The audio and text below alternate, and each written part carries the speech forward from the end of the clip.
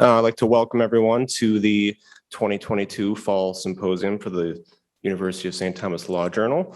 The topic for this symposium is titled A Roadmap for Law School Modernity Teaching Technology Competence.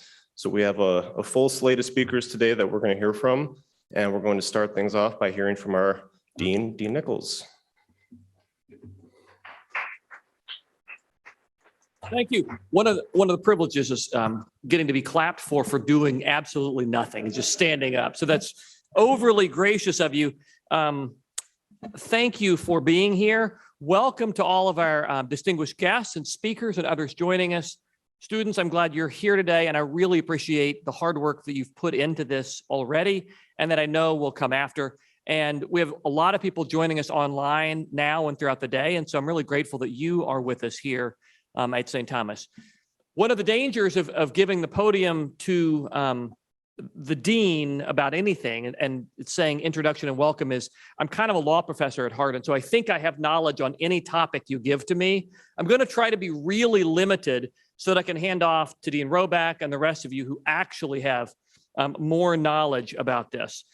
So, but here's just my reflection as I stepped into the topic again, thinking about last night what I would say. I thought it might be fun or funny, and at least to the students, the rest of you can chuckle with me, not them, to think about what are modest changes, if you will, even in the last 25, 27 years, since I was a first year, second year law student.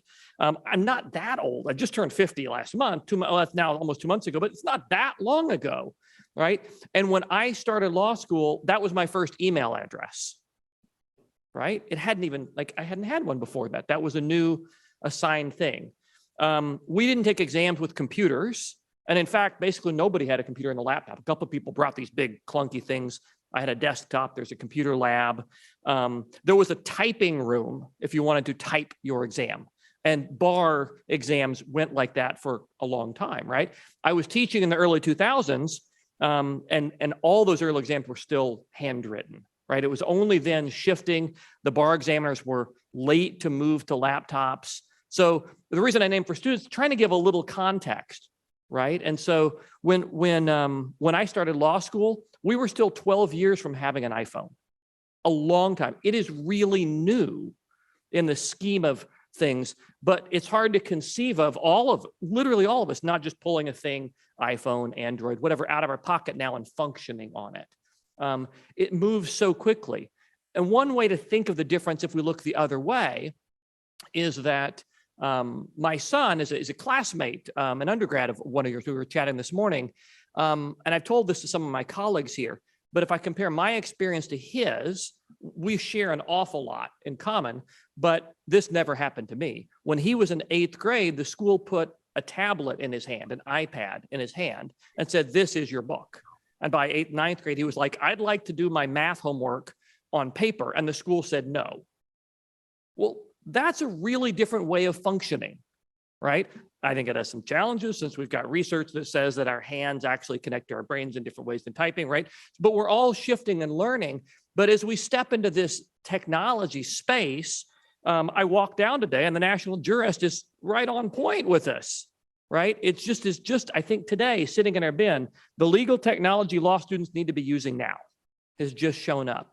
So this kind of couldn't be more timely as we think about the changes in technology that we know are coming, that we continue to have to adapt. And so as we think about preparing law students to serve their clients, to be successful attorneys, and simply to kind of function, this has to be part of the conversation. How we go about that, you are way more expert than me. You've got great ideas, and I look forward to hearing and learning from you. But we're at a great place for this. This law school welcomed its first class starting in 2001, right? They just graduated in 2004. And so this is a great space because we still want to keep that entrepreneurial, cutting edge, nimble spirit around here. And so I'm delighted that you're here with us and that we're able to host this conversation. And now I'm happy to hand over to my own technology guru and good friend, Dean Michael Roback.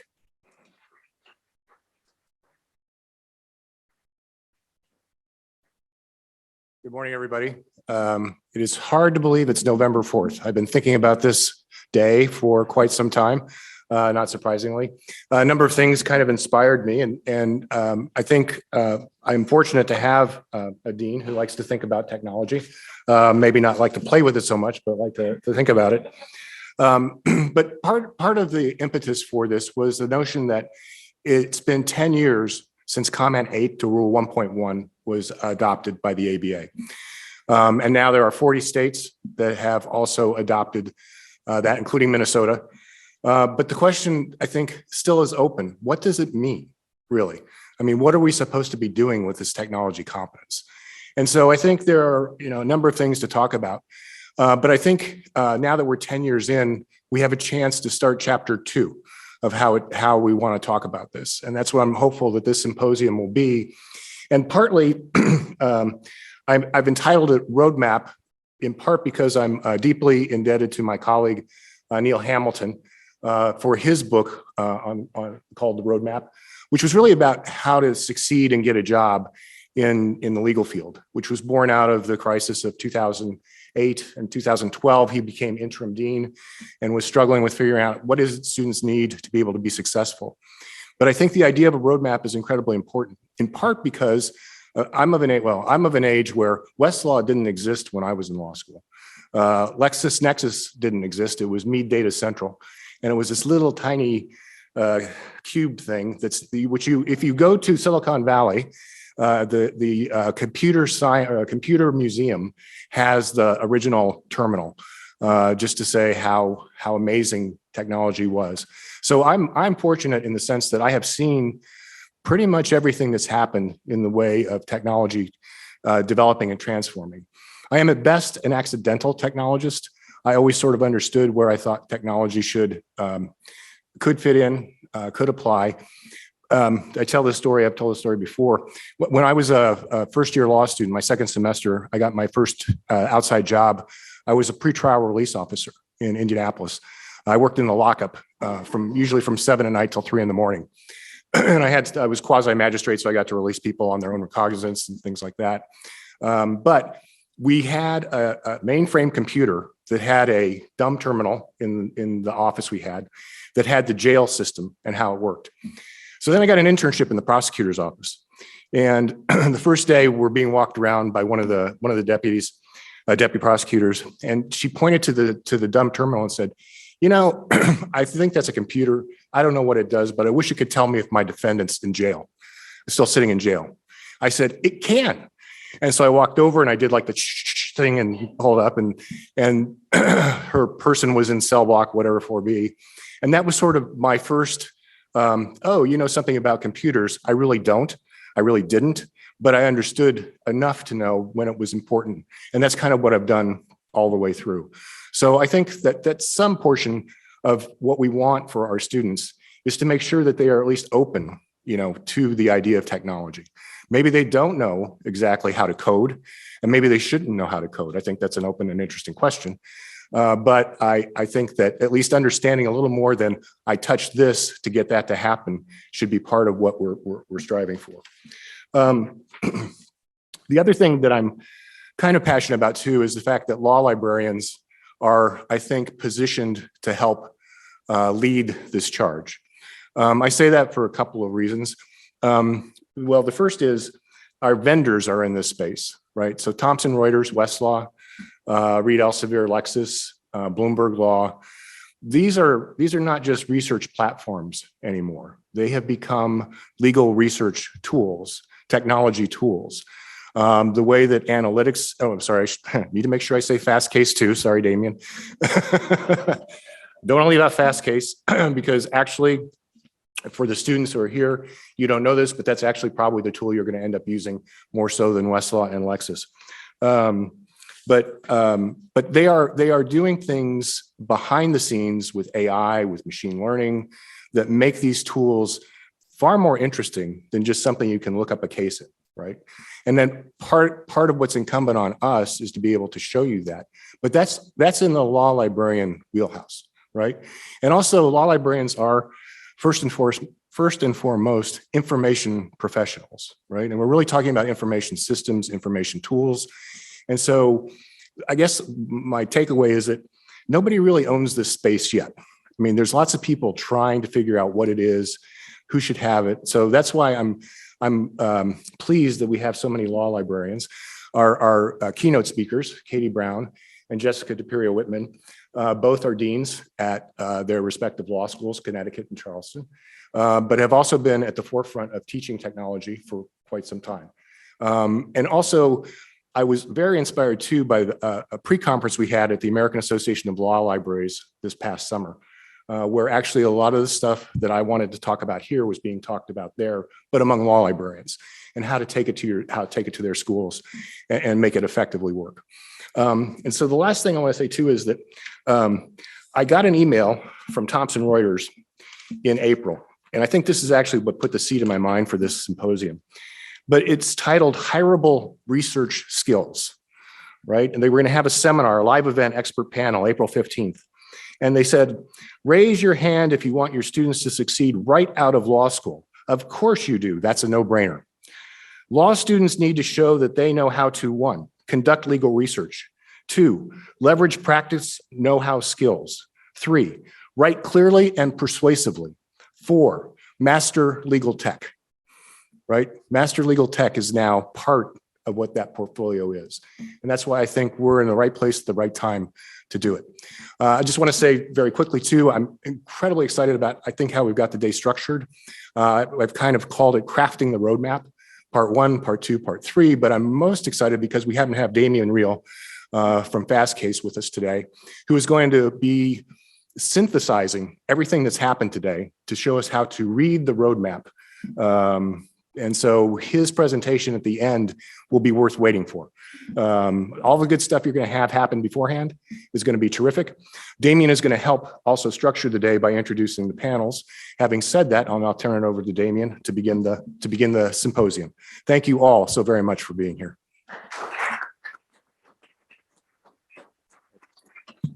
When Michael asked me to do this, I thought this is kind of the master of ceremonies, which aligns with my legal, I've been a lawyer since 2002, so 15 years. So I think of myself as a jack of many trades. So in this, I'm the master of ceremonies. So I think today I'm going to be the jack of all ceremonies, but the master of none. So my day job is with Fastcase Docket Alarm, where I get to build AI every day. So I do part research and development, part product for them. And so I used AI-backed tools to extract from 700 million judicial opinions and lawyer file documents, the stuff that matters, all the motions, all the orders, all the legal arguments, and then feed them back in the form of data.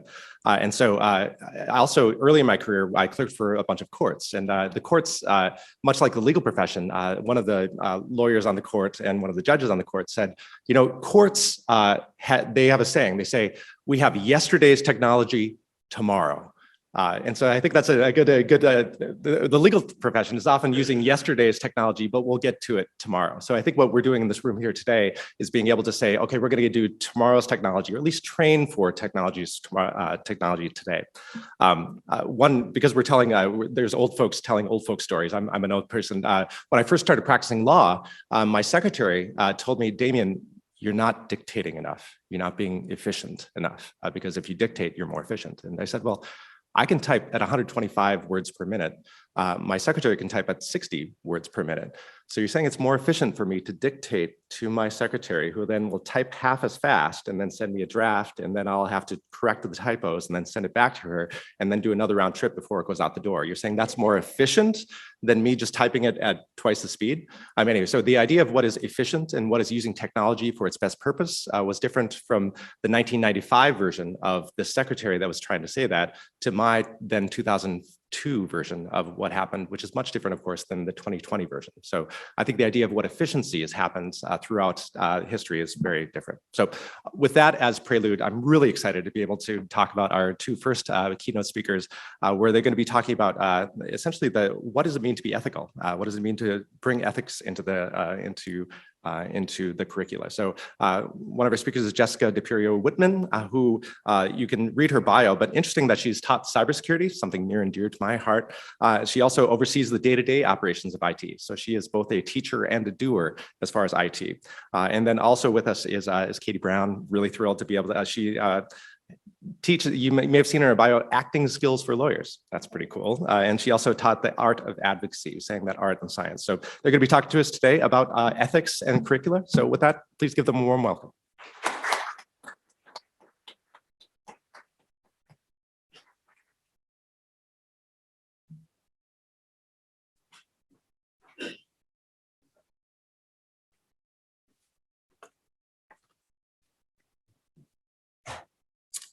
So hello and good morning. First, we'd like to say thank you to the University of St. Thomas School of Law, Dean Nichols, Dean Roback, Stephen Nowak, journal editors. Thank you so much for inviting us to be the keynote speakers for this semester's Law Journal Symposium. My name is Jessica DePirio Whitman. And I'm Katie Brown, and we're excited to talk to you today about navigating legal ethics and the law school curricula, where we're attempting to find technology competency without a compass. So over the past few years, we've noticed trends in surveys that address technology competency and where we see those gaps in legal education. And in 2021, Bloomberg Law released its Law Student Preparedness Survey. And in it, they reported that 42% of attorneys wish that new arrivals learned legal technology. They also said that they wished, 35% of attorneys wished that new arrivals knew data literacy. Now, these stats are especially important in light of the current ABA rules about technology competency, as well as the ABA standards for law schools. So at this point, we all know Rule 1.1 and Comment 8. They're addressing technology. As it was mentioned, that's 10 years ago. So we're kind of now looking at that application and what it means. What a lot of people don't realize is that it should actually be read in conjunction with Rule 1.6, addressing the confidentiality of information and how we can use technology to ensure that that is happening. As well as there have been several formal opinions that have sort of fine-tuned and shaped the technology requirements. So although we don't have these formalized rules, we are seeing these formal opinions, but they oftentimes are addressing issues that are arising currently in practice. So they are kind of case-by-case situational. And in fact, the last two, 495 and 498, when we talk about it, we sort of joke that they're the COVID formal opinions because they came out directly of people suddenly going and having to do remote work and virtual practice and sort of what the rules and guidelines would be for that. So to understand where we are now, it is important to understand where we come from. So there's a little bit of history for you. One thing that I do want to address, and you'll see on the bottom, we sort of have on the deck, it says intentionally vague. And a piece of that is that there is discussion amongst scholars right now about whether or not the language that was used historically with the canons and then in turn moving into the rules was vague on purpose because they were considering the technology of the time. And we were just reflecting about how tech has changed. And historically, technology was a book, right? And so now technology is a computer. So there is some scholarly discourse about that and whether or not we needed to even spell it out. But so in the very beginning, when we started out with the canons, before it even kind of had that code language attached to it, it was because people were, as it said here, we put it in quotes because it's great, it's graft, greed, we've got gain and other unworthy motives were being conducted by people that were actually putting themselves out as lawyers. And so that's where we're first starting to address kind of this ethical issue and how we are supposed to behave as attorneys. And then in 1969, we have the code, but we still don't have a definition about what it means to be competent. We're looking at it at a case-by-case basis, a situational basis, but we don't have a true definition. And then in 1979, the thing that I find really interesting is, again, we've got a revamp of the code, but we still don't get a formal definition. But in 1979, we do have an ABA task force that is designated as we need to look at this now. We need to address what competency is. And although we don't get a formalized definition out of that, what we do get is trying to align so that we do have this ability to organize and manage legal work that's being tied to the word competency. So what's also really important about this 1979 report is that this is really an attempt, by the ABA to connect standards to legal education. So let's really think about what the time looks like in 1979. Now we're moving away from the apprenticeship system. We're moving more towards formalized education settings, and the profession is finally recognizing that.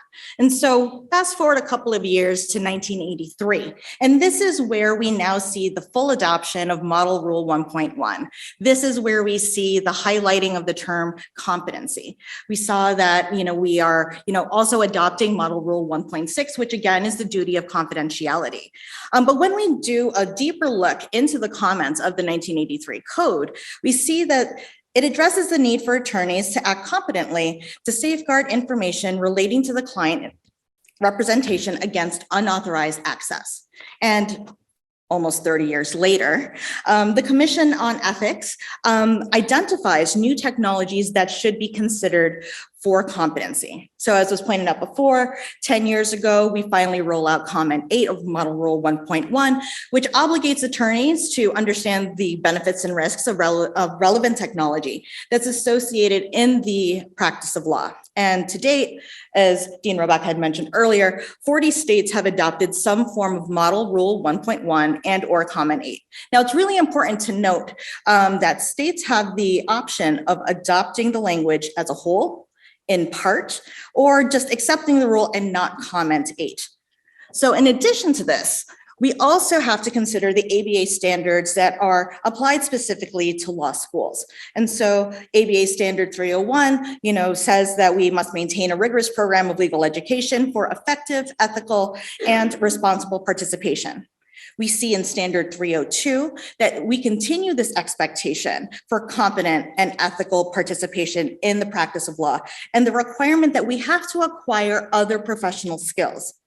As we interpret 302, law schools are also asked to identify learning outcomes in the curriculum. However, before we start to identify as law schools what the learning outcomes regarding technology in the curriculum actually look like, we first need to understand and know where are students coming from and what is the baseline for tech skills. So when we establish those baselines, the thing that's really important is that we need to know what the biases and preconceived notions are that we have. So we're putting them out here, right? So the presumption for a lot of us was that law students, and again, we had the example of, in 8th grade, you're handed an iPad, right? And so because you've got that early adoption to technology, this meant that law students had this innate technology skill when they came to law school. What we discovered, though, as we were in the classroom and through discussion, was that there is that need for the advanced technology skills, but we still have a need for the basic technology skills, and that the students themselves know that that need exists. And anecdotally, I'm going to put in here about Google Schools, which may be a new concept to some of you, but we've been seeing more and more often, I'll say in the last 2 years, I always ask my 1Ls when I'm working with them, who here came from a Google school? Because what we're finding is it's not just that grammar schools and high schools are conducting all of their work on Google. It's now actually moving into undergraduate institutions, and a number of my law students that I'm getting in the classroom, some of them have had very little exposure to, if any, exposure to Word. I actually was working with a student last week who had never worked with Word at all. And so when he comes to law school, this is the first time he's being exposed to full styles and some of these concepts that we're raising. So what's the result of that, right? Like, we've got these issues we need to address. And so what happened was law schools heard the people in the classroom saying, this technology needs to be addressed. And they're doing it in different ways, but they're actually beginning to include it, in the last 10 years or so into the curriculum itself in a variety of forms. And where we identify some issues, though, is in the inconsistency. And anybody that's in this space kind of knows that, right? Every law school is teaching things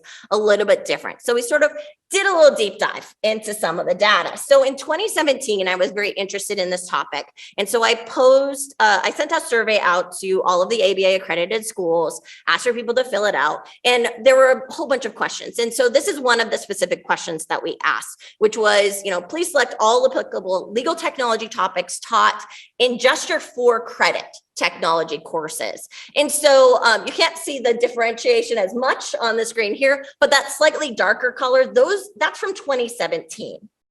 The lighter, slightly lighter color is actually, we decided, hey, how have things changed from 2017 to 2020? So we reissued the exact same survey because we're like, just what has happened in the last 3 years? We think there are some differences. And so when you look at this data, you can actually see that there have been some pretty significant changes that have occurred from 2017 to 2020.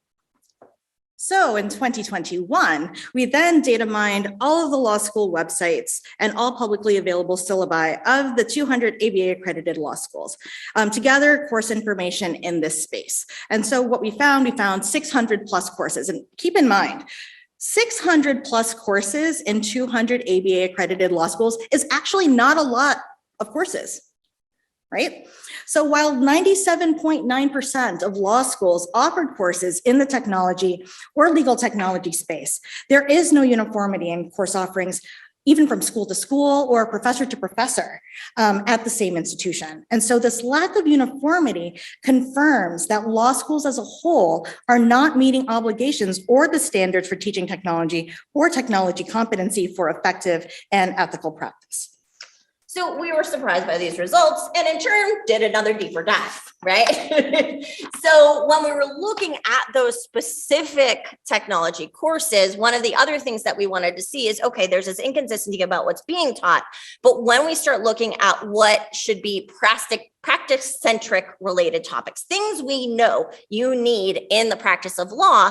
And we were very surprised to find during that 2021 data mining project that less than 30%, when we look at these different topics, of schools are actually offering these practice-centric topics. So you may be wondering, where did we come up with these topics? No, we just didn't make them up. In crafting our own analysis, we looked at the Legal Tech Innovation Index that was compiled by Daniel Linna and Jordan Galvin in 2017 and 2019. And they identified these practice-centric topics, or what they call prototypes, in their index. And so you'll see some of the topics here, including business of law, empirical methods, data analytics, and process improvement, just to name a few. And in our deep dive, we continue to see this inconsistency in instructional coverage.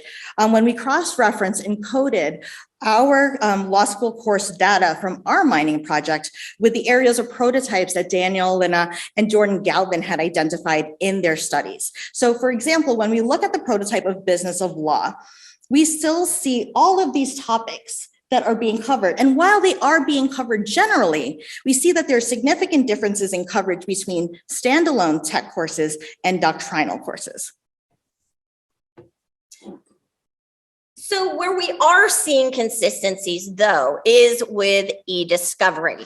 And so I sent out another survey in 2021, and there we learned that the majority of the schools were teaching e-discovery in either standalone courses, it was a topic that was being represented in another course, or we had 8% where it was being taught in both.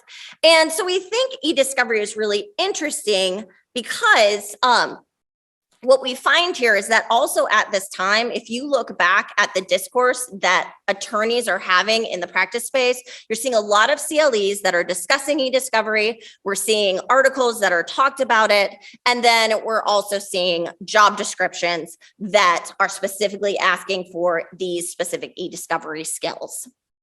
So when we look at the expectations of what it means to be an ethical lawyer in the modern day practice of law, we keep in mind these lawyer competency models. And many of you may know it, if you're in this space.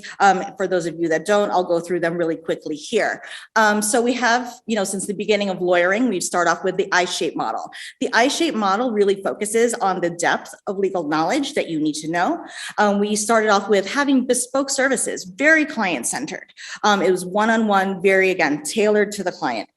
As we evolved in our competency models, we have the T-shaped model. So again, still requiring that depth of knowledge and legal skill, but we also now required a breadth of knowledge in related areas. So now we're looking at project management, data analytics, technology, communication.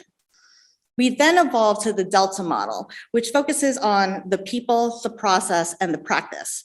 And overseas in the United Kingdom, we now see that innovation is being fostered through optimism, ownership, being open-minded, being original, and being opportunistic in the O-shaped competency model. The reality is that in modern day practice, we are still stuck in the I-shaped and T-shaped models for competency when it comes to most traditional lawyering positions. And in turn, we also see that we are still stuck in the I-shaped and T-shaped models when it comes to the ways in which we see our job descriptions or the way that we draft our job descriptions for the modern day practice of law. So what I get to bring up is where I think the positive outlook is coming, though. Like what we're seeing now with the most recent competency models. So like the whole lawyer, which started in 2016, is that it is focusing very specifically on the competencies and the capabilities that are required for being an attorney. And one of the things that I think is really unique to the whole lawyer model is the variety of entities that they specifically had involved in working out what these competencies and capacities are. So we have over 24,000 lawyers involved. There were 36 legal employers, and there were 4 law schools that were involved in this work.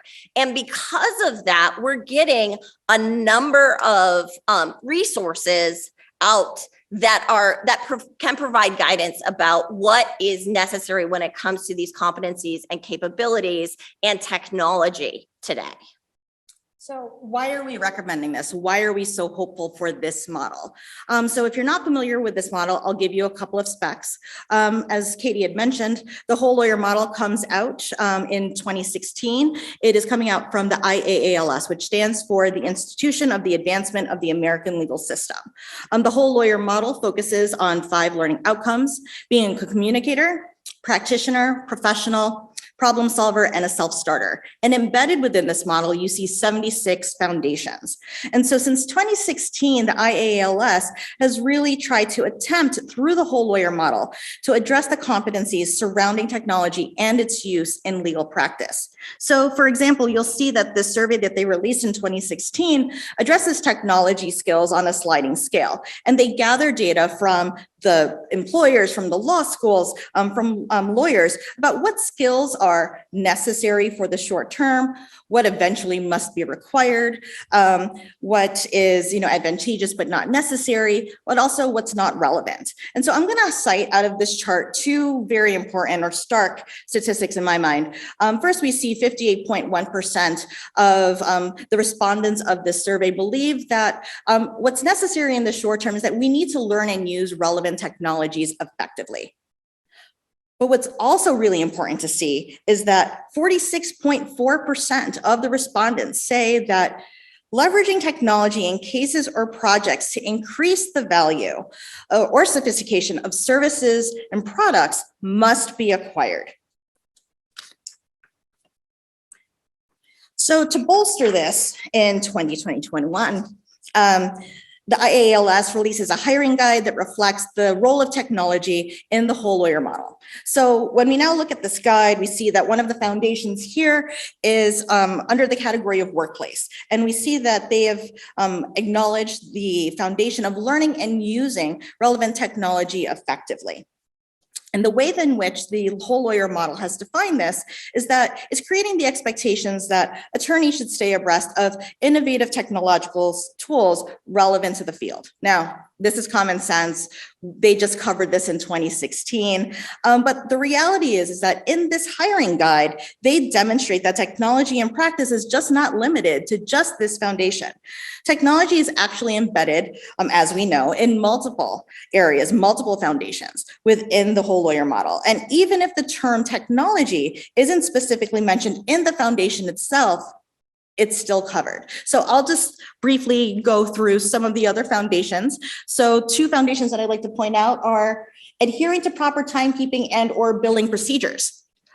So as we know, there's timekeeping software, that, can be deployed, either through, a standalone product or through your case management system that would allow you to go and track that billable time. We also see here, if you look down, maintaining a high quality work product. And they define that as submitting high quality products and presentations. Right. And so we know through virtue of like our own presentations and the presentations that you'll see later today, that presentation software, PowerPoint, Keynote, those are all going to be necessary tools in order for you to learn. So we're going to highlight a few more of the categories and foundations. As we mentioned, there are 76. I promise you, we are not going through all of them. That is what we're hoping to do in our future work. But to highlight a few that we feel like are really important and sort of will bring the topic home about, even though the whole lawyer isn't calling out and saying, you need technology for this, what we're doing is actually calling out, you need technology for this. So if we start with that foundation, taking a look at basic communication, right? So like we know that is going to include email. That is going to include the Microsoft suite. That includes texting now. You have to understand intranets, extranets, communication among your coworkers. You might be using Teams or Slack. You are probably using SharePoint. So these are all software technology programs that you need to understand before you're going to be able to effectively practice.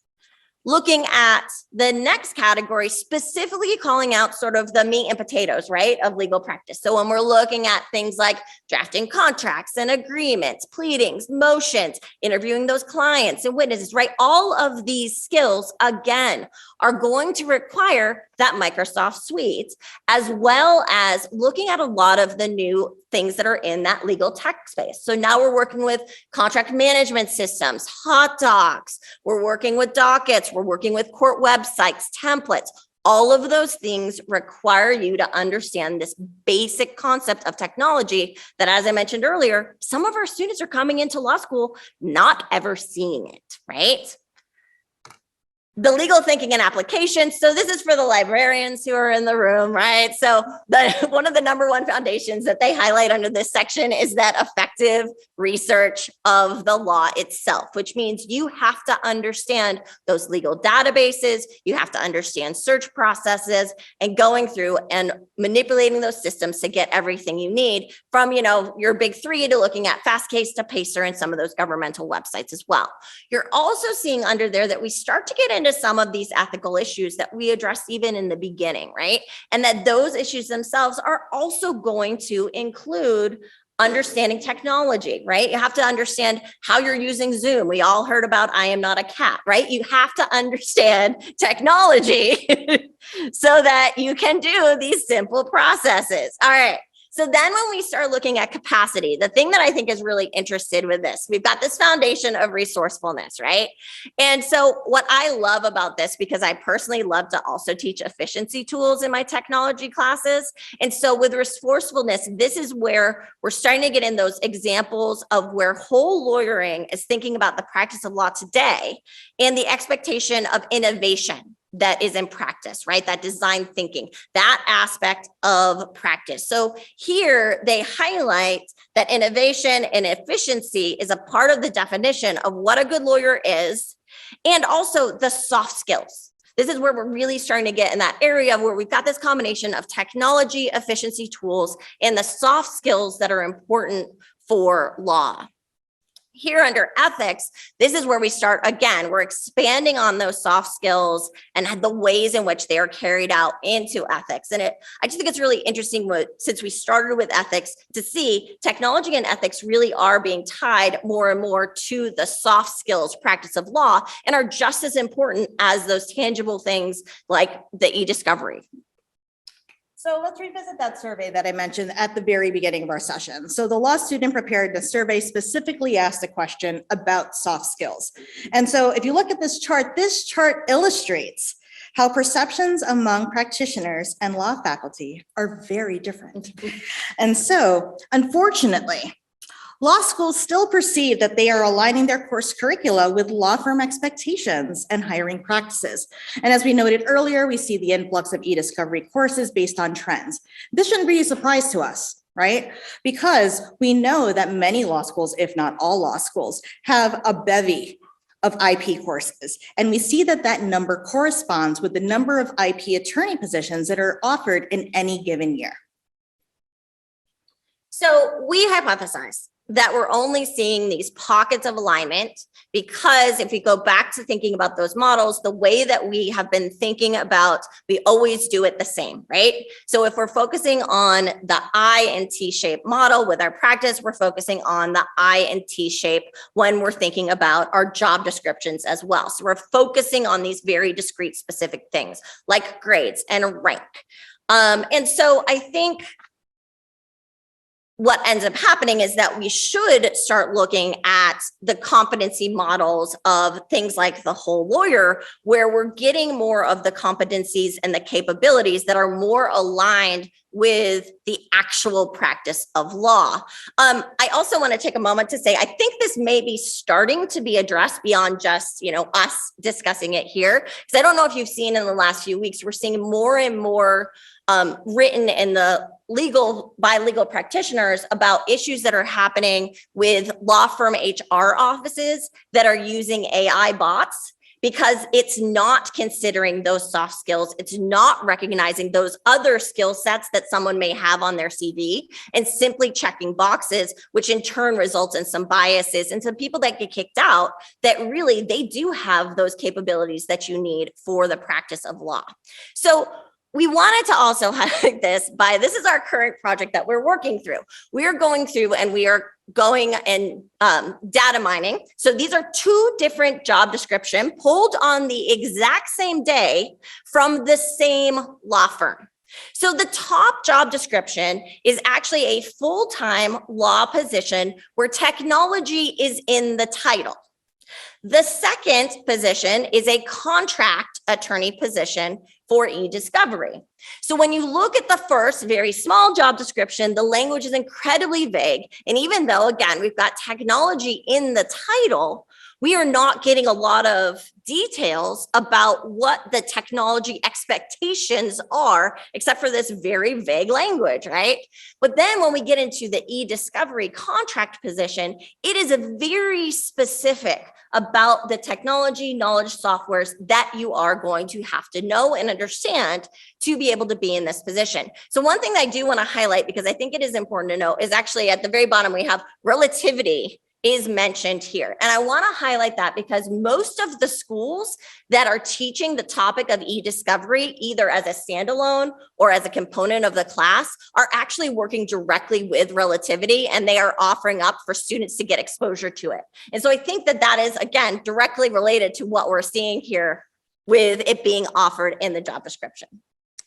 So if law schools are relying on trends in law practice for guidance on technology competency, and the job descriptions don't adequately reflect what we need and how we address tech competency, our assertion is that law schools cannot maintain a rigorous program of legal education that truly provides tech competency for practice as long as law firms continue to draft vague job descriptions. So in our current project, we are, again, working with our research assistants and our previous data sets that we highlighted throughout this slide deck and discuss in detail in our forthcoming article in the Georgetown Journal of Legal Ethics. In addition to the data sets that we mentioned today, we also did in 2021 a data mining of all job descriptions in the AmLaw 100 law firm set and cross-referenced these findings and coded them once again to the practice-centered topics or prototypes that we see in the Legal Tech Innovation Index from Lina and Galvin. So our current work, we recommend that when law firms actually implement the competencies and the capabilities from the whole lawyer model, that we will get individuals who are hired, who have those capabilities, and in turn will have job descriptions that are specifically saying the technology capabilities and competencies that an individual has, in the practice of law. When we do this, law schools and law firms can now come to an agreement about what technology competency actually means in the absence of clear-cut definitions, not only by the ABA, but also by state courts. So thank you very much for listening to our talk. And we are very excited to learn what questions you all have. So I guess we will open for that.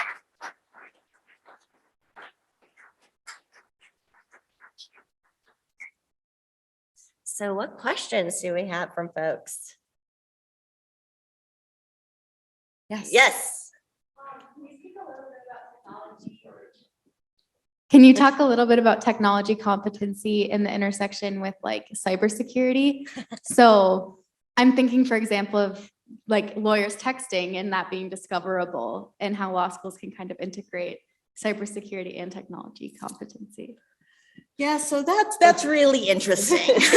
So Can I jump in real quick? She yeah. teaches cybersecurity, so I'm going to actually let her handle the bulk of the question. But I do want to say, I think that's a really timely question, because if we look at New York, actually just came out and said there is now a cybersecurity requirement with the CLEs. And so now I'm going to let you go. So what's really interesting about cybersecurity is that, we see with Model Rule 1.1 and Model Rule 1.6, when it really comes to being able to represent clients and prevent their information, from the unauthorized access, we really start to see like this is an obvious place for cybersecurity. The reality is that we don't necessarily understand as lawyers how integrated cybersecurity actually is. Right. So I'm just going to do a show of hands in the room. How many people know how to use a VPN? Oh, that's wonderful. That's great. I promise in our classrooms that doesn't happen. That doesn't happen. That doesn't happen. Like, I love all the students that raise their hand. Yeah, I know. This is great. You're doing a wonderful job here. But, in the reality of things, when we go and we survey students, when we survey lawyers, a lot of people aren't going to be able to give you the nitty gritty of what cybersecurity actually means. They're not going to necessarily know, well, how exactly should I protect my laptop, my phone? Why should I use a VPN? And what we see is that we see a lot of this delegation of responsibility down to IT folks.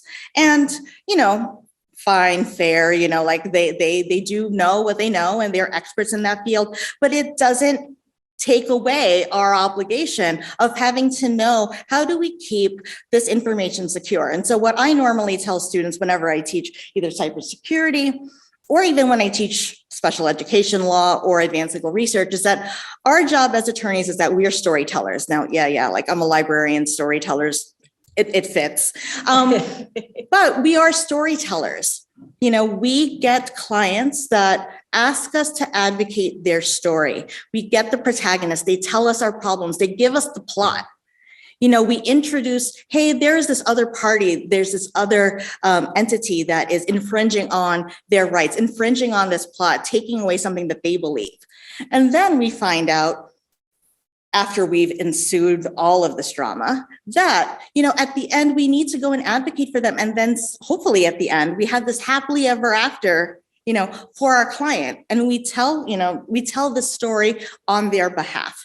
And so people entrust us with their stories. People entrust us with their lives. And so especially as we see how this is incorporated in the ways in which we just regulate life, right? Like, we have hospitals, we have insurance companies. There's so much information out there, and there's always a lawyer that's in the background that's ensuring that we are compliant, that's ensuring that we're doing all of the things legally, that's ensuring that we're keeping all of this information safe. And so we're responsible for all of those stories, all of those pieces of information. And I think at its base level too, just to quickly, and then we'll move on to another question, is I think those last two formal opinions that we talked about, really, even though they're not saying like, hey, you need to be aware of this, with those 2 point in time COVID related opinions, that was a piece of what they were trying to address, I think, is like, hey, you really may need to be using encryption some more. You need to be aware of this with your virtual practice. And especially with like BYOD, right? We're seeing more and more of that. And that is a whole host of other issues. But I think we do have another question. So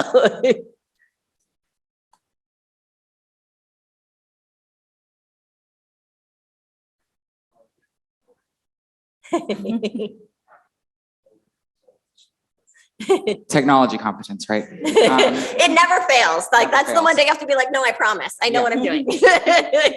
So my question is related to, there was recent, I don't know if it was the ABA or there was other guidance around email communication and when to CC and when not to CC and all sorts of stuff.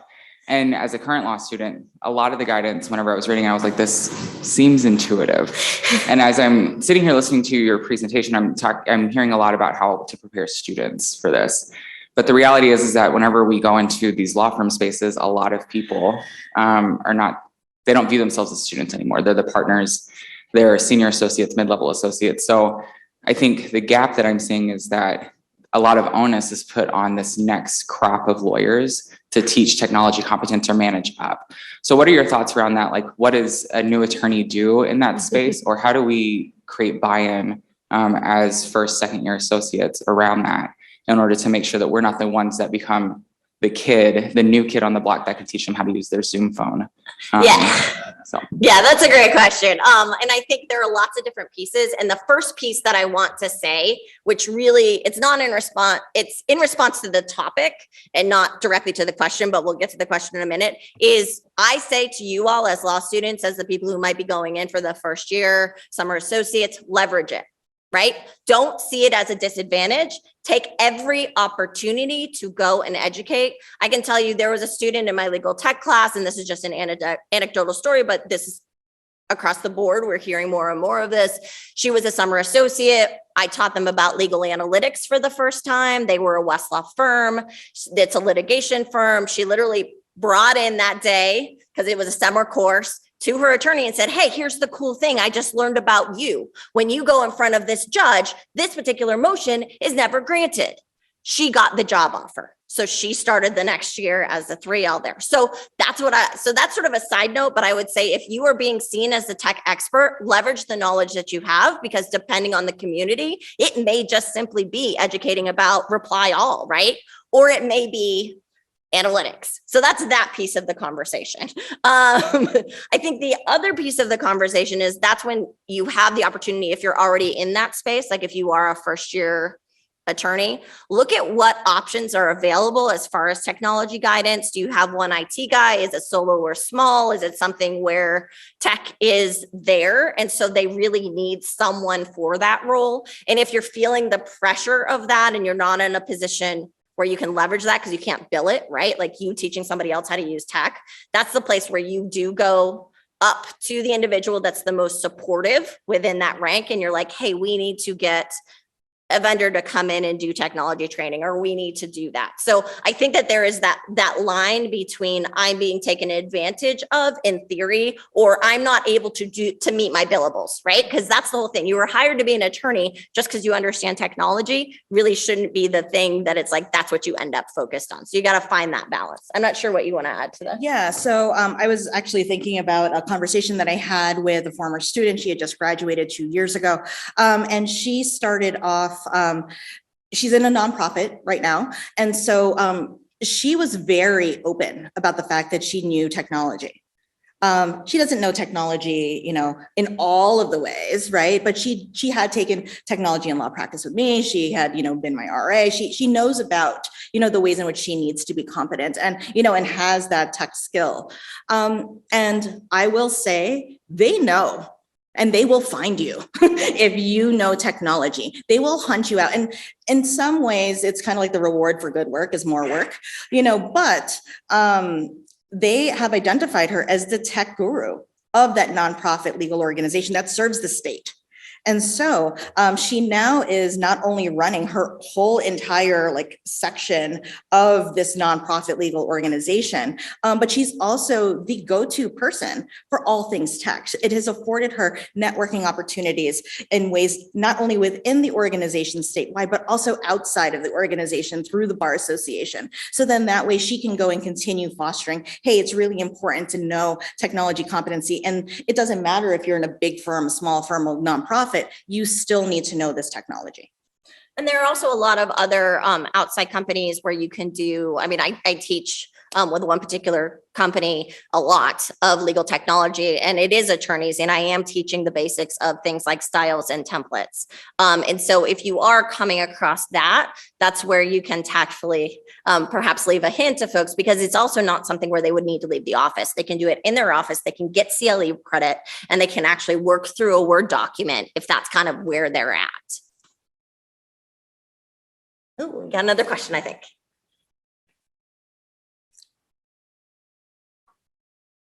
Hi, thank you so much. I work in the clinic here at St. Thomas, and we teach practice management. And students are often, they really want to embrace the efficiency and the technology. But whenever we start talking about data security, a lot of people shut down and get really scared. And so what is your elevator speech for, let's think about this, let's be diligent about this, but let's not be crippled by a fear of exposure and compromising client information? Sure. So I'm glad you're scared, because you should be. But, you know, I think you're right. I think you don't need to be crippled by this, you know, because ultimately at the end of the day, well, hopefully like all of us in the room, you know, who are lawyers or aspiring lawyers to be, right? You know, we all have done this because we want to be able to help advocate. We want to be able to like do good. And so, you know, in a safe space, like a law school. Hopefully, you know, your clinic is working with your IT folks to really identify what are the best practices, you know, for cybersecurity. How can we do this very carefully? The vendors that you're working with, you should be able to ask them all of those poignant questions. What does it look like? How are you protecting this data? You know, how often do you back this up? Where is this information going? Is the information in the server that's, you know, within the continental United States? You know, is it not? What does that look like? Who has access to this data? At what levels do you see access to this data? And sometimes we don't necessarily know all of those questions, but working closely with your IT folks to understand what exactly these nuances could be is really important. I mean, I'm a big believer of, you know, when you earn the flowers, you keep the flowers. And so, you know, recognizing that there are experts in the room that you can collaborate with is going to be really important. I don't know if you have anything to add. No, I think that's good. All right. That, plus I know we had another question and I saw the 5-minute warning come up. So I want to make sure that we get to.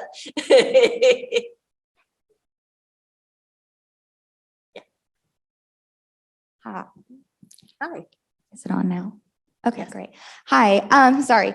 I appreciate that you mentioned the Google Kid phenomenon, because that was when I came to St. Thomas. This is the first time I've had to use anything Microsoft related since, I don't know, like Word 2008, when you would make the fancy words and all the rainbow colors. But I wonder how would you suggest that we as students who don't have that background encourage our school to create mechanisms for us to get that background outside of, I don't know, figure it out? Yeah, so where I can speak to my own institution and where I feel like we've done it effectively is in the LROC classrooms. So the librarians not only go in and provide instruction on research, when it comes to that first memo where they have the local rules guidelines, that's how we do it. So we have a training that is geared specifically to the local rules, but it allows us to introduce it in a safe space. And I think this almost actually comes back to the question with the clinics, right? Like, this is the space to make those mistakes. Don't make it as a first-year summer associate somewhere, right? And so that's why we like to introduce it. We introduce these concepts of technology to them in the second half of the first semester so that I can go in and talk to them about basic things that they at least understand, kind of like margins and how do we convert to a PDF. And I always tell the story about, like, back in the day, this is how you converted a PDF. And now all you do is you hit save. It's amazing, right? And templates and things like that. And we don't have to do that anymore. And so it's a really easy and quick way in a safe space, because it's also not their teacher of record that is teaching it to them as well. Like, we're the happy guest speaker, right? That comes in. And the way I do it is I treat it as a moment for students to also educate the people that are next to them. So I'm like, okay, we're going to introduce a thing. You're going to have a Word document up with words on it. And then you're going to play with what we're doing. If you have questions, raise your hand. I will come to you. Or if your neighbor understands this, because we understand everybody's coming to this room from with a different tech background, your neighbor might be able to help you out, right? And sometimes I'll even identify if there's somebody that's like getting it right away. I'll be like, okay, the people over there that are now asking me about how do you do block text and macros, that's the person you want to ask before the memo is due, right? Like, if I'm not available, go ask them. So it's a really good way to make it be a safe environment for somebody to be like, I don't know what styles are. How do I do this? How can this help me? And so I do encourage, do it in that 1L year, you know, see, and if you don't have an LRA program that allows for librarians to come in, maybe it's something where you create the tech, the librarians or IT create the tech that then is passed to the professor and maybe a video or something like that if they can't give up the classroom time. Because if nothing else, it holds us out as the people that later on, when you don't know how to get rid of those page numbers that are required based on your local rules, like, oh, I can go ask Dean Brown because she can walk me through how to do this when my Mac is acting really weird, right?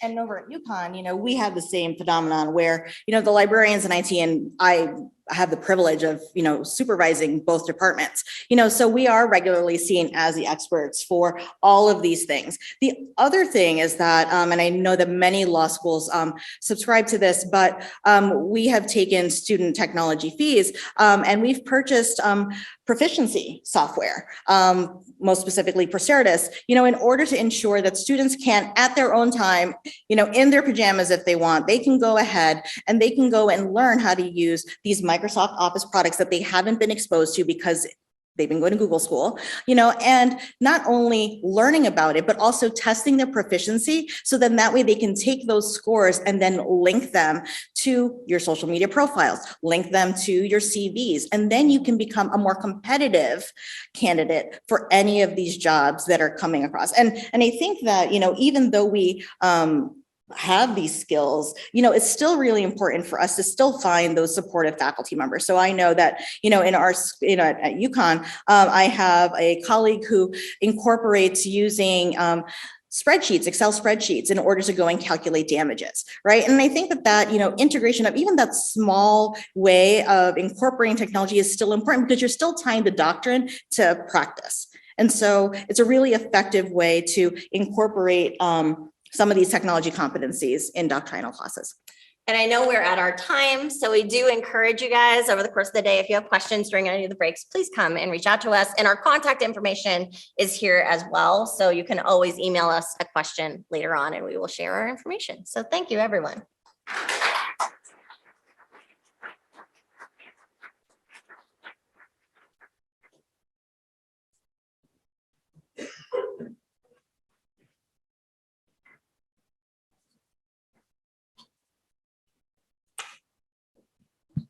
Great. That was fascinating. Really, really fun. I would say that, of course, the technology that I'm using just was shut off here. So one moment. I'll be right back. Go ahead. Okay. I'm going to just go from the podium if that's okay. Because it seems weird to sit at the table and there's just somebody above my head. That's okay. Yeah. When I litigated for 15 years, always have a backup is something that happens. So if your machine shuts down, go to machine number 2. So machine number 2, really, that was amazing. I don't know if you realize the wealth of information that they just gave to you. I would add some things to that. I did cybersecurity after the practice of law. The biggest thing I did was Facebook hired me and my company to investigate Cambridge Analytica. And so I spent about a year of my life, Monday through Friday, on Facebook's campus, working with Facebook's data scientists and my former FBI, CIA, NSA people that worked with me to figure out how bad guys used Facebook data. So to the question about cybersecurity and the extent to which lawyers should think about cybersecurity, I often consulted with law firms, and law firms are often repositories of very sensitive data. Attackers try to hit companies like Best Buy, but they have bolstered their security. So why not hit Best Buy's law firm, which also has a lot of that confidential data, but maybe is less bolstered. Willie Sutton often said, "Why do you rob banks?" And Willie Sutton said, "Well, because that's where the money is." So often, why do you hack law firms? Because that's where the data is. That's where the confidential data is. And maybe law firms don't do that, protect it as much. The second thing to the question of new techie person, I was the new techie person at Robbins Kaplan. I worked there for about a decade. And right around the time of e-discovery, I was the techie guy. So I often taught people about e-discovery. But it turns out that, that lawyers, at least at that time, didn't see e-discovery as a substantive practice of law. They saw that as what the secretaries and the tech people did. That's not important. So when you think about, we as a profession should be thinking about e-discovery wins cases. And so we should be able to think that that is not a non-substantive thing, but is instead a real substantive thing. Speaking of substantive things, I'm really thrilled to be able to talk about Georgia State and introduce them here on, I guess, a panel of one. Are you going to have people remotely, or is it you today? Me and one. Okay, which is the other? What's that? The other person you said? Michelle Dewey. Michelle, excellent. So I just want to know who to introduce. Oh, yeah. So on our panel is Patrick, who's here in the room with us today. And this is the team at Georgia State. Patrick is head of, oversees the LAII programs, which is the Legal and Analytics Information Certificate Program. He does educational programming and data and analytics. If you want to figure out how to be a data-driven lawyer, he's one of the people that does that. And along with him is Michelle Hook-Dewey, who also does the LAII, Legal Analytics Information Certificate Program. She was previously with an AmLaw 100 firm, and she's has a Master of Library and Information Science degree. They are going to be talking about the framework of a tech competent lawyer.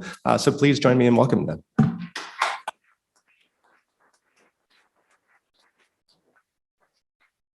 Hi, everyone. I'm going to speak from the podium so it doesn't seem like the worst panel interview in the history of panel interviews. Michelle, are you with us? I am. Can you hear me? We can. Yay. So yeah, my name is Patrick Parsons. Michelle Dewey is joining us remotely, and our third team member on this project, Christina Niedringhaus, couldn't make it today, but she is here in spirit, so we'll try to represent her well. Thank you so much for having us. We're thrilled to be here to present our topic, legal technology literacy, creating a framework for envisioning a technology competent lawyer. It's a bit of a mouthful, but I think it adequately represents what I'm going to talk about. So overview roadmap, this is what I'm going to talk about today, or what we'll talk about today briefly. Background, a little bit of a background story is why we're here, why we think this is important. And then we'll do an overview of a framework that we came up with, and then talk about some potential use cases, and then finally, hopefully leave some time for some questions.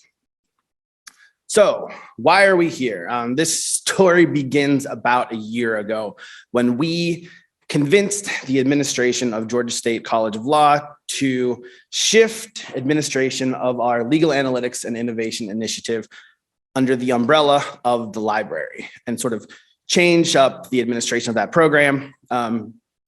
Christina Niedringhaus, who was the dean of the library, became the faculty advisor. I'm now the executive person in charge of LAII, or the Legal Analytics and Innovation Initiative. This was a multifaceted project.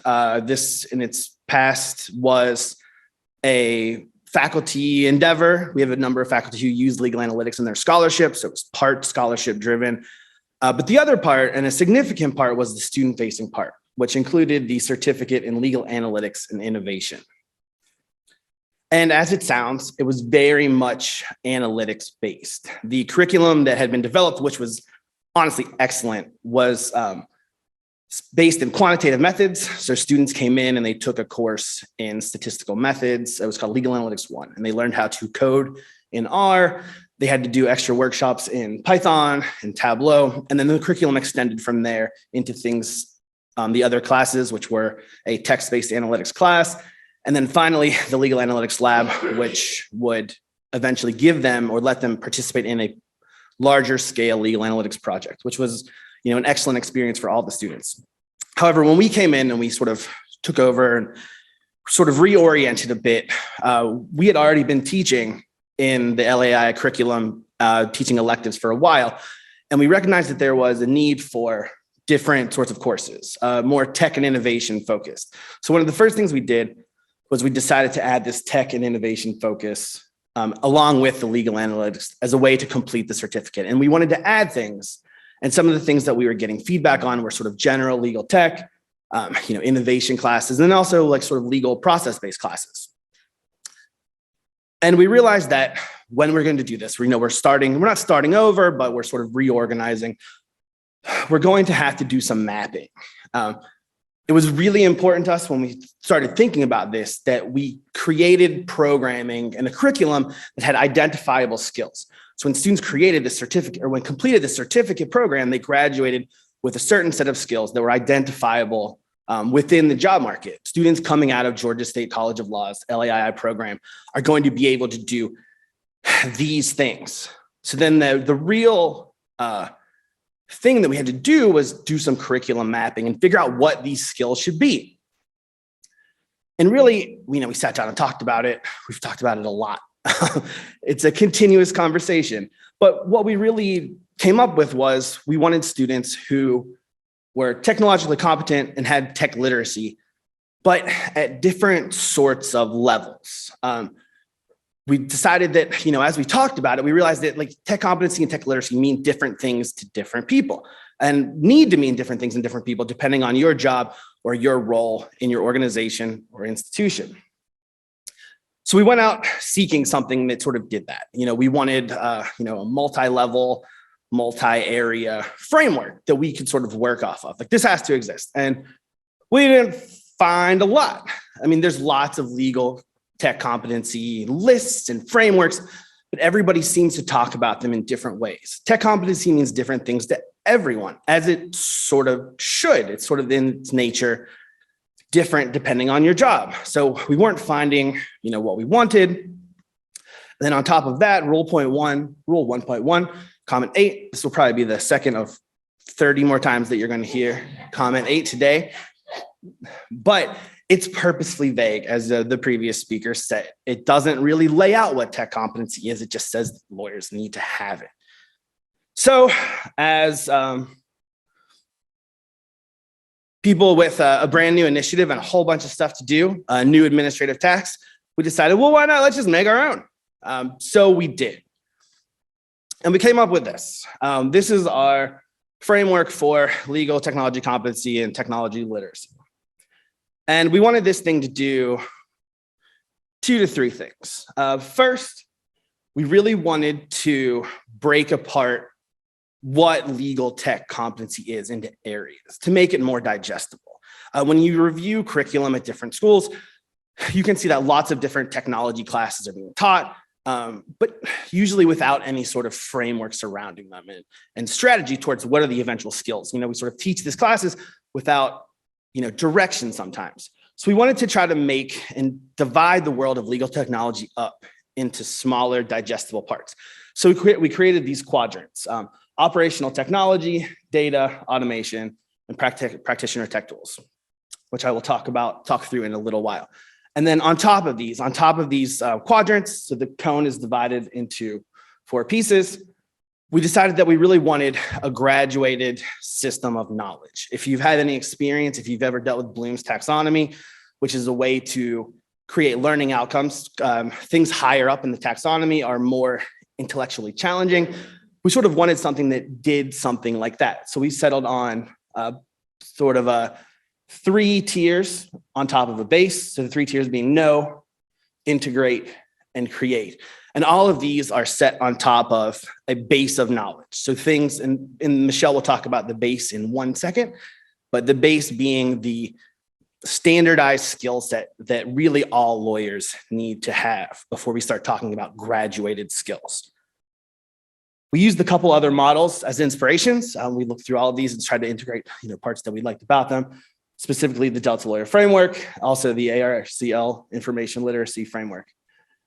And the reason we decided to settle on a cone, I wish I had all the past iterations of this because it's been many different shapes.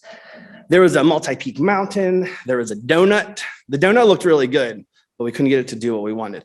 We settled on the cone because we really want to recognize that when we're talking about technology skills, it's not a cone where the top of the mountain is something you strive for. The top of the mountain is really based on quantity of need.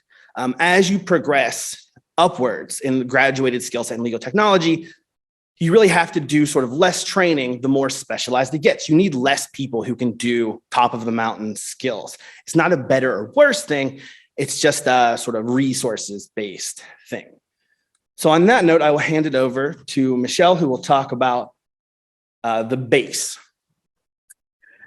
Hi. So as Patrick noted, each of those tiers, the know, the integrate, the create, those are going to be different depending on the type of work you do, the type of place your students go, if you're using it in an academic content, even the size of your firm. But at the core, there is this sort of base amount of skills. We're calling it the basic applications and skill expectations. And that's really what employers are kind of recognizing, that you need to do just to practice law every day, to, be efficient and to be able to just sort of live in the professional world. It should be somewhat agnostic when we think about platforms when we're teaching it, because we want it to be transferable. Yeah, you guys already had a discussion about how, maybe people aren't all coming into the Microsoft world, but a recent Gartner survey from about 6 months ago, they surveyed all of their firm members, and they noted it's not just that the firms are using the Microsoft suite of tools. 95% of the law firms that took the survey said that their clients were using Microsoft. So it's not just about being able to exist in your firm environment, it's about also having the skills to be able to work with the clients. So you can teach base classes in lots of different ways. Previously, I heard in the last chat talking about some of those. I mean, you can have classes that, and a lot of schools have done this already, kind of focus just on those core concepts, right? How do we use our base skills? You can do things like those proficiency softwares, the NSLT training or Procertis, LinkedIn Learning. There's also opportunity, I think, and it sounds like, Katie, maybe you talked about this a little bit at your school, integrating it into classes. Legal research is a great start, but I think lots of classes can find micro ways to just give students the opportunity to exercise some of these skills. And firms are really requiring new associates now to either show this competency when they get there or take their own in-house certification. So really, you want to be that student or that lawyer that arrives with those base skills. I have to wait for Patrick to advance my slide now. There we go. All right. So what is the base, or how do we build the base? There's a couple different ways to do this. And the list of examples is not going to be exhaustive just because we don't have space here. But we'll talk about categories like document drafting. It's not enough to say, yeah, I know Word. I mean, if you ask most law students, do you know how to use Word? They'll say yes. You really need to get specific in asking them, do you know how to use styles? Do you know how to build a table of authorities? You have to make sure that you're able to not just use these tools, but really harness them in order to be efficient. Particularly the ratio of attorneys to support staff is really dwindling. So you have to be able to do this work yourself. Basic presentation, best practices, it's a pretty low bar, but a lot of people don't get feedback about how to actually do this effectively. And in practice, you have to do it for a whole host of reasons, from internal work product to litigation to client presentations. Data, I mean, data's a tricky one because data's everywhere now. And there's a whole host of ways you can move up that cone, right, to get very sophisticated and specialized in how you interact with data. But all lawyers now really need to have basic technological literacy when it comes to data. I can pull anything out of Westlaw or Lexis or all these platforms, but how do I read it? How do I use basic spreadsheet functionality? And I thought Jessica had a really good point earlier with also, like, how do I know the questions that I need to ask for things like data? And then for the next item too, security. Those are two where a lot of the base skill is actually just kind of knowing what to ask and to whom. And then security is really important. It does scare people. It does have that sort of tendency for people to be like, oh God, now everything's going to get stolen and I have to like self-censor, but we really don't, right? The best way to sort of combat some of the scary security things out there is making sure that we are learning about redaction and simple metadata and device security. Do you know how to keep your material safe, your data safe, how to manage your passwords? It's not really complex, but I think we over-assume that students know more than they know. And then the last, but I would say maybe one of the most important ones, is communication, especially post-pandemic, where a lot of communication is happening in ways that are different than how we've traditionally practiced law and worked with clients. Being able to leverage email, obviously, I mean, that's the main communication method, but you're seeing different types of apps, you're seeing more video conferencing. And do you know how to use them efficiently? Do you know how to leverage the tools?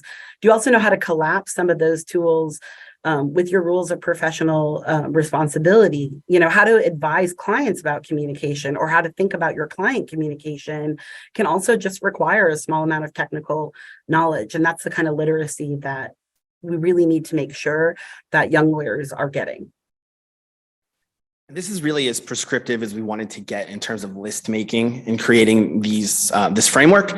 We really recognize the fact that these things are going to change as technology progresses, but we're hopeful that the model and the framework that we've created can stand at least the test of some time, and that it'll be applicable at least going forward. So beyond the base level, which Michelle just talked about, we have 3 graduated levels of knowledge in 4 different quadrants. So as I said before, operational technology, data, automation, and then practitioner tech tools. And then as I said again, we start off with a wider base. So, and these levels are know, integrate, and create. We see these as 3 levels of graduated difficulty or specialization in each of these 4 quadrants. So here's an example of how this could work. Let's say you are a person working in a group in an AmLaw 100 firm, and you have a client-facing data dashboard. What are your levels of technological competence or technology literacy needed in that role? At the very least, you need to understand data. You need to know where that data is coming from. They're going to ask you questions about it. You need to understand that this is pulling data from probably from Pacer and probably also from your internal documents. So you need to understand how that works. Then as you progress through your role, maybe your levels of technology literacy need to also progress. You need to bump yourself up to the integrate model. Maybe you're now running this group and you need to understand how the data that you possess at that firm can then be used to create other tools. You don't need to be able to do it. You just need to understand how you could possibly use it or integrate it. And then finally, there has to be a creator somewhere, but you need less of them. You need, lots of people to understand how the data is working or where it's coming from. You need less people to understand where, how to create more tools, sort of, I guess what you would call a visionary, or how to integrate. And then finally, at the very top, you need probably the smallest number that actually need to be going out and making these sorts of tools on their own. And this can work in all 4 of these different quadrants. We thought maybe the best way to go through some of these was to provide a few use cases. So Michelle will walk us through use case number 1. So in use case number 1, we would envision a mid-sized firm, somewhere probably closer to that 250 or 300 because they're growing, and trying to think about where do they fit on this scale. So I think there's a couple things to think about when trying to map. First of all, what goes in the know? And I think one thing that's probably true is understanding how your clients are using technology, particularly when you're at a larger firm where you might have larger clients, not just necessarily individuals. How are they using technology? In the data sphere, that no area might be something like, understanding how to actually, leverage data into your litigation or into your pitch work. How do we actually extract and apply? Also practice area specialties, like knowing the tools or the marketplace of technology for things like e-discovery or tools for PII information searching. And then if you get into the integrate level, you might have a lot of integration, right? At a medium-sized firm, unless you've really allocated a ton of resources or you're trying to find a new niche, probably don't have a lot of sophisticated people who are in that create space. You're really probably focused in that integrate space where you're looking at sort of prepackaged prepackaged products that you can integrate already into your workflows, like contract automation tools. You're not going to build these automation tools, but you're going to be able to figure out how to find from the knowledge that you've built about the marketplace and then integrate them into your workflow. And at the create level, again, you may not have a lot of sophisticated builders, right? But there may be some things you decide that you want to create. So for example, in the data sphere, maybe that is somewhere where you create, and the creation is data visualizations. So you're not doing complex dashboards, but you're able to make simplified data presentations. And that's the level of create skills you need in that role. So we have another use case that I'm going to skip because I think we're running a little bit low on time, and we would like to leave time for questions and things at the end. So I'm going to skip right to our use case 3. Michelle, are you okay with that? I'm 100% okay with that. Awesome. This is me and my friend's child. The only thing I want to say about the middle use case, though, really quick, Patrick, is just that The middle use case had to do with like solo and small firms. And, in 2021, Thomson Reuters did a state of the small firms.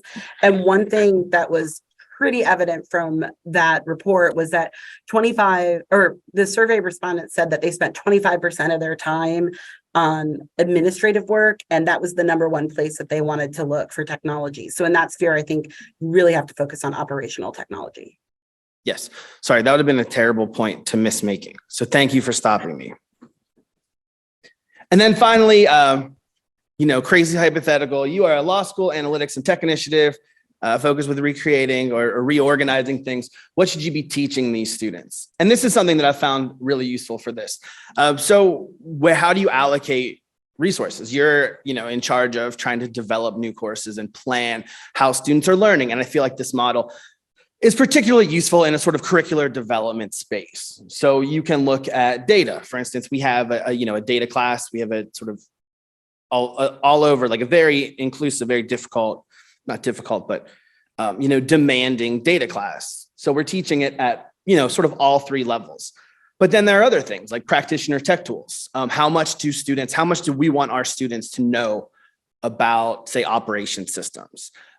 Do they have a chance to do more than just know like these systems exist? Can we create a class where we're actually having them use something like Clio to do certain tasks? Automation, can we teach document automations? So I teach an introduction to technology class now, which is sort of the introduction to the whole certificate program.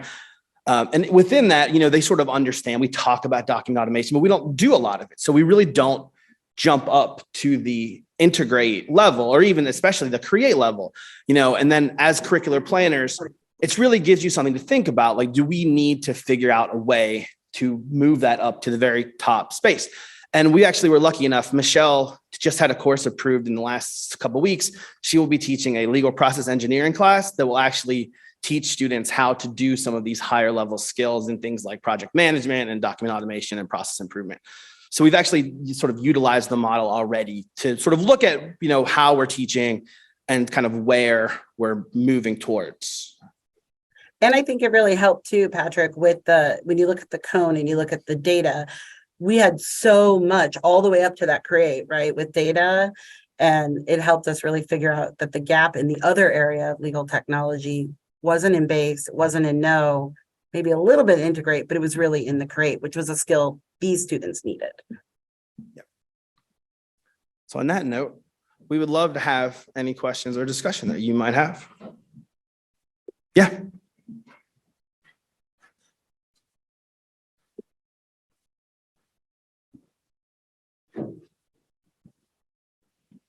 How are you able to strike a balance between teaching students about, specific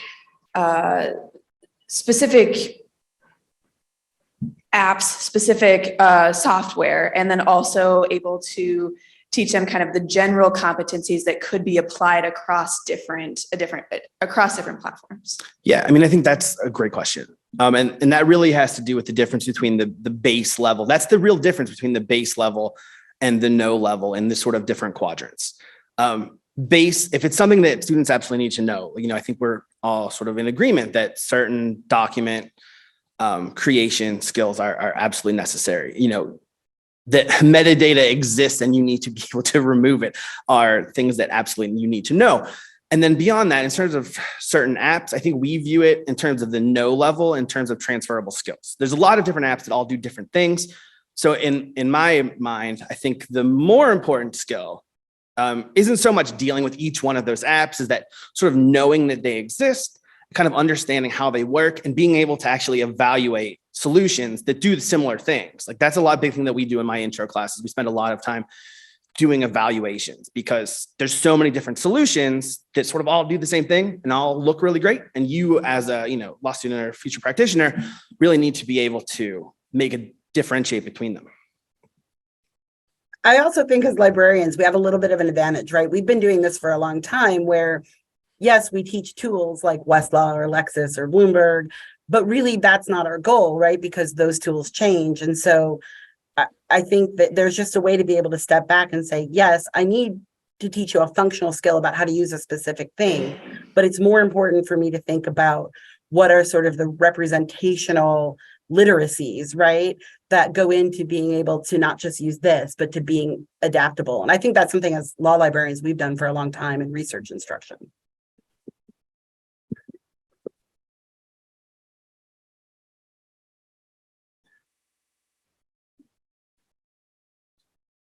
Hi, I'm curious. These seem like specialized classes, and I'm thinking about my 1L doctrinal classes where use of technology was low. I had a class where we couldn't even have our computers. And so I'm just curious what you see as the future of legal education, if there's integration between more specialized legal tech classes and the more traditional doctrinal classes, and how we can incorporate some of these skills throughout the legal curriculum. Patrick, can I take this one about our so we actually just recently did faculty like brown bag lunch training where we actually talked to our faculty about this. I think there are lots of opportunities in all types of classes, you know, skill classes like legal research or clinic. Those are really obvious and a little bit easier maybe to get some of these skills in. But I think there's lots of places throughout law school curriculum where micro opportunities to think about how we ask students to hand in work, you know, the parameters, like the technical parameters of like a document, like what's in the metadata, or can you extract the metadata? Can you hand in a version that's regular and a version that's been redacted? I've started doing something where when my students want to meet with me, they have to send me a team or a Outlook calendar meeting. It's just giving opportunities that can really be integrated anywhere, curricular and non-curricular, into the law school, where students have a chance to execute skills that are going to just be a part of everyday life as a lawyer. Yeah, and I'll take like the big picture question. How do we do this going forward? And I don't have like a great answer, just, you know, but it really just depends on the institution and their view, in my opinion, of practical skills. We are extraordinarily lucky at Georgia State that we've gotten support for these types of things, that we can offer this sort of certificate and these sorts of classes. You know, I'm more excited about Michelle's legal process engineering class than I think she is, because I think it's like a really cool thing to be able to do. But, you know, some schools don't see that as a value. And there's, you know, that's a hard thing to change. It just depends on the culture of the school, you know, where they're sort of allocating resources, whether they are trying to focus more on practice-based skills or doctrinal learning. Sometimes, like Michelle said, you can integrate certain hard skills into doctrinal classes, but you need to have the sort of institutional acceptance to do that. One thing we've been really looking at is how to teach the base skills that we talked about to everyone in a systematic way. You know, we really don't want to leave it up to like one-off classes because we feel like they're really important.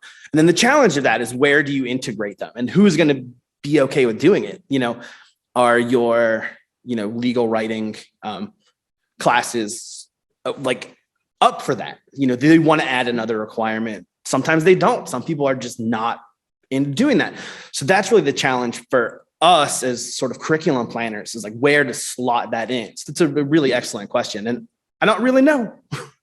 Also, one thing I would say is, you know, part of this like cone and framework is figuring out, from an academic standpoint, it's figuring out where you need your students to be.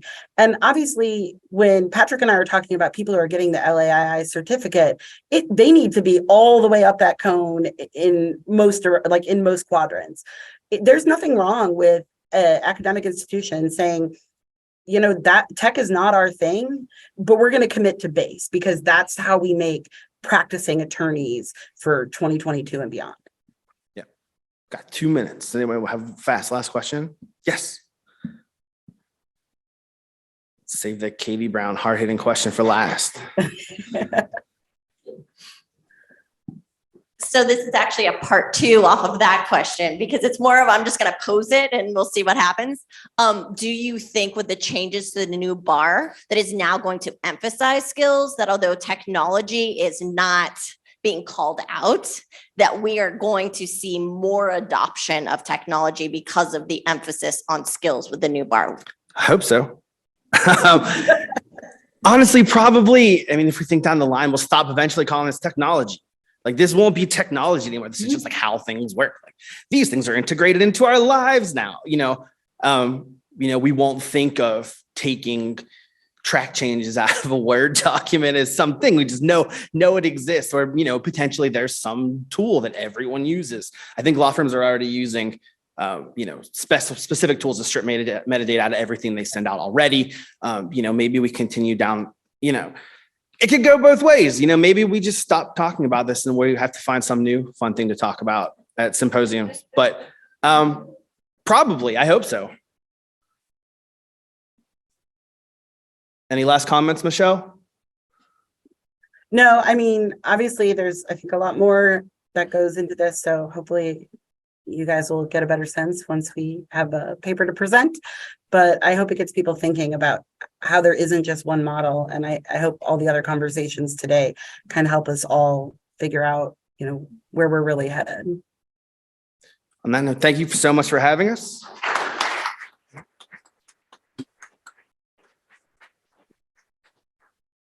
Nicely done. And with that, we are going to be preparing for our next speaker. While we're doing that, two anecdotes. One of them, Judge Rosenbaum, a federal judge here in Minnesota, to the point about, what is technology in the law? He would say, let's stop calling it e-discovery. These days, e-discovery is just discovery. All discovery is e-discovery. Secondly, the more tech competent you are, the more able you are to be able to tell vendors snake oil from impressive tech. For example, Ross Technology was something that was widely derided as having snake oil because I knew tech. I kind of sensed that in the first part. Last part is the doctrinal difference between legal tech and is it doctrinal, is it substantive? War story, I represented a client that a doctor sued. And it turns out that the client said, hey, that email that the doctor says I accepted the contract, that doesn't look right. I used forensic evidence to demonstrate that that doctor had forged that email. That's tech competency because I knew that I could be able to look into the email to be able to see that he actually changed the metadata and changed the data. That shortly after that case settled, that case went away. Is that a substantive or is that a non-substantive thing? The client won. Is that any less substantive than winning a motion to dismiss? Probably not. So I would say that the blurred lines between what is tech competence and what is legal competence is much blurred. With that, I'm really excited to be able to look to our next speakers to be able to talk about ignorance is not bliss. Lawyers tend to be able to put their heads in the sand. Amongst our speakers is former Judge Justice Browning. He is currently with Spencer Payne, but before that worked for the Texas court system. He's also a professor of law at the Thomas Good Jones School of Law. And I'm forgetting also, I'm forgetting your co-presenter's name. I'm so sorry. Ayantha Haight. Ayantha. So she is going to be, and I didn't put it on my prep. Always be prepared, and I did not add you to my. Do you want to introduce yourself? I'm sorry. With your bona fides. Yeah. Okay, good. With that, please give them a very warm welcome.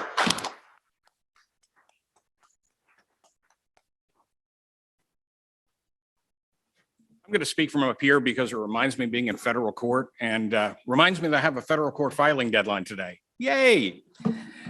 Welcome back to the wide world and fun world of practice. Actually, I jumped to the chance to sit in the jury box because that's the only seat in a courtroom I haven't been in.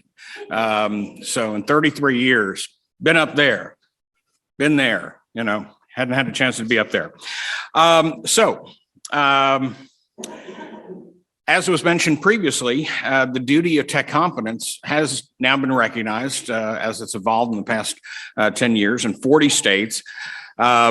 We have really, I think, done a pretty good job in terms of getting that, but there are still some pockets of resistance. I happen to be teaching in one of them in Alabama. I think Alabama, Georgia, Mississippi, there's a whole Southeast, corridor there that hasn't yet adopted that. We actually have, our regular reminders from ABA ethics opinions, like last year's opinion 498, that lawyers are expected to understand the substantive and procedural areas of law that they practice in, but also maintain proficiency in the technology that's necessary for that practice. So, we're getting these reminders of how important that is, But let's face it, we're human. Lawyers are human. Law students are human.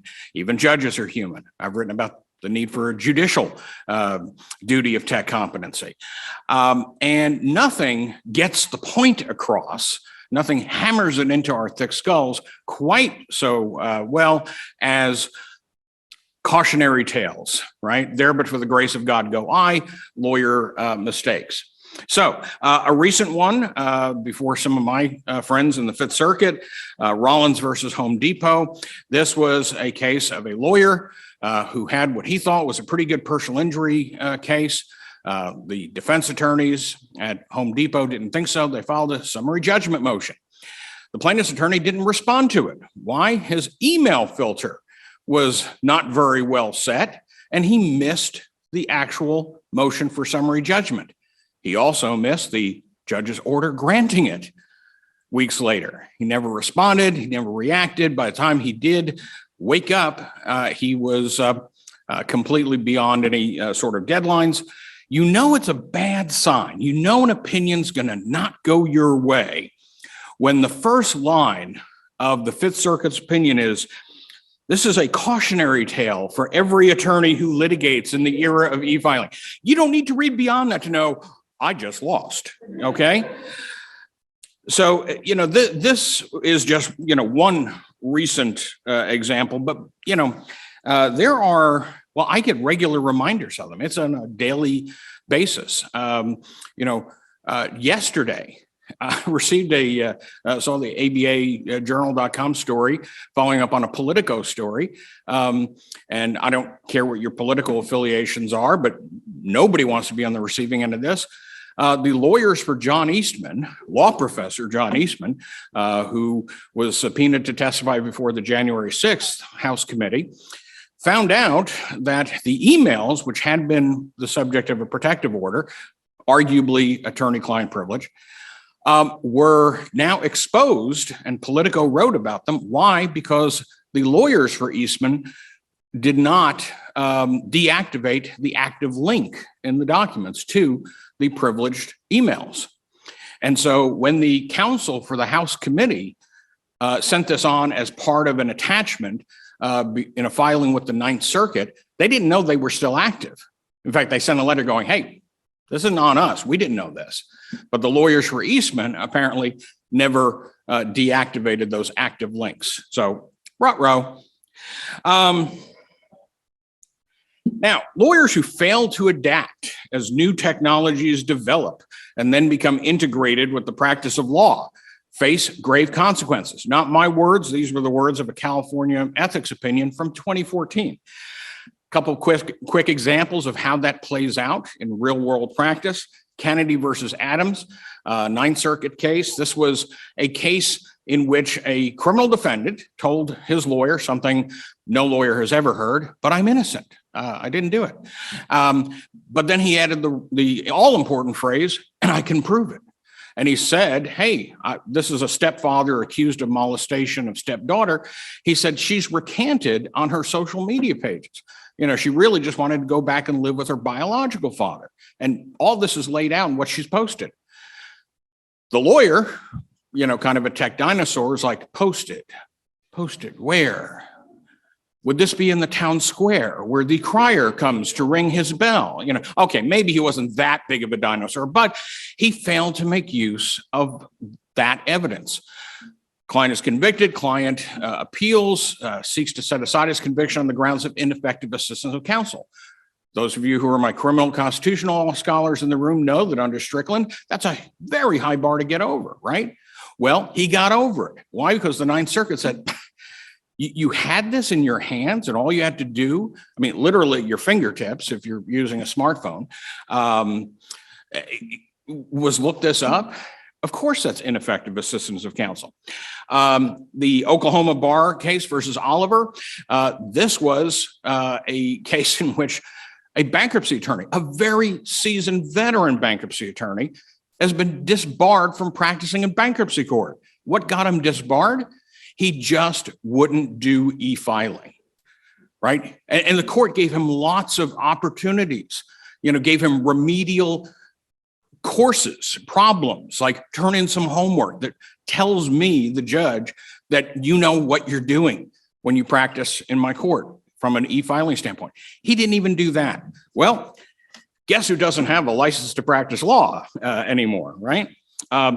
It's one of those things. Everybody who can practice in bankruptcy court, step forward. Not so fast, Oliver, Now, a few broad areas of technology competence, and some of this has been already touched upon. E-discovery, certainly. Implementing the technology needed to run one's practice, case management software, things with the, managing your timekeeping, your calendaring functions, a whole range of stuff. We were talking last night at dinner over the various benefits of offerings from Clio or Smokeball or other companies. Also, understanding the client's technology. Guess what? If you have a discovery or a production problem where your client has deleted emails due to a certain auto delete feature of their system, despite your sending a litigation hold letter to them and making them aware of their duty to preserve, federal judges have said, no, that's on you, counsel. You need to know the ins and outs of your client's computer system. Use of technology in the courtroom and other proceedings. Obviously, we've had a couple of years of Zoom hearings. I serve on the Texas Supreme Court's task force on remote proceedings in Texas, but also being adept at trial presentation software. Not just, things like, PowerPoint or Prezi, but, the ones that are more heavy duty adapted for trial use. Ones I've used include Trial Director or OnCue. And of course, cybersecurity, which is kind of the main point I'm going to be talking about here. And yet, despite this, as you've heard, relatively few U.S. law schools offer standalone courses, and particularly in the area of cybersecurity law. Frustrating to me because in practice, I was the national co-chair of a national firm's cybersecurity and data privacy practice. I do this for a living. We have only 3 states that mandate technology training as part of a lawyer's CLE requirements. Florida, which added theirs a couple of years ago, a requirement for 3 hours every 3 years. North Carolina, and then New York is the most recent one. Effective January 1, 2023, all attorneys in New York have to complete 1 hour of training every 2 years in either the ethical obligations surrounded with use of technology or cybersecurity, privacy, and data protection, or in the technology and practice-related aspects of protecting client data and communications. And as the New York State Bar's Committee on Technology and the Legal Profession pointed out, this is one of the most pressing and urgent issues facing the legal profession. Protection of confidential and proprietary client information. Now, what they mean by ethical related training is looking at the source of the attorney's ethical obligations and how that's applied to electronic data and communications. One of our audience members mentioned an ethics opinion that just came out yesterday on the dangers of reply all. Let me tell you, it's not a good sign when you're a huge law firm charging your client lots and lots of money per hour, and you do a reply all about this confidential securities SEC investigation, and on your reply all list happens to be a journalist for the Wall Street Journal. Not only did you just reveal this confidential matter, but you get to read about it on the front page the next day. That lawyer probably didn't have a job after that reply all. But protecting client information, client counseling, and consent regarding electronic communication, electronic storage, and data issues. And this is a big one, security issues regarding the protection of escrow funds. As we'll see, this is an issue that gets lawyers sued for malpractice. Ethical related training. Is there any, as a trial lawyer, I always love demonstrative exhibits. The old picture is worth 1,000 words. The picture of Alex Jones during the InfoWars defamation trial in Travis County, Texas, before a judge is a good friend of mine, that just says it all, right? The look of shock on his face right after, it's the gotcha moment, right? It's the Perry Mason moment, right after he has said, no, I never said anything like that in an email. Oh, well, would it surprise you to know that your lawyer gave us all your texts and emails for the last 2 years, and he never objected to it, as we have a procedure, a clawback procedure under Texas law to do. And he then proceeded to, well, I could use a less polite term for what was done to, the witness on the stand, but the look of shock on his face says it all. This is one of those things that this unauthorized or inadvertent disclosure is a huge bit, and obviously related to this ethical aspect.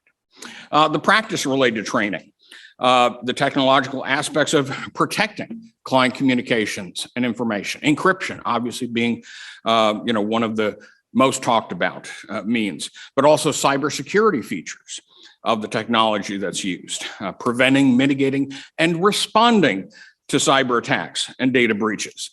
You don't want to be a law firm that experiences some sort of cyber intrusion and not be transparent with your client about it. Bad things happen.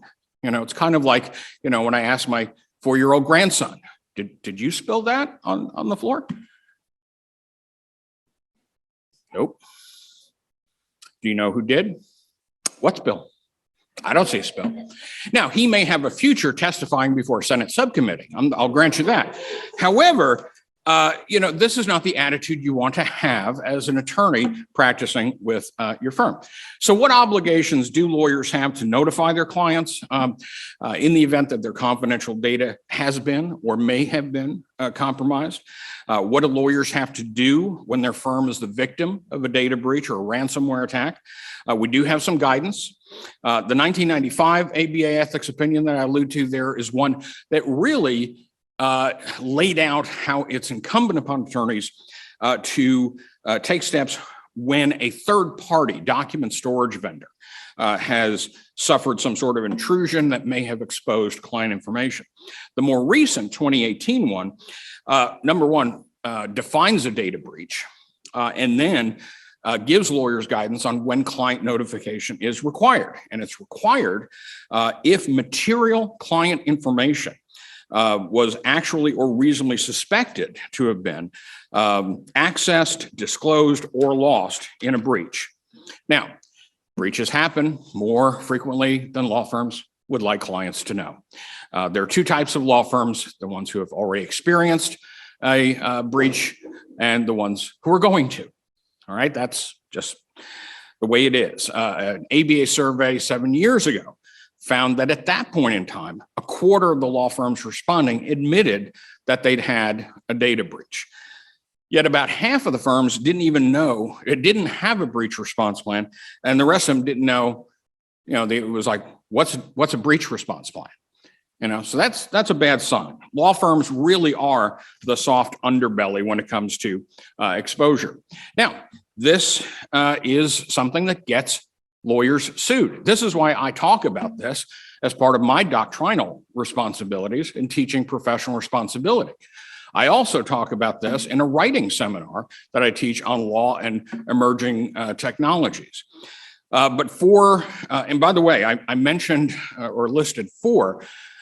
On the flight here, I got an alert from Law 360 that a lawsuit just got filed involving against some real estate lawyers in New Jersey, because the homeowner found out that the law firm's emails had been hacked because of their shoddy cybersecurity, and that $250,000 of her money had been wired to the hackers who duped the law firm. Again, she's suing the law firm for its malpractice, its breach of its responsibilities. But this is just the most recent one. Okay, we've seen a number of others, starting with Millard versus Duran, a New York case. This is really the same sort of situation. The New York lawyer had an outdated AOL account. Maybe she still had dial-up at her office, I don't know, as well. Or maybe she had, landline, rotary phone. I'm imagining the worst of things, with this. And the lawyer got hacked, leading to $2 million wire transfer going to the hackers. And the homeowners, or the clients, the buyers, sued, saying, look, you really should have had better security for this. Shore versus Johnson, this was a class action suit against a very sizable, 100 lawyer, plus Chicago firm, not over any specific incident, but just the fact that they had all these various weaknesses and that there was that ongoing danger, that potential.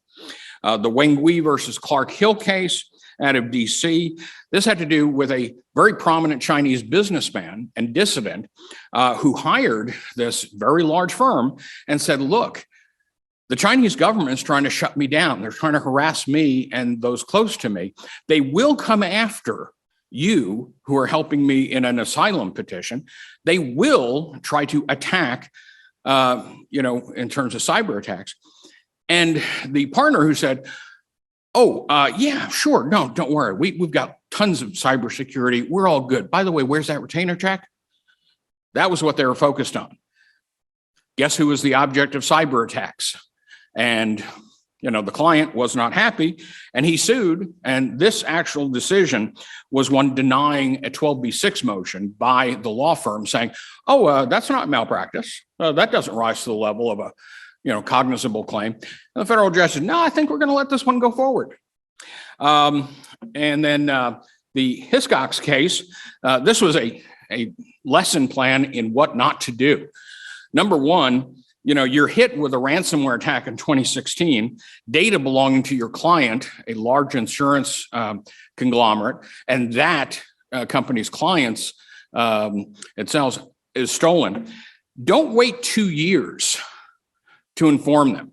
And don't let their knowledge of this come from a third party who said, oh, by the way, a bunch of your stuff is on the dark web. And then have them come to you and go, is there something you'd like to tell us? Going back to about 2 years? Oh, yeah. By the way, about that. Awkward conversation.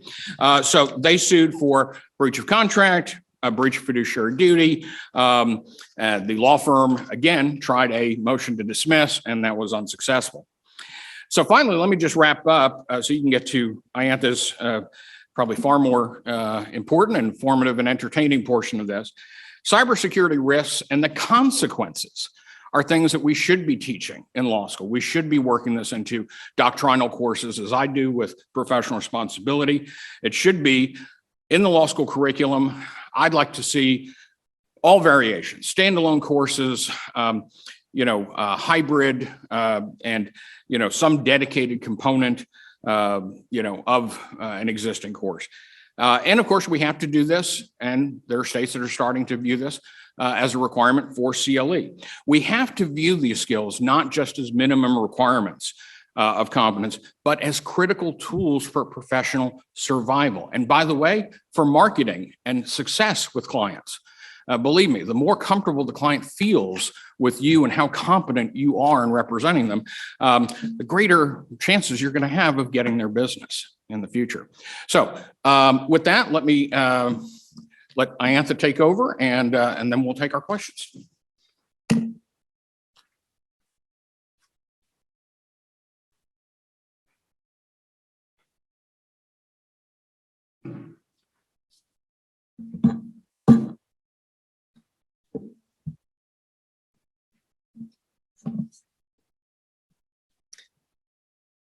Well, that was excellent, Judge. I've seen your article on judicial technology competence. I'm familiar with it. And I can guarantee I'm not going to be as entertaining or exciting as you, so I'll try to keep it short. I'm speaking today about the benefits and risks language in Comment 8 to Rule 1.1. I think it's kind of there's a little hole there where we don't focus on that language very much. I wrote a paper a couple of years ago trying to put together a list of technology competence skills, and I based that list on all the rules in the ABA model rules.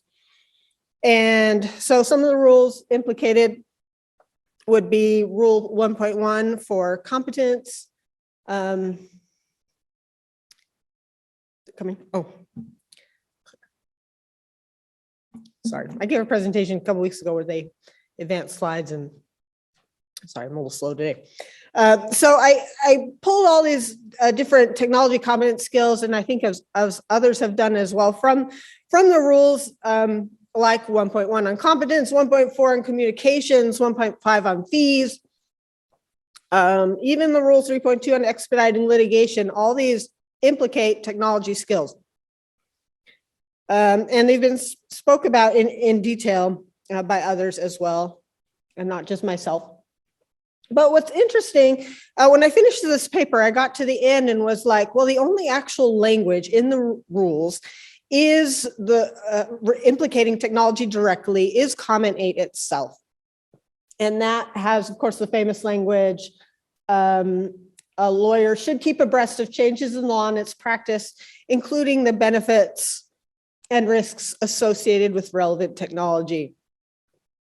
And I thought, well, what about that language itself? What does that mean in terms of a technology skill? Is there an independent skill associated with that little clause there? There are lots of great papers on benefits and risks of technology. One that all of us law librarians are familiar with, Susan Nevelos Mart's work on the algorithm and its implications in legal research. There are lots of papers on cloud computing benefits and risks, but there aren't a lot of standalone papers researching or analyzing the language and meaning of benefits and risks as an independent clause. There are a range of interpretations of that clause, and they range from weak to strong, but they tend to refer to how the degree of strength the clause has for implicating technology skills. So this is one of my favorite quotes from a few years ago from Ciara Hotop in the Illinois Bar Journal. And she said, and she, I think, represents this sort of weak interpretation of technology skills, the benefits and risks. She said, instead of focusing our efforts on dodging worst case scenarios, shouldn't we aspire to achieve the best?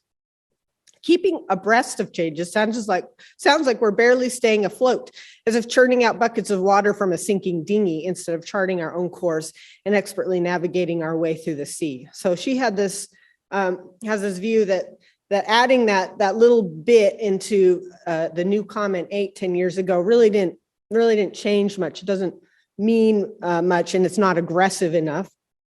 I've also read another attorney who wrote that the new clause fails to place any meaningful duty or obligation on practicing attorneys. And at best, it serves as a gentle reminder that the use of technology in law offices cannot be ignored. So there's sort of this weak interpretation school of thought that the clause just was kind of like a nice reminder, but didn't do anything else. Then on the other side, there's the strong interpretation, like Bob Ambrogi, who said this is a sea change for the legal profession as a whole. And others have said this as well. So Thomas Doty, I like his version where he says, as a critical skill to 21st century legal representation, I propose technical competence is the cornerstone to interpreting and executing compliance of the rules. And I think I fall more into that school of thought where everything we interpret is through the lens of technology. I mean, as the foundational baseline for being a competent attorney. And then there are a lot of middle grounds, which is this is a reminder that we need to pay attention to technology. It's not necessarily a sea change. It's not just a gentle reminder, but it's somewhere in between. But my feeling was, well, what does this clause mean exactly itself? Because there are a lot of different ways a reminder to be technologically competent could have been incorporated into the model rules. A lot of different ways this could have been phrased. And the commission itself that wrote the draft that became comment 8, the ABA Commission on Ethics 2020, they said, well, we have the feeling that this comment, which was comment 6 then in the old rules for 1.1 competence, already encompasses an obligation to remain aware of changes in technology. So their feeling was, it's already there.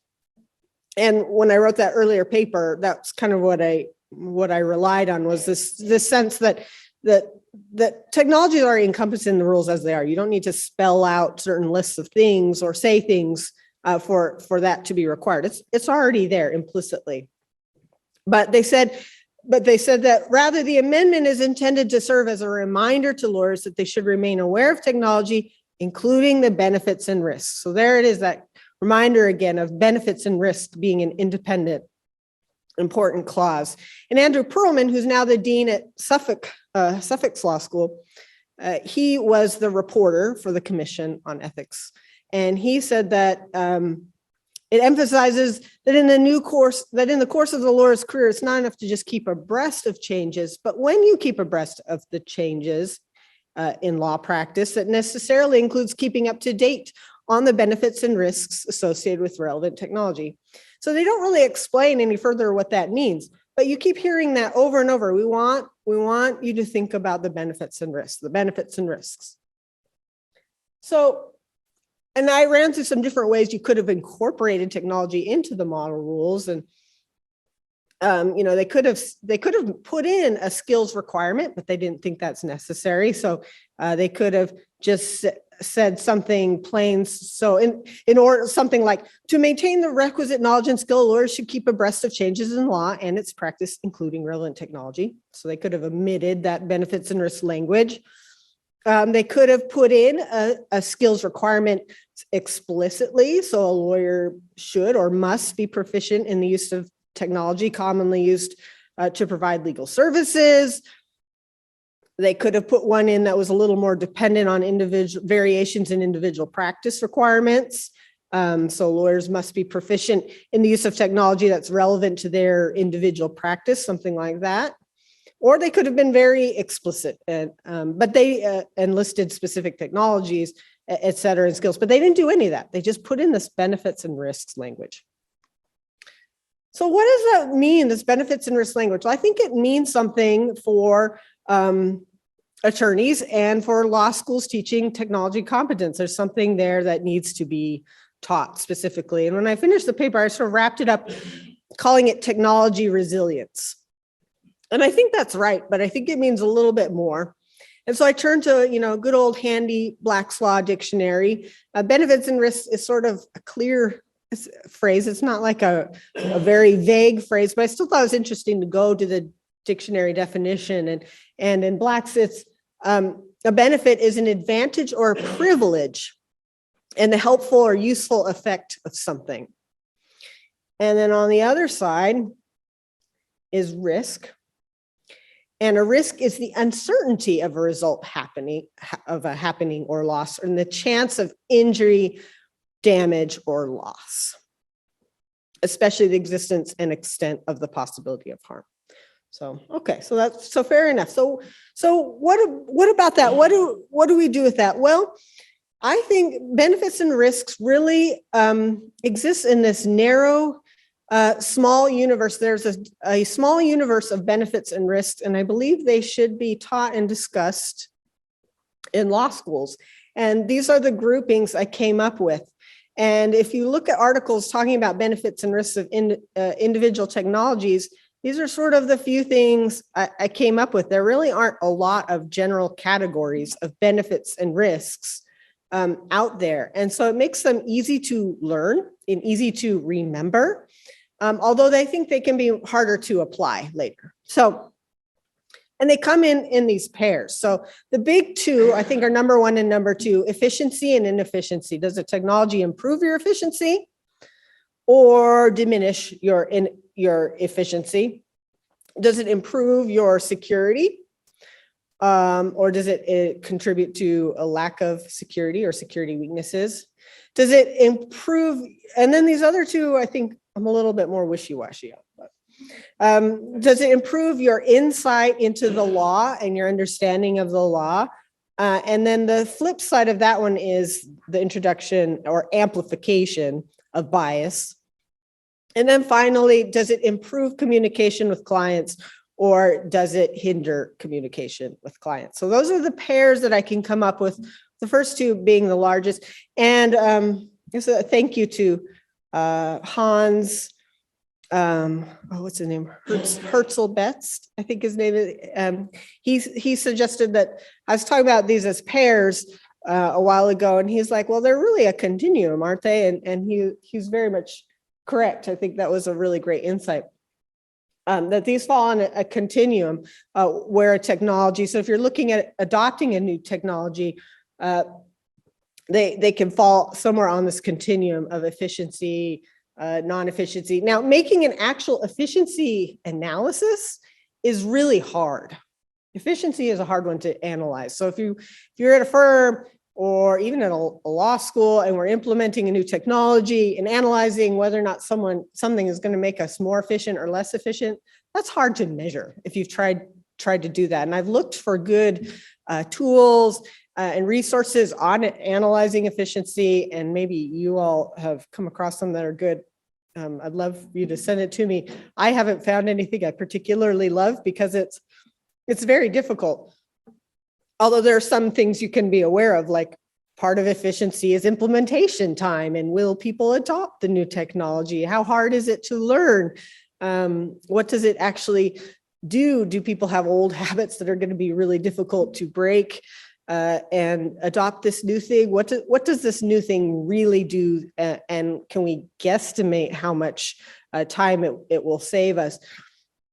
So this kind of actual analysis is difficult, but being aware that these sort of risks and benefit pairs or continuums exist out in the world, I think is helpful. And I'm trying to figure out how to integrate this in my own teaching. I teach at BYU this year. I'm teaching first year legal research, and I've been teaching the LLMs for several years, and they're great and fun to work with.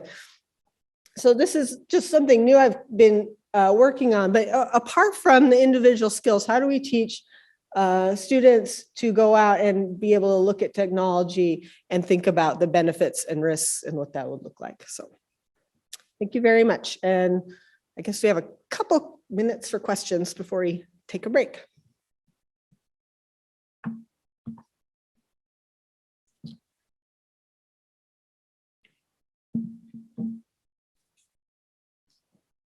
Hello, I had a question about the cybersecurity side of things.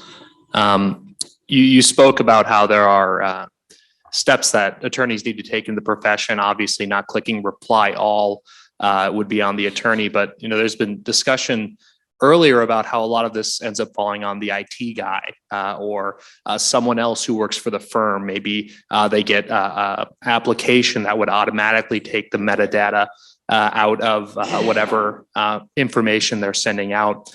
Where is that line? And especially when we're looking at the attorney that's been practicing for 40 years, it's difficult to dump all of this technological information on them. So what really do we need to focus on teaching attorneys in the field, and what can firms focus on maybe outsourcing to other aspects? Sure. Well, there's two aspects here that you need to keep in mind.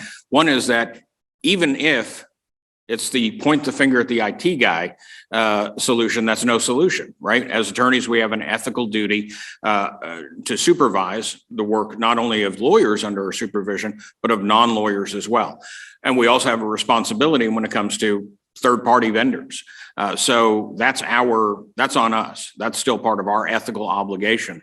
And as several ethics opinions, and I'm reminded of one California ethics opinion that had to do, even before California adopted this language on tech competence, had to do with e-discovery, said, look, lawyers have three choices when it comes to this. You can A, learn it so that you're proficient.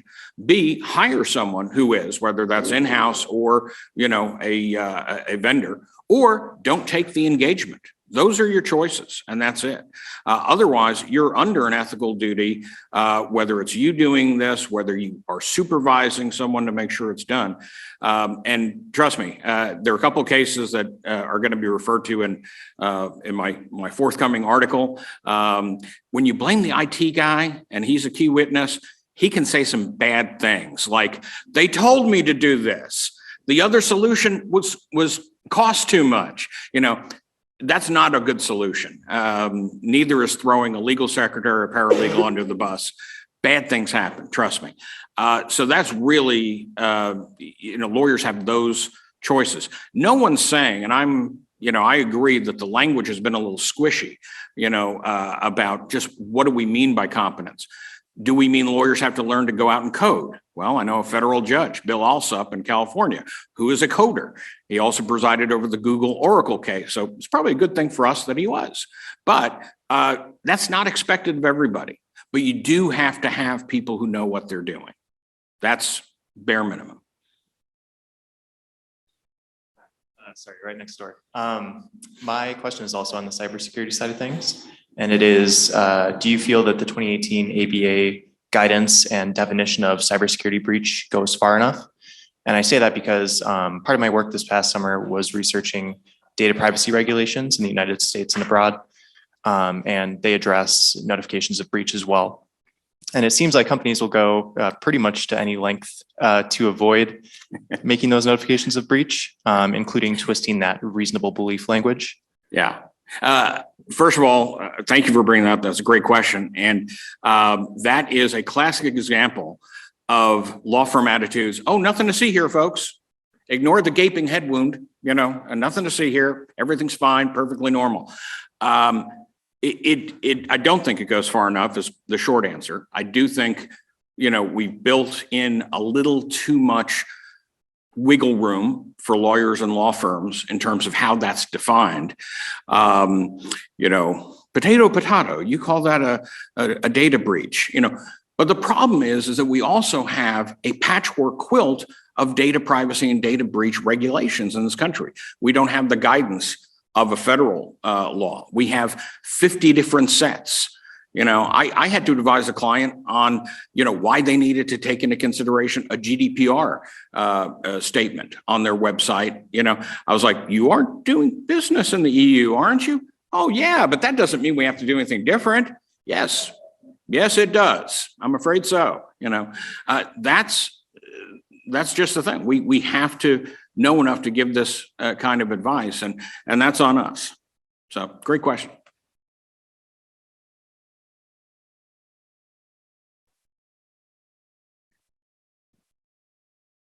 We're running about 7 minutes late. So with that, I think that might be a good time to close. So please join me in thanking them for an excellent panel. Two things that will take exactly 20 seconds, then we'll break for about 10 minutes. The first thing is malpractice has been the specter. I'm good friends with Carmen Ballou, who works for the largest legal malpractice company in the United States. She is a Skadden lawyer turned data scientist. She's using data to be able to see what are the signals to be able to see when is a lawyer most likely to be able to do malpractice. So anyway, the malpractice carriers are also using data to be able to find out those signals. Thing number two is efficiency. Lawyers have an ethical duty to be efficient, but the hourly billing actually is contrary to that. You're de-incentivized to be efficient because if I'm billing by the hour, the slowest lawyer wins the race. So why should I be efficient? So there are ethical considerations. You need to be efficient, but there are practical implications and disincentives to being efficient. With that, I'll give you 10 minutes. I will be back in about at the top of the hour. With that, I think we'll get started again. Brief break with a whole panel of a whole bunch of academics. I'm surprised that we're only about 12 or 13 minutes behind with all the great information that's been doing. So we're gonna move along and hope to be able to finish lunch on time. Thrilled to be able to introduce our next panel where we have Jennifer Brobst, who is at the University of Memphis. She teaches lots of things, including how science, art and law and science impacts human well-being. That is, what's the intersection of criminal law, health law, space law, natural law, consumer protection, new technology. So thrilled to have her. And with her is also Drew Simshaw here in the room. Drew is currently at the Gonzaga, where he teaches things about emerging legal tech, including legal ethics, A to J, access to justice, and legal education. Formerly of Georgetown, and his recent article, Access to AI Justice, has been published in the Yale Journal of Law and Technology. Please join me in welcoming both of them.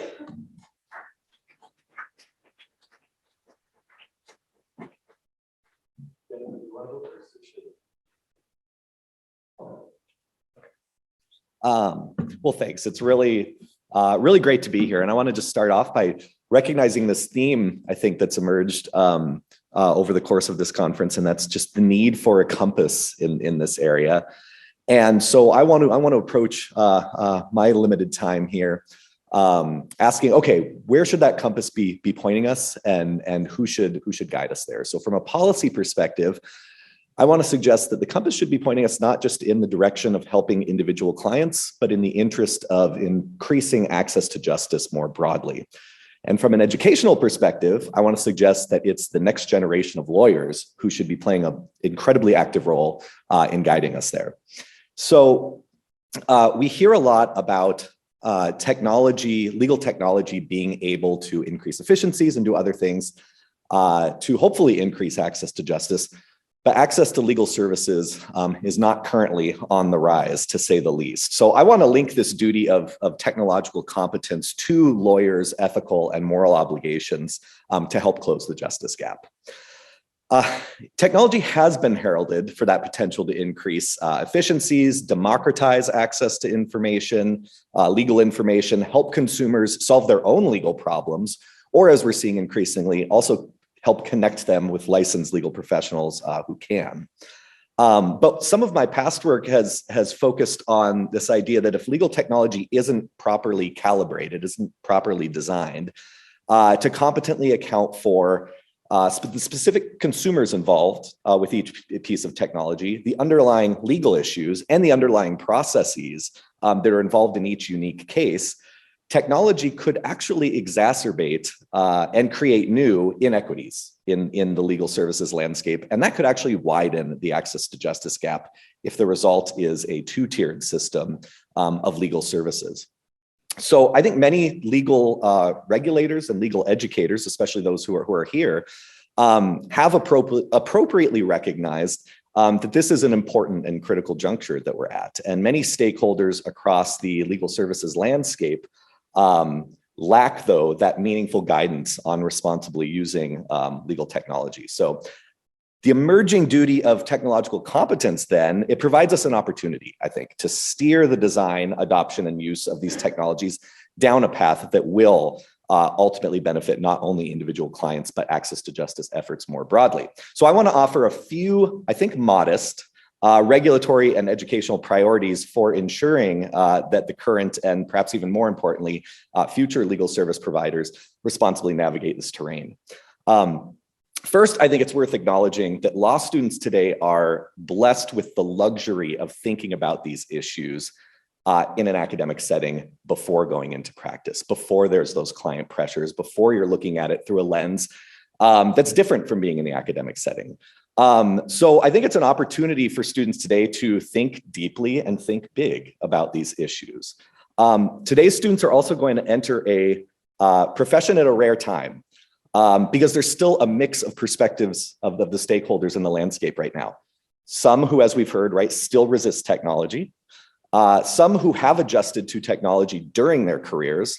And then today's students, many of them are going to represent a third category, right? Digital natives, for whom modern tech has not just impacted their education and their interaction with the law, but indeed impacted really every facet of their life since birth. So this result of a mix of relationships and experiences with technology is only going to exist for this little sliver of time in the history of the profession. And that time is right now. And I think that's exciting. So the mix of skepticism about technology, adjusting to technology, and embracing or even blindly surrendering, right, to technology really presents an unprecedented array of perspectives that should be embraced during this really pivotal time in broader policy development.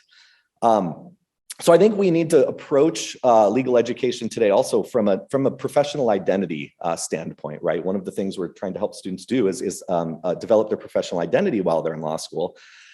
And I think one of the priorities there should be striving not just to use technology competently, but to be involved in the design of the technologies and the policy shaping that comes along with that.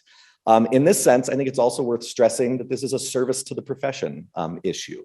And today's students are uniquely positioned to lead in this area because they will have learned about these new technologies as they're emerging. So in that sense, they can be leaders, and we've kind of heard you can be leaders within the office, right? But you can also be leaders within the bar. And as I'll talk about in a moment, hopefully leaders even more broadly than that in the national sense. So the question then is, okay, well, how do we train students to embrace these roles?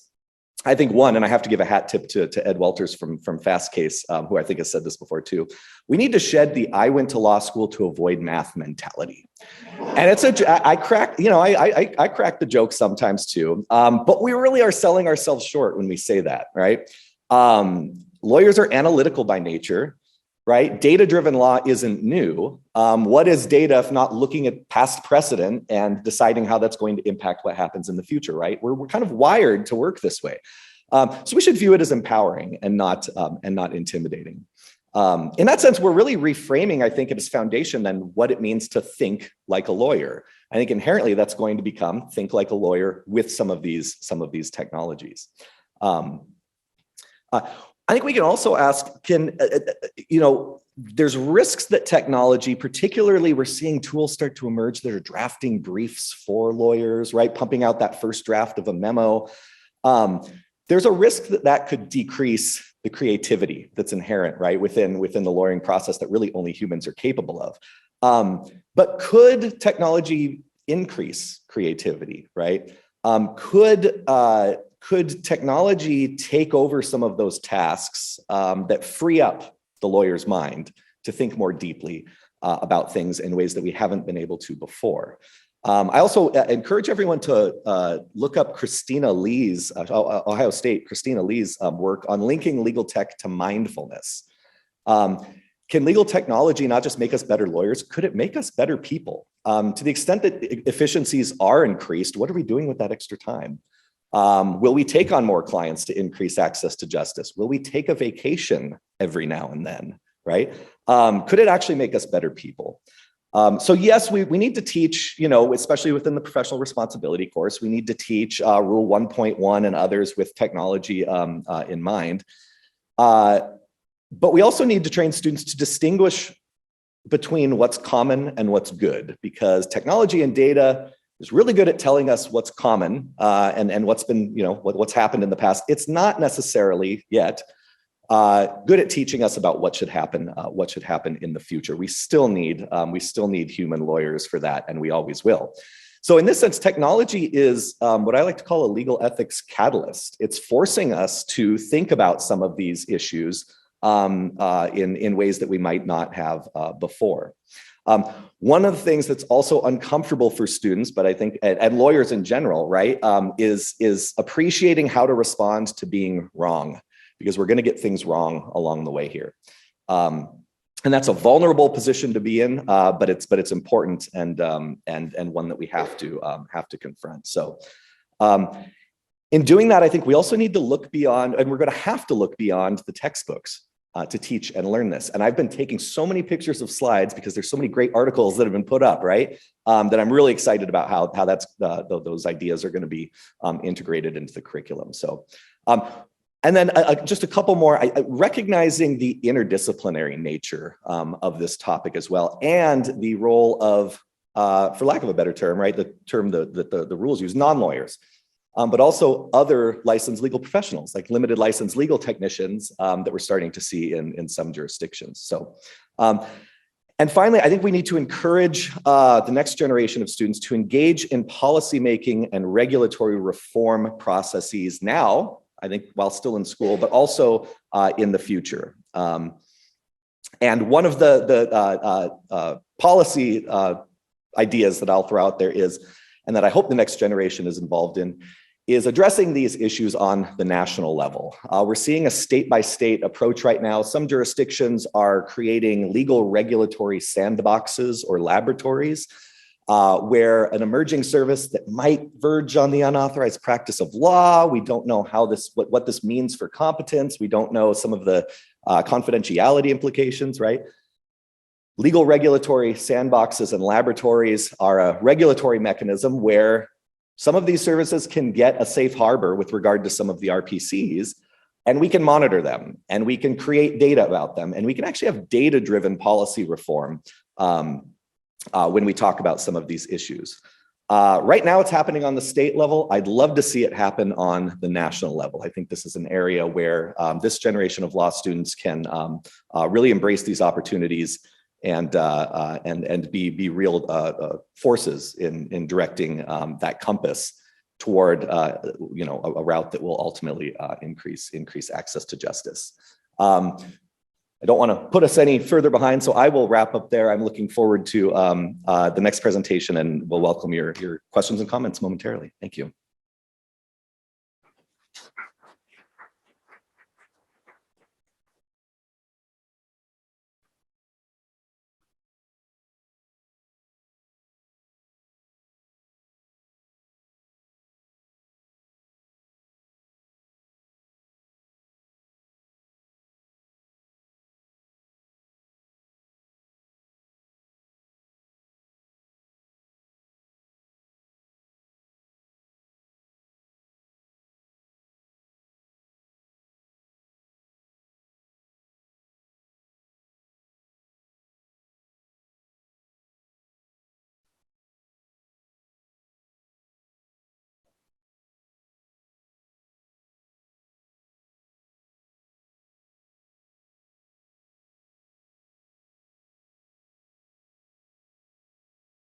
Professor Brobst, just FYI, it looks like you are muted on your side, so perhaps you can unmute. Sorry, I just complimented your beautiful courtroom, so I apologize for that, and wanted to thank you for being here. I want to mention that I'm new to University of Memphis, but I've come from Southern Illinois University for the last 8 years, which is in a rural area, and that inspired me to want to speak on what I'm about to speak today. But to be honest, I'm from California, which has significant rural areas. I've worked and taught in North Carolina, the same, Indiana, the same. And I think this is a voice that very much needs to be heard, particularly as I'm a professional responsibility professor, and students need to understand how this affects different parts of the country and attorneys specifically. So there we go. So obviously, we're all familiar with Rule 1.1 comment 8, and to maintain the requisite knowledge and skill, lawyers should keep abreast of changes. And I want you to make a note of remembering that language, because it's actually very old language in malpractice. And but of course, it's applied to an information age at this point. So how has this rule affected lawyers? Well, they chose to actually place it in the rules of professional conduct so you could have a disciplinary impact, which when it first appeared, it struck me as odd, because I'm just going to be honest with you. I'm far more concerned about law students' writing skills than I am about their tech skills at this point. And we don't have any specific language related to literacy in writing and speaking. You should know that this is a long-standing problem. Anytime we've had a major change in this country in infrastructure development, it has had a disproportionate impact on rural and tribal communities, whether it's the electric grid, railroads, highways, industrial age, telephone networks, and now it's the information age. So is it important across the country that law schools and law professors recognize this, or is it just flyover country? Well, let's think about that, because we have our clients suffering from lack of technological access. Here you have a young student, the only way he can get internet access is through these mobile internet buses in certain areas. When I was in Illinois and I was observing our clinical professors doing guardianship work, I observed a termination of parental rights hearing where the parent had to use their cell phone to get, because it was all, telecourt, by the side of the road, trying to find a spot where they would get access, and we could barely hear them. And so that's impacting the clients, which we should fully understand, particularly in public interest work, but it's also impacting the attorneys in areas where the same lack of broadband is affecting legal counsel, regardless of how large your firm is, honestly. So there were days at a time when I was at SIU where I did not have any internet until they could fix the the equipment itself in the whole region. There were times when I couldn't get a new printer because I couldn't download the software fast enough to make the printer work.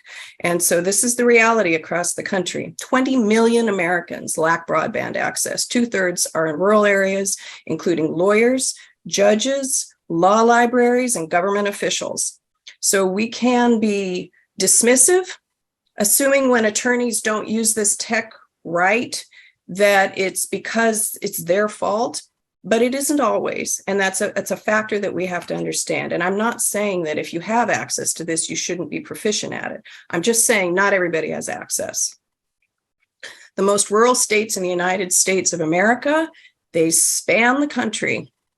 And the problems are the same in each. And I gave this particular presentation at a works in progress with the rural network with University of Nebraska and University of South Dakota. And I wanted to test this on them because these were professors from all over the country in rural areas. And I wanted them to let me know, am I off base? And not a one said that I was. They have all experienced the problems that I'm going to be talking about here. And they are all teaching students who may go out and work with clients and have their firms and try to make a living without an ability to truly use the technology this rule implies that we should. I teach in scientific evidence. I teach in space law. I recently wrote on the International Telecommunications Union. And we know that all of our access here is truly, it's space law, essentially. And if you have satellite access, if you don't have satellite access, if it's impacted by the weather, all of this impacts rural areas more than others. And try to have some kind of satellite internet access or just on your phone. It's not very workable. You should also know that it's big money. So SpaceX owns nearly 1/3 of all satellites in space, more than all government satellites combined.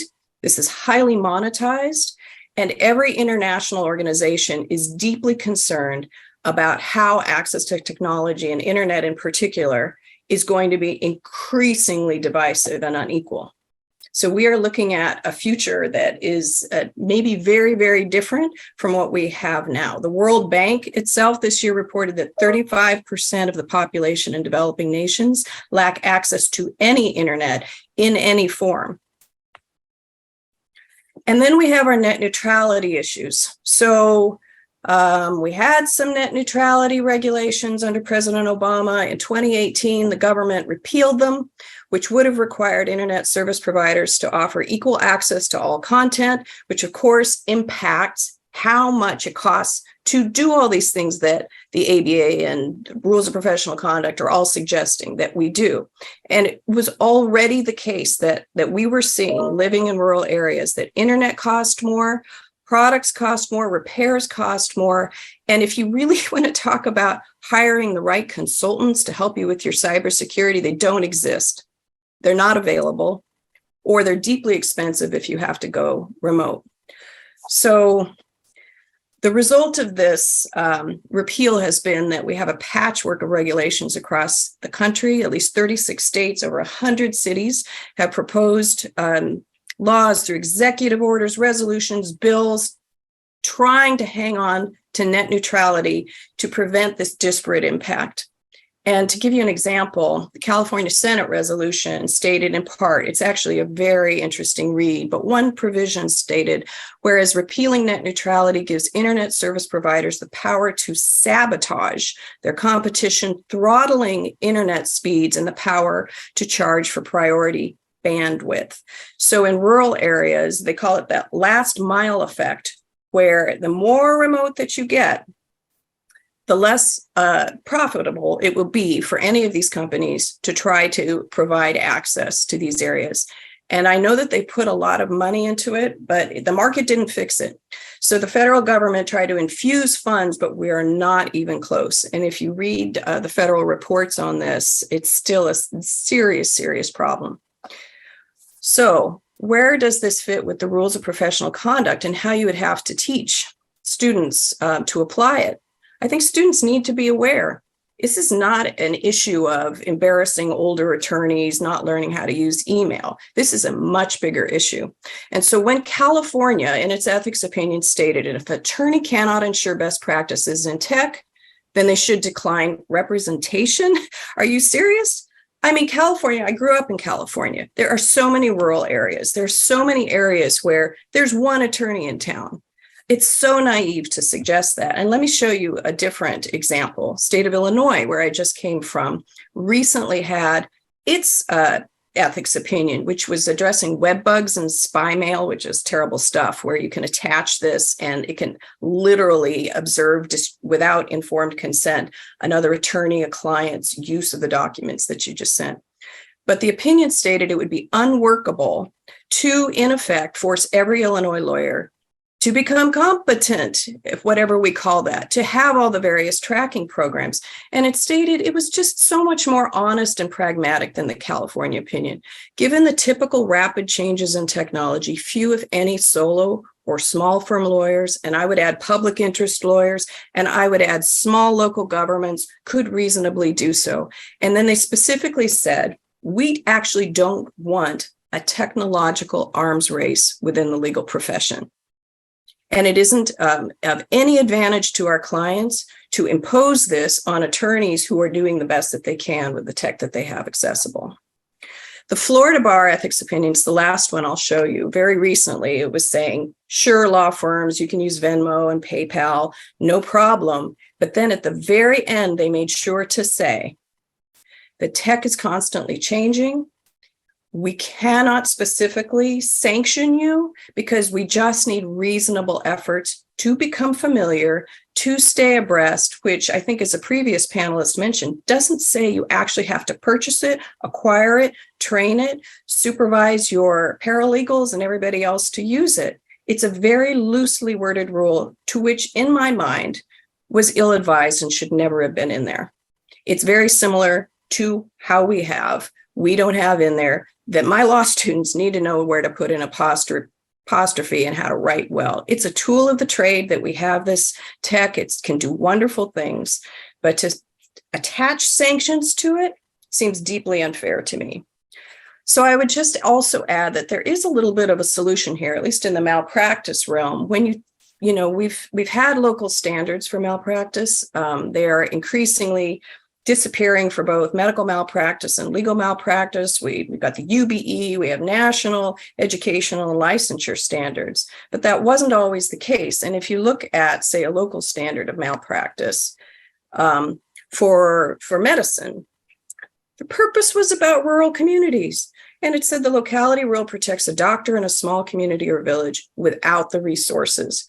So if lawyers never had these tools before, lawyers don't have MRIs, lawyers don't have, particular equipment. Well, we do now.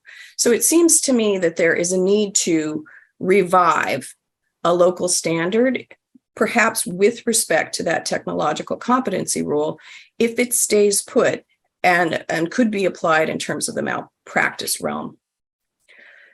And when I look at other professions besides medicine, if I looked at social work, ethical standards and practice, I looked to see if they had done the same thing that we have done in the law to say, shame on you if you don't have this tech. It doesn't say that at all. And these are professionals that work with communities, understand that they don't have access, understand when they are in need, and instead wrote this: alert social workers to the need to assess your client's ability to access tech, particularly when social workers themselves are providing online services, and encourage social workers to help clients identify alternate methods of service delivery if the use of tech to deliver service is not appropriate or accessible. And I also think this is the same for attorneys. Encourage our law students to understand alternative methods of service delivery that are client-focused. And finally, I'll just say as my last point, I think there's a need for greater mutual respect in this conversation.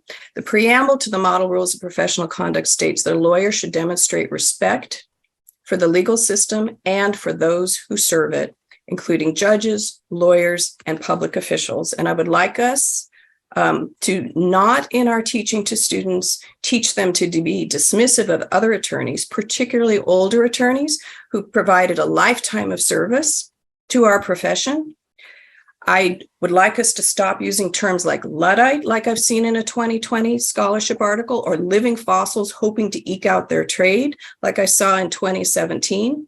It's unbecoming of our profession, and I don't think that these attorneys deserve that. And I also think it disregards the fact that there is not equal access to use of these services, whether it's based on the cost to access them, the cost for consultants, or simply broadband access. So I do think that we could use this as an opportunity to teach students an ethic of agency, how to use what you have to the best of your ability. And to be honest, rural communities are known for doing this all the time. You don't have a lot of help. So you make do, you find ways. They're actually quite innovative. And so I think ethics courses could highlight the strengths of these communities when they don't have access to tech. And it could also be a voice for law reform, because I don't think that I want all urban broadband access attorneys calling the shots on this rule when it impacts millions. So thank you very much.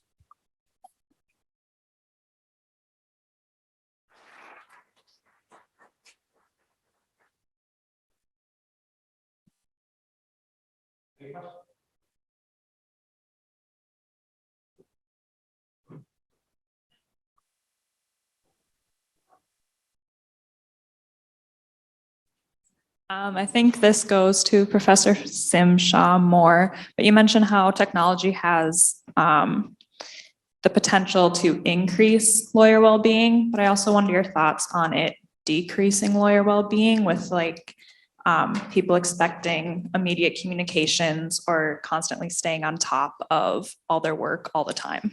Yeah. Yeah, I think you've perfectly articulated the flip side of that point, which is, yeah, well, what are we, particularly with increased remote working, right? Always being, always being in contact with clients and with colleagues. I think it's worth talking about directly and worth acknowledging, which is why I think linking to and putting an emphasis on the link to mindfulness is important. And this is something that, jurisdictions are talking about, lawyer well-being. And I think it's the next generation of lawyers that are going to sort of set the tone on what the work-life balance expectations are, particularly in the firm setting. And so I think that's a really important point. Yeah, I'm glad you raised it. So I appreciate so much what was said about we need to distinguish between what is common and what is good, because so often in public interest, when we're talking about automation or efficiency or data security, the cited reason for inadequate practices goes back to, well, what's the common standard or what's reasonable? And so I'm just wondering, like, what does it look like to set a common standard that doesn't compromise access to justice, and particularly like within the system, right? When we see courts using like Zoom court or doing asylum hearings like virtually and not really understanding what's happening, like what does it look like to set a standard that's not let's do what's common practice, but what that would actually elevate people who are struggling to access justice as opposed to disadvantaging them. Yeah, absolutely. And that's why I think recognizing the individual needs of clients, right? And evaluating, is this the type of legal issue and is this the type of legal process that I should be using automation for, right? So a term that's often used is keeping a human in the loop when you're using artificial intelligence, right? How do we interpret those outputs? And with what level of skepticism do we approach what a machine might be recommending for us, right? So being conscious of that and being deliberate in staying in the loop and interpreting those results with a healthy skepticism. And I think that to tie in the generational points, and I'll sort of underscore a point I made earlier, right? Having these different perspectives in practice right now in terms of the level of skepticism we have of technology is a good thing, right? And so I think having those perspectives right now when we're calibrating, what tasks is this good for? How are we interpreting the results? It's an exciting time and an important one to keep all those perspectives in mind.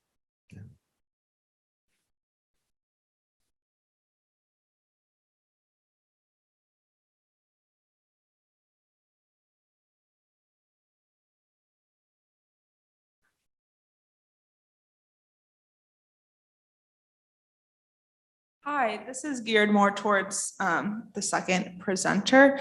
Thank you so much for raising those issues. I think it was just really, I was very fascinated and appreciated your perspective. I'm curious if you have ideas regarding teaching law students competencies to work with communities where access to technology is more restricted, and how to foster this innovation that is necessary when you're working in areas and in communities where technology is limited. That's a great question. And I only did nonprofit and public interest work. And I found after law school, I had to make do. So if I was working, for example, with like a government commission that didn't have the money to have Westlaw, I had to use Find Law, and I had to find other ways, and I went to the books. And nobody told me to do that. I had understood, I can figure this out. And I wish that we would stop hand-holding students quite as much when we teach the way we teach. And I know that they're coming from undergrad where they're getting lots of handouts. This is what the exam's going to look like. I just noticed my students are just as smart. They just lack a sense of agency. They lack a sense of innovation. Just when we're talking about this being kind of an entrepreneurial generation, I'm not seeing it. So I think if we gave them assignments without much guidance and said, go, I'd like to see more of that and what they can do with it. And then let them be inspired by how to figure these things out for themselves. I think law libraries, they're changing so much in terms of how to access the information that they can. And for me recently, like coming to a new law library, there were things that I expected I would find that I didn't find that I had found in my, more rural law school. And so I think a lot of us think what we have is the norm. I don't think there is a norm anymore. There's so many ways to access this information. There is no way to cover the bases. And it's not just about the latest tech. It's even including what non-tech is available.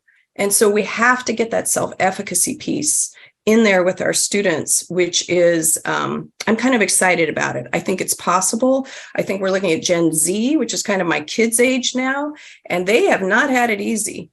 These are students who are very willing, actually, to figure things out for themselves. So I don't know if it's probably not a very specific answer for you, but that's my take. I also really appreciated your lecture. I grew up in North Dakota, and there are places like on I-94, the main interstate, where you don't have any cell service. And so it's definitely true. Right. And I'm curious, like what the balance is of teaching people self-efficacy and promoting innovative ways to deliver services, and then balancing that with actual like on the ground work to just expand broadband access in the first place. Do you think that one of those ideas is more innovative or more doable than the other? Expanding broadband is outside the purview of anything that we can do. This is about money. This is about politics. And to tell you the truth, kind of working in space law, I don't think there's much hope for it. I think that even if you expand broadband to rural areas, the next tech thing is going to hit the cities first. It's been this way forever. It's been this way for every infrastructure change there's ever been. It will always be disparate. So my concern is, why hold the lawyers accountable to a standard that they cannot necessarily meet? Why make it so specific with tech? It's just one of our tools.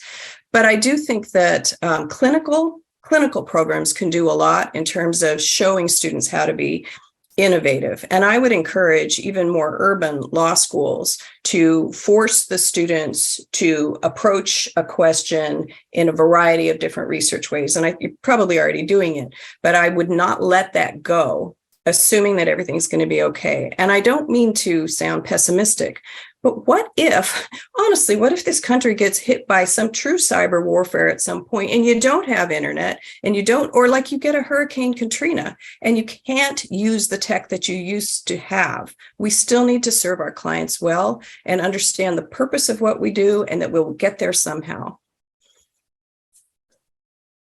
And with that, I think we've come to the end of our panel. Please join me in thanking them for an excellent panel.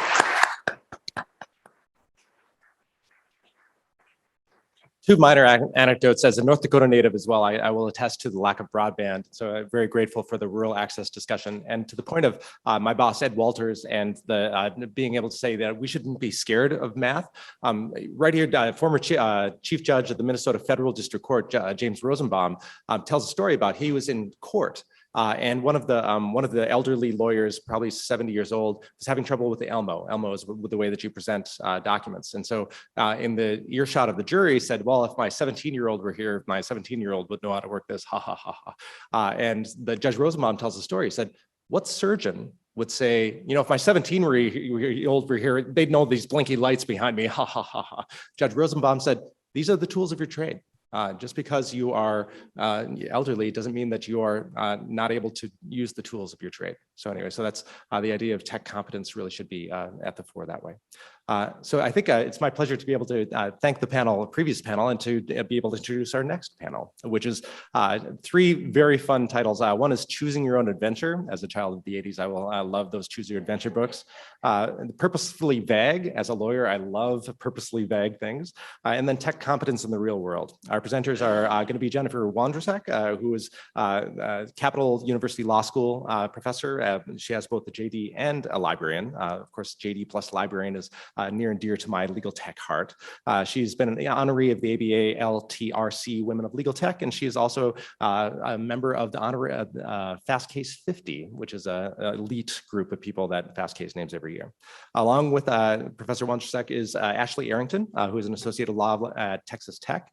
She is nationally recognized excellence in legal research program, and she has previously worked as a grants and contracts officer for Harvard.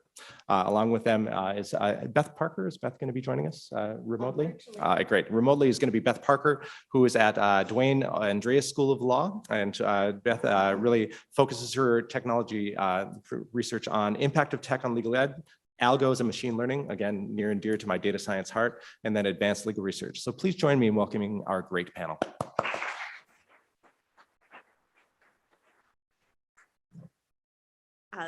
Thank you. I'm Jenny Wondrusek, and I'm going to kick off the presentations for this panel. And apologies for using my cell phone. I discovered that the outlet was dead for my iPad this morning.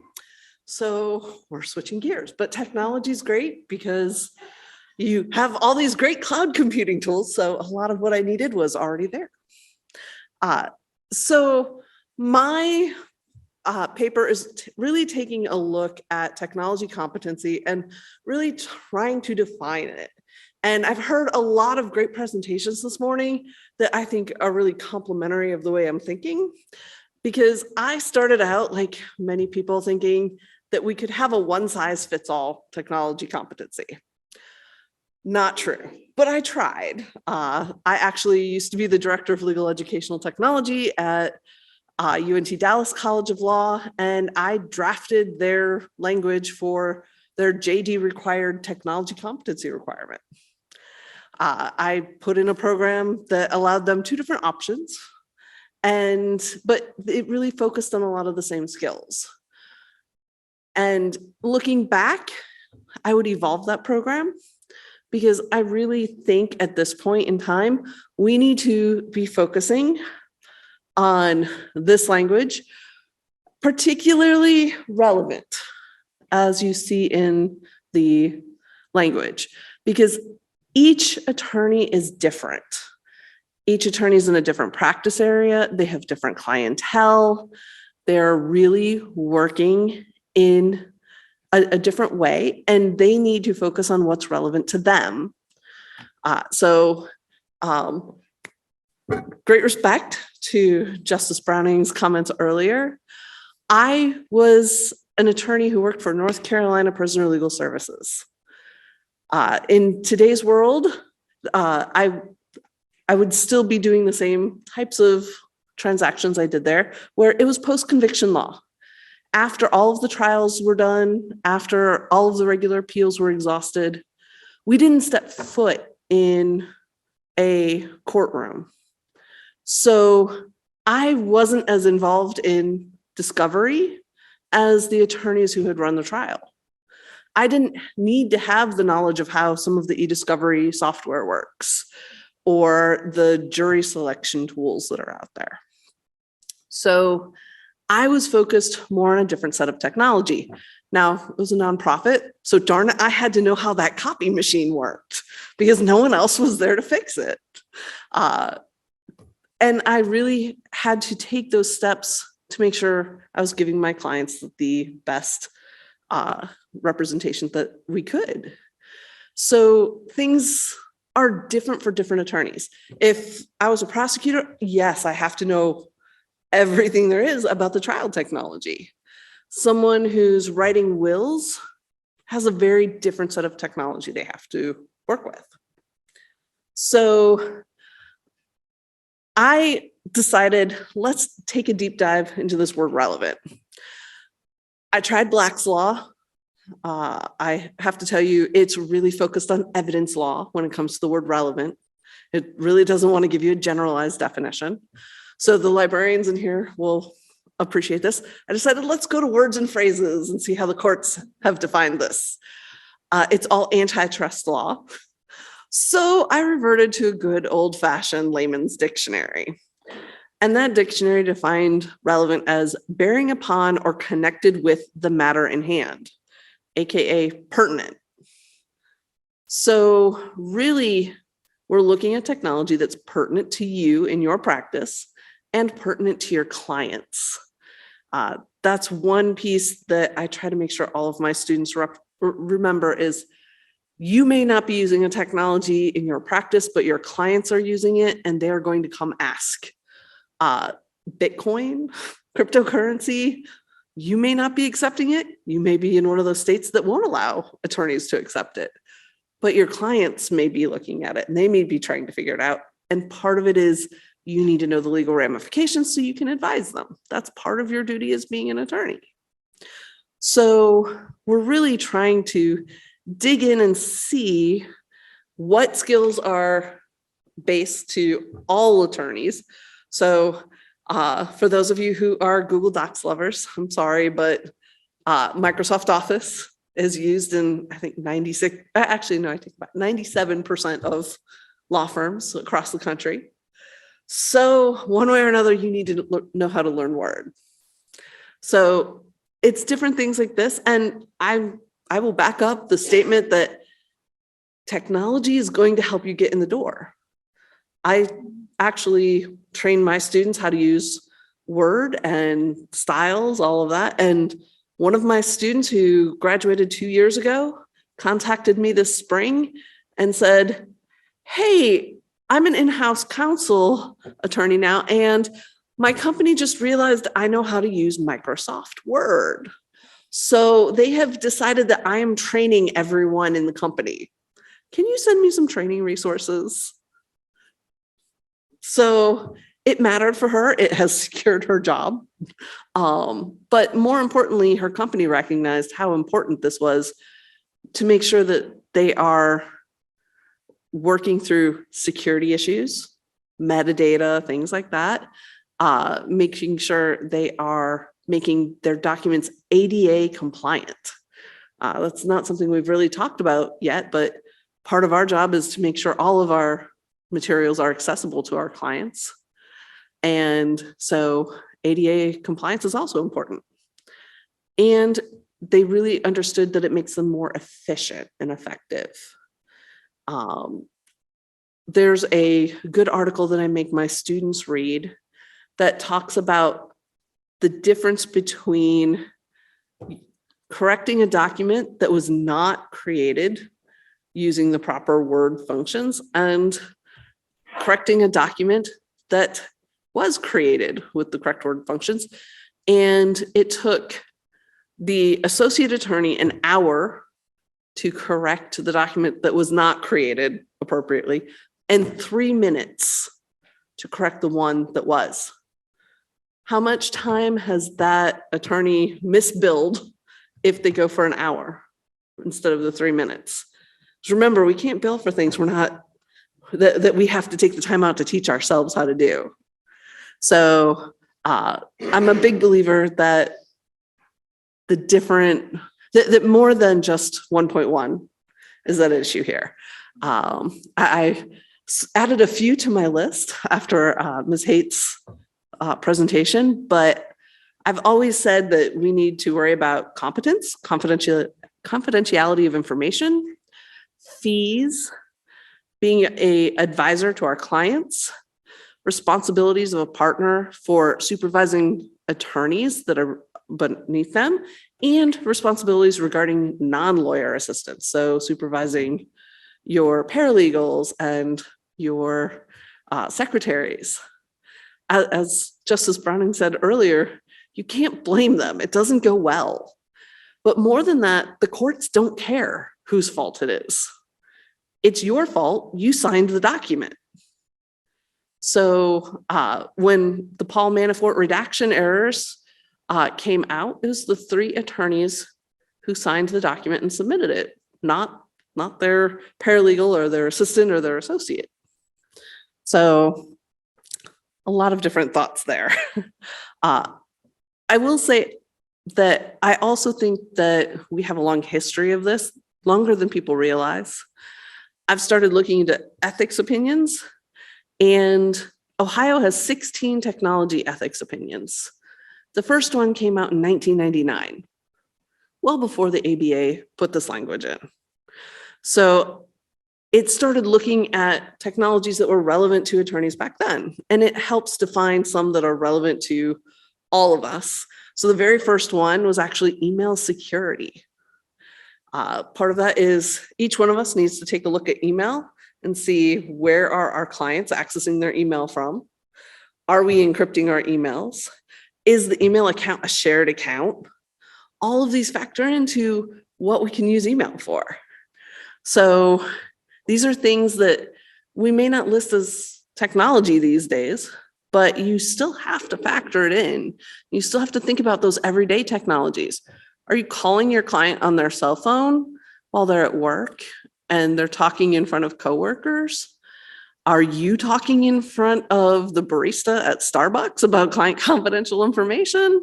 So those kinds of soft skills are also in that base that I am proposing need to be focused on. So I would start with the base, and hold on, let me flip over to my list, with a lot of the technologies that we've already talked about: word processing, spreadsheets.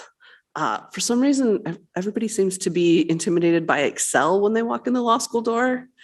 It's a great product, especially if you represent companies. You're going to need to use it. Presentation software, PDFs, cybersecurity, case management systems, cloud storage, all of these are part of that base. But then you have additional things that you are going to be picking that are relevant to your own practice. So you need to know how to teach yourself. And this is a model that law schools have used for a very long time. In your basic torts class, do you learn only Minnesota torts? Or do you have cases from across the country? They're teaching you the general principles. And then when you go out to practice, it's your job to go look up the Minnesota tort statutes, and your job to find out those specifics to represent your client. So that's the model that I think we need to take with tech. So we'll teach you the base, and then it's your job to go out and look up the specifics that are relevant to you. And I think that we can make a list of some of the things that might be relevant and help start you on that. For instance, we have clinics that will help you start learning your local rules. But it's one of those things where lawyers need to have that sense of inquisitiveness to go out and find what they need to find. And with that, actually, I'm going to turn it over to my colleague. Hello, everyone. Again, my name is Ashley Arrington. I'm with Texas Tech University School of Law. I guess I'll preface my presentation by first saying, although perhaps I should not admit this, but I am by no means a tech expert. I am very passionate about instructional design, and this is something that I've been thinking about for some time. I don't know if any of you are connected with Colin Levy on Twitter or LinkedIn. And he posed a question, I think it was a couple years ago, actually. He asked on Twitter, should we define what is meant by legal technology? And my response via Twitter was, yes, absolutely. Without doing that, how can we define the lawyer's duty of tech competence, right? So, and also just looking back on my experience as a law student and thinking about, moving into practice and the things that I did not have an awareness of that I very much needed an awareness of. So we skipped one. So I found this quote that I thought was really interesting, saying that the ABA's model rule 1.1 Common 8 is purposefully vague to allow for constant changes in technology that the legal industry is encountering, which I think makes sense, right? But I think, again, just coming from, thinking about instructional design, thinking as a teacher and a learner, I think it's still important that we define what is meant by tech competency and what those specific core competencies are. And that's a huge question, right? So I'm just sort of like taking in everything that we've talked about today thus far. But again, looking back,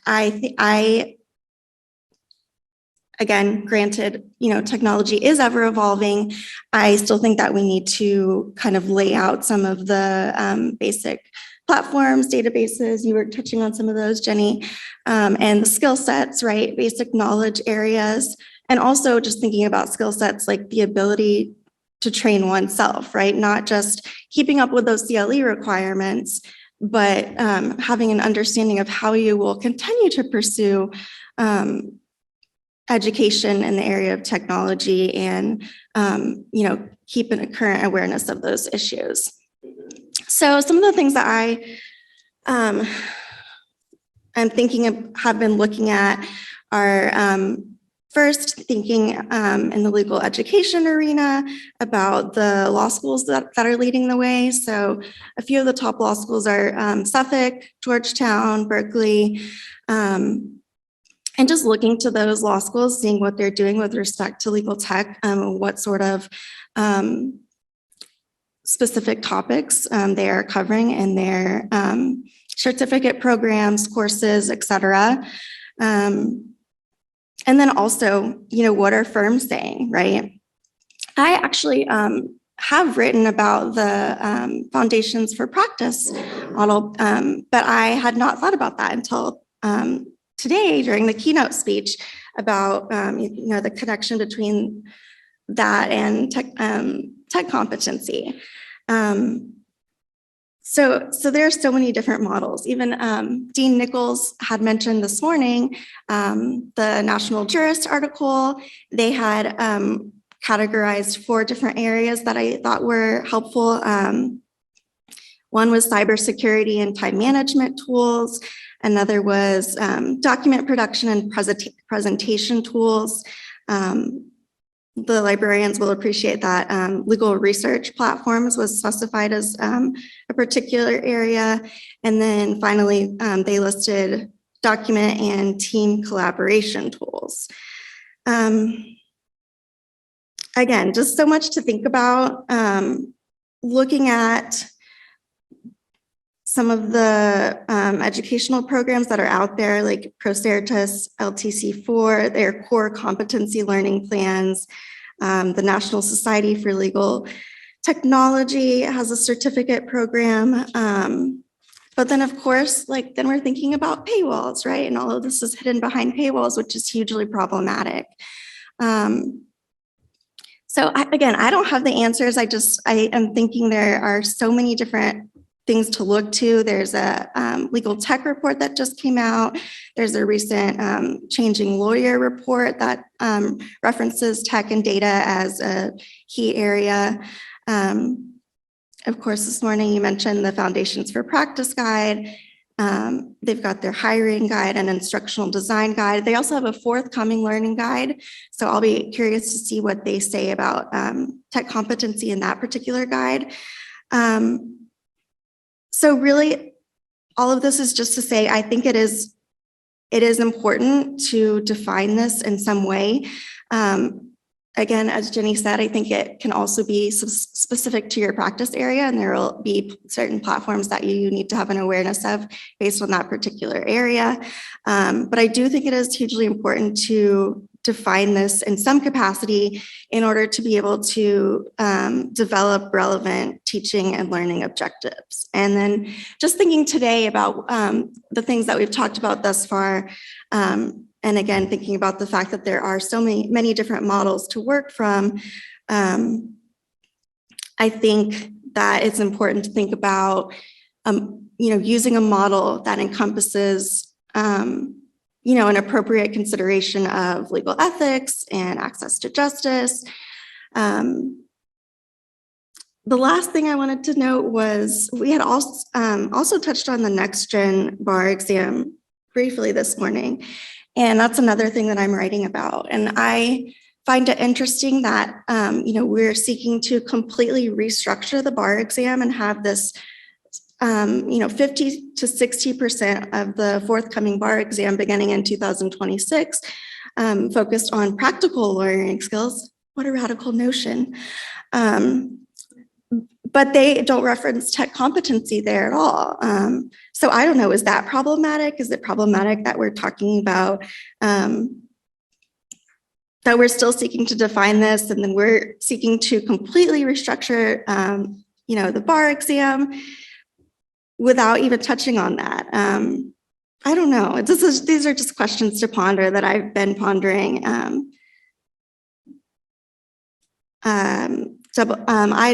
IAALS also has a project on building a better bar, and they talk about,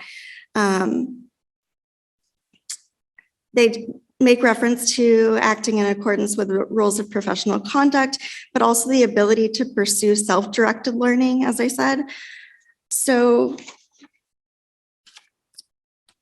again, I am still very much thinking about this and taking as much as I can from our conversations today, but I think we absolutely need to work towards some sort of evidence-based definition of tech competency. So I'm excited to continue looking at these models and seeking to do that in a way that we can better educate law students in this area. So I skipped my slide as well. So thank you all so much. I'll pass it on to Beth now. Hi, everybody. So I'm just going to start off by saying I am what stands between you and getting lunch at this point. So what I'm going to talk about today is it's taking this idea of, technology competency, but looking at it through the lens of, practice ready. We've heard this, law schools have used practice ready now for years. What does it mean to be practice ready? And, there's no definitive meaning of what this means. You can look at articles or blogs or magazines, and there's no set definition. And it seems like today we've talked about there's just no set definition. We don't want to define what these words mean. And when I think about it, we're not just talking about knowledge or education or qualifications to practice law. We're actually talking about a lot more than that. And we're talking about the skill sets that are necessary to operate in a 21st century law practice, and it doesn't matter whether it's solo, small, a medium, or a large firm. Practice ready is this kind of fluid concept that its definition is going to change depending on whether we're talking about knowledge or whether we're talking about actual practice skills, i.e. drafting documents or what have you, or whether we're talking about technology. But I think that, really more than ever, we've got to examine, which one of these things is really driving what it means to be practice ready. And I don't think there's any doubt that technology is having the biggest influence on this idea of being practice ready. And, schools have many schools have created these courses, to teach legal technology and software, expanding different areas specific to, let's say teaching Clio, teaching Westlaw, Lexis, and what have you. But are these really enough for our students when they're going out there in the real world and having to actually approach all of these different things that are related to technology that's going to come flying at them? And, when we think about it in the sense of law schools, we have such full curriculums as it is. It's just almost impossible sometimes to think that we're going to add more to our curriculums that the students need to have to learn before they get out there. And the other part to this is that these types of courses, when we're talking about technology, tend to be taught by either adjuncts, law librarians, or skills professors. And, they do get they get short shifted. I mean, they're not doctrinal classes, and, students are in law school. They're not in a degree program to learn computer science. But, what we have to do is really, I think, take this idea of the, technological competence that's in the model rules and, put it up in there into this idea of practice ready to really sell that, this is critical now. You cannot operate in daily work or life really without understanding technology to some extent. And for lawyers, I mean, when we look at this idea that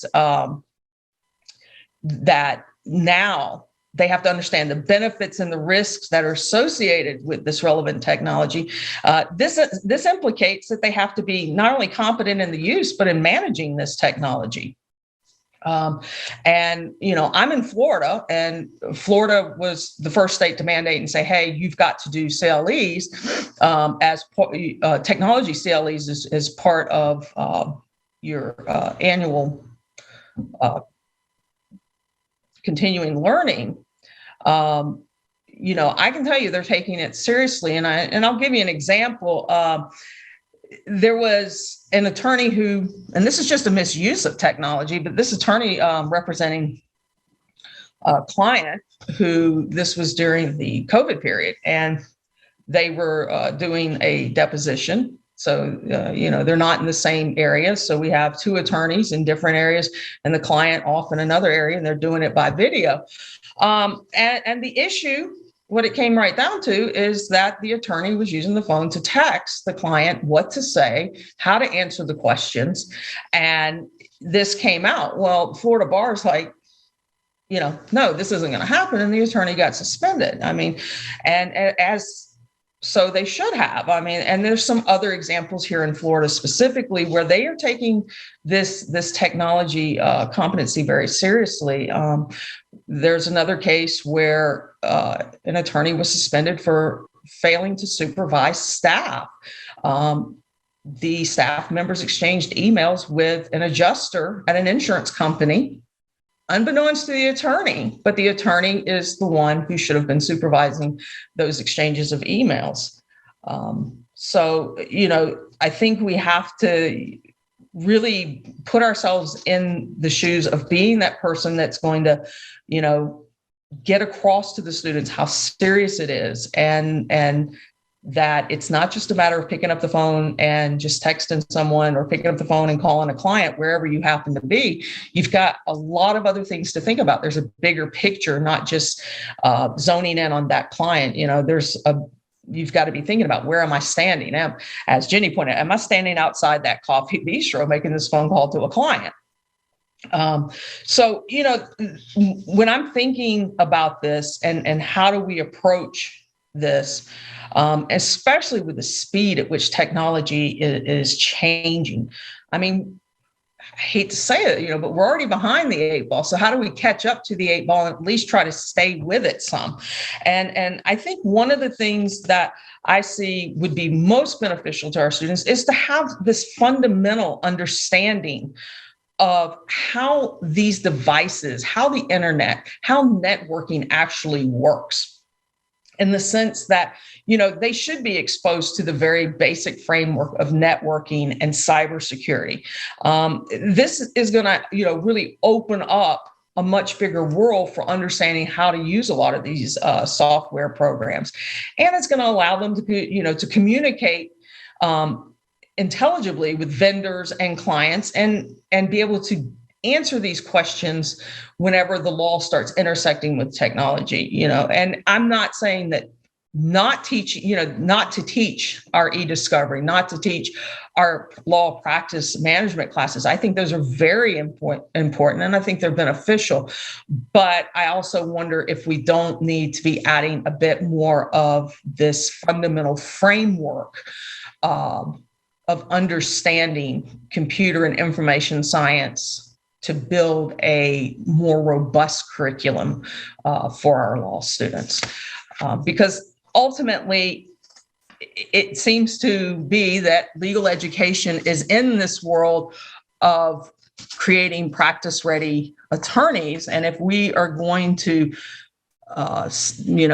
own that, then we have to have them practice ready all the way around, not just in the doctrinal, not just in drafting documents, but also in using the technology in their day-to-day practice. And I also want to comment real quickly on the next generation bar. I was actually in Chicago at the ABA meeting, and I listened to the presentation that was made about it. And I agree with Ashley. I mean, I think we've got there's going to be some gaps in between this. We're not even looking at technology. It's like there's this assumption, well, if they take the bar on the computer, they know how to use it. I think we've got, again, we're going to be kind of behind the 8 ball, even when we go to the next gen bar, because what we're testing is not actually maybe where we are at or what we should be testing. But that is what I am looking at exploring in this article that I'll be writing. Any questions for us, folks?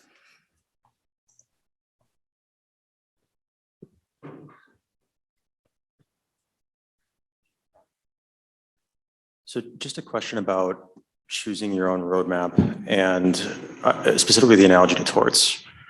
I think I agree with the notion that the skills to learn new technology are sometimes more important than technology itself, especially when we consider how quickly technology advances. But the difference I am sort of toying with in my head is that as a practicing attorney, I'm almost forced to learn the Minnesota law of torts. If somebody comes to me with a PI case, I sort of can't do my job without it. Whereas in some instances of technology, there is a hesitation to learn new skills that may be beneficial. And sometimes we see people just avoiding the pursuit of knowledge, even if they have the skills to do so. And so I'm curious if you have any thoughts about how to sort of develop a desire to continue pursuing technology or incentivizing it in the profession so that people stay up to date. I completely agree that we need a better incentive system. Can't tell you how many attorneys have walked up and told me, you can't make me learn Word because it doesn't matter. I'm going to get the money from the client regardless of whether I use it well or not. Until we start seeing enforcement, that's true. But there is a case out of Canada, actually, where an attorney was denied his entire research fee because he refused to use modern research technology. And the court said, you would be more efficient and more effective if you did this. So you are misbilling your client. So no. And we're going to start seeing more of that. I think it would also behoove the clients to take a look and say, why did it take you 3 hours to write a 2-page letter and ask.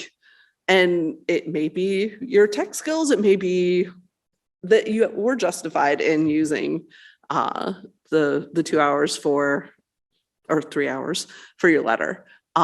We'll see, but we've also already started seeing clients push back. Have you heard of Casey Flaherty? He was at Kia Motors. He was their in-house counsel, and he actually gave his, I think it was 8 or 9 law firms who were the outside counsel, a technology test. Every single firm failed the test. And he's like, I'm not paying your fees if you can't be efficient about technology. Casey is actually why Procertus exists. He started it because he thought that attorneys needed to be proficient at technology. He was not willing to have his company pay for attorneys' inefficiencies anymore. And we're seeing more and more clients push back. They don't want to pay the long research fees. They don't want to pay for your technology inefficiencies. They want competent attorneys who are competent in more than just legal knowledge. So the enforcement, I think, will come. It's just going to take time.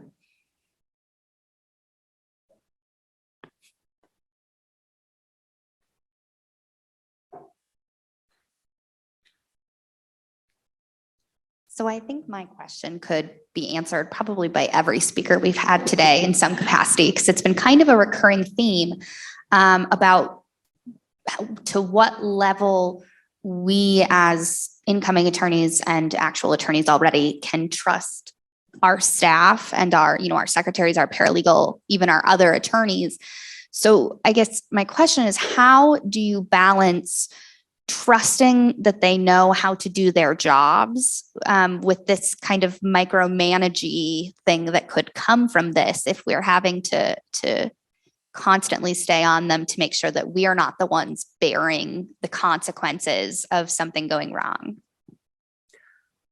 My quick response is everybody deserves training. So you need to train your staff, train all of the attorneys in the firm.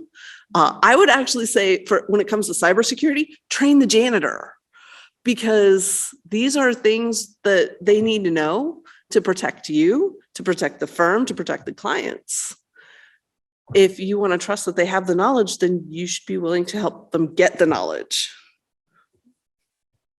Do you have anything you want to add? I mean, yeah, it all comes down to training. So, and I'm also just sitting here thinking about obviously there are tools that can be used within firms, Procertus, but again, there's a cost associated with those things. So it may just come down to putting those resources together yourself. If it's a small firm or so whatever the situation is, and you don't have those financial resources. And then I think that's also helpful with respect to thinking about, what are the specific technologies and tools that are important for that particular focus area, specialization area. So yes, training is my answer as well. I will give a plug to your local public library and your state public library, which you can often get a card to remotely, because a lot of them offer the technology training tools for free to you. So the Columbus Metropolitan Library and the State Library of Ohio both offer access to LinkedIn Learning, which is formerly lynda.com. I use their trainings all the time when I teach students. It may not be, this is how you use it in the practice of law, but it's like, here's how to work with Microsoft Styles.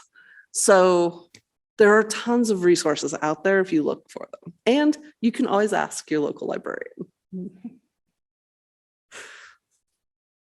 So when looking at these purposefully vague rules, how do we balance a need to allow the rules to be vague enough to adapt to current technology, allow people to develop their own personal roadmap, but also building in those institutional checks to make sure that we have minimum competencies, both in our individual practice and a statewide, national level, and especially when considering the different access that everyone has? I think that's the big question, right? I mean, that's what I'm thinking about now as I'm writing my paper. Again, I don't have anything greater than I think it's problematic. I'm curious as like for current law students, if y'all find this lack of definition problematic, right? And thinking about moving into practice. But yeah, that is the question. And so just coming up with those particular skill sets and knowledge areas that will cover expanding technologies and tools, right? So my paper is a work in progress and I don't have a solid answer for you, but I appreciate our conversations today. And yeah, I'm excited to kind of think about all of we've talked about today. I think you might also take a look at the medical standards of care because they have those vague definitions too, yet they have managed to keep the doctors in check and make sure that they're meeting the needs of the patients. So just a thought. And I think also in just thinking about that, I think that's, in somewhat answering your question, maybe not completely, but I think that's where these frameworks of creating this, baseline curriculum would really help. It kind of would get the momentum going towards having some definitive idea of what all of this means. And I agree with Jenny that if you look at the medical field, they have been able to keep the doctors in check with these, with these vague types of definitions. But I'm not sure there is a definitive answer out there. And I'm also, I think with everybody else here, we have our ideas. I think we're trying to, we're putting them in play, whether we already have, legal technology classes or we're trying to create them. It's kind of one of those things, it's almost time will tell. And that's not a helpful answer by any stretch, but I think it's the answer that we have now. And I think that's why we're having this symposium, is just for the simple fact we're trying to put something together to push this topic further down the road than what we have in the last 10 years. And I think this is a really good start at getting to that.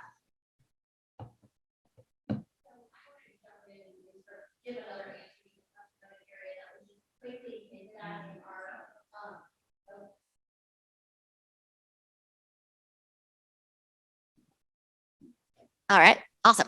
Okay, so in a brief little answer, I just wanted to hint at something that we discussed during our presentation. Jessica mentioned about the state themselves and what they adopt. And as we went down the research rabbit hole of the sort of ethics conversation, we really did a deep dive into a lot of the jurisdictions. They have also put out their own formal opinions. And so some of it depends on where you are. Some of them are very specific and very detailed with like, in our technology, in our jurisdiction, you have to know this. This is the minimum.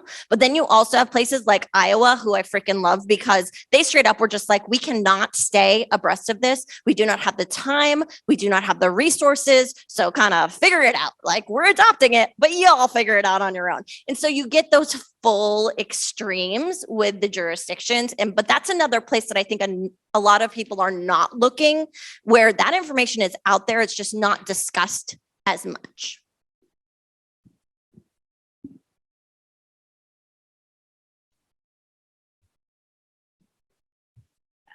How have there been discussions about enforcement in ways that don't require individuals bringing lawsuits for malpractice, for challenging fees? And I think just coming off the cusp of the discussion on access to these technologies in a lot of areas where they don't have access to technology, there are also a higher rate of individuals that wouldn't have access to the resources necessary in order to bring those sorts of legal challenges. And so are there suggestions or are there ideas that are floating around about enforcement measures that don't require these individual lawsuits?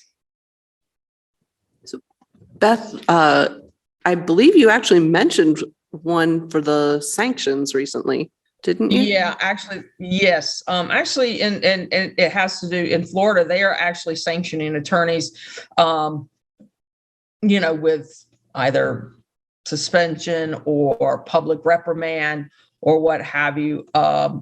So those are just complaints being filed, to the bar itself. And I'm not, I know there's a couple of them, and you have to excuse me, I've looked at so many, but a couple of them where the bar has, not only reprimanded the attorney, but said the attorney had to make some type of, I don't want to call it restitution, but repay funds on whatever the particular infraction was with the technology. And I believe Justice Brown, he also talked about a couple of cases where, attorneys had made mistakes with technology and the money. And I think, I want to say his was a disciplinary one with one of the bars. I could be wrong on that though. He's nodding, so I think you're right. Okay. While we're waiting for the microphone to go over to Justice Brown, I wanted to mention the three main ways that I know of are malpractice suits by the client, bar grievances, and sanctions brought within a trial. But yeah, well, and I was just going to say, we need to draw the distinction between everything bad that can happen to a lawyer. All right. I may be the only one in this room who's ever had to disbar a lawyer. I sat on the State Bar's grievance committee, among other things, and I've written the ethics opinions about lawyers. So we have to distinguish between malpractice, which is falling below the accepted standard of care for a lawyer, breaching that standard of care. Incompetence certainly, lack of competence certainly can constitute that. Disciplinary proceedings have to do with violations of our rules of professional conduct, given whatever particular jurisdiction you're in. So you may mess up in a way that is malpractice without necessarily violating a rule of professional conduct. And you may violate a rule of professional conduct and not necessarily have committed malpractice. So, there's this entire spectrum of bad behavior or unfortunate behavior, that we have to look at. But yeah, and in a number of my writings, including what's going to be forthcoming here, it can take the form of malpractice actions brought by the client. It can also take the form of disciplinary actions because the lawyer's conduct, violated one or more of the rules of professional conduct. I just saw our 5-minute mark. So I saw one more question over here. Amy, did you have a question?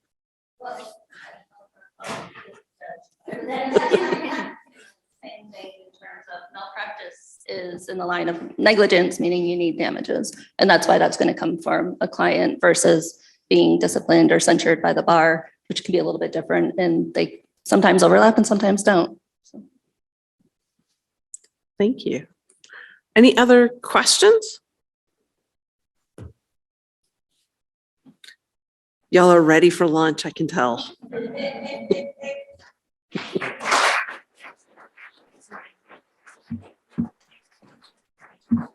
Really excellent presentation. A few little things. Everyone's heard of those crazy laws that are still on the books that, you can't feed a horse a beer in a bar, right? So laws are only as good as their enforcement, which is what we're talking about. So if not enforced, does the law even matter? I think that's really the big question. So one of the dirty little secrets of legal practice is that lawyers know a lot more than their clients do.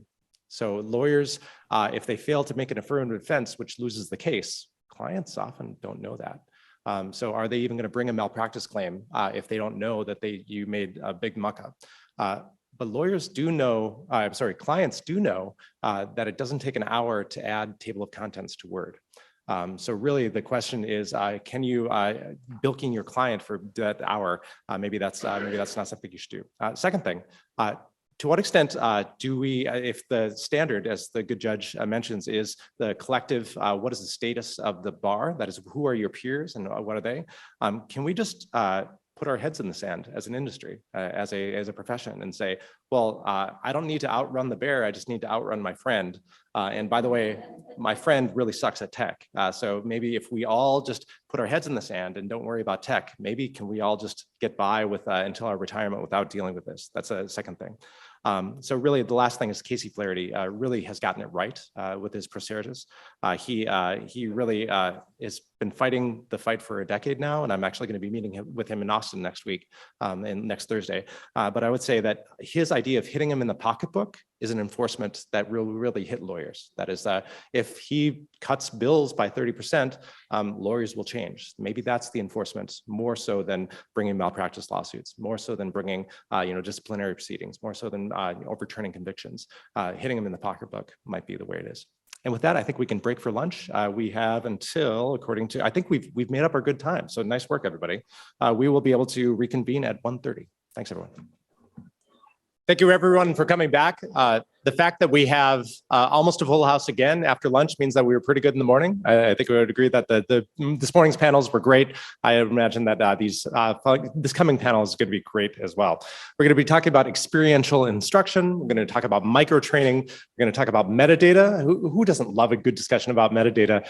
And we're also going to be talking about data fluent lawyers. So on our panel, is Peter Hook. He is at Notre Dame, and his focus for the last 20 years has been on information processing. He has done visualization and data analytics, and that is his focus, and he'll be talking about some of that today. Also on the panel, I think, is Jacob Sayward. Is he remote? He is. Excellent. He is with Cornell. He's developed the law practice technology course at Fordham, currently at Cornell teaching law practice technology, and previously he worked for the Attorney General of New York. Also on the panel is Eliza Bowles. Eliza is with the University of Tennessee and focuses on law practice technology and particularly about micro-learning, which you're going to learn about a bit before. And she's also active with Cali and other tech organizations. And lastly, we have Stacy Rowland, or Rowland perhaps, and she is at North Carolina, where she talks about automation in legal practice, public access, law practice technology, and metadata, my favorite. So please join me and welcome them.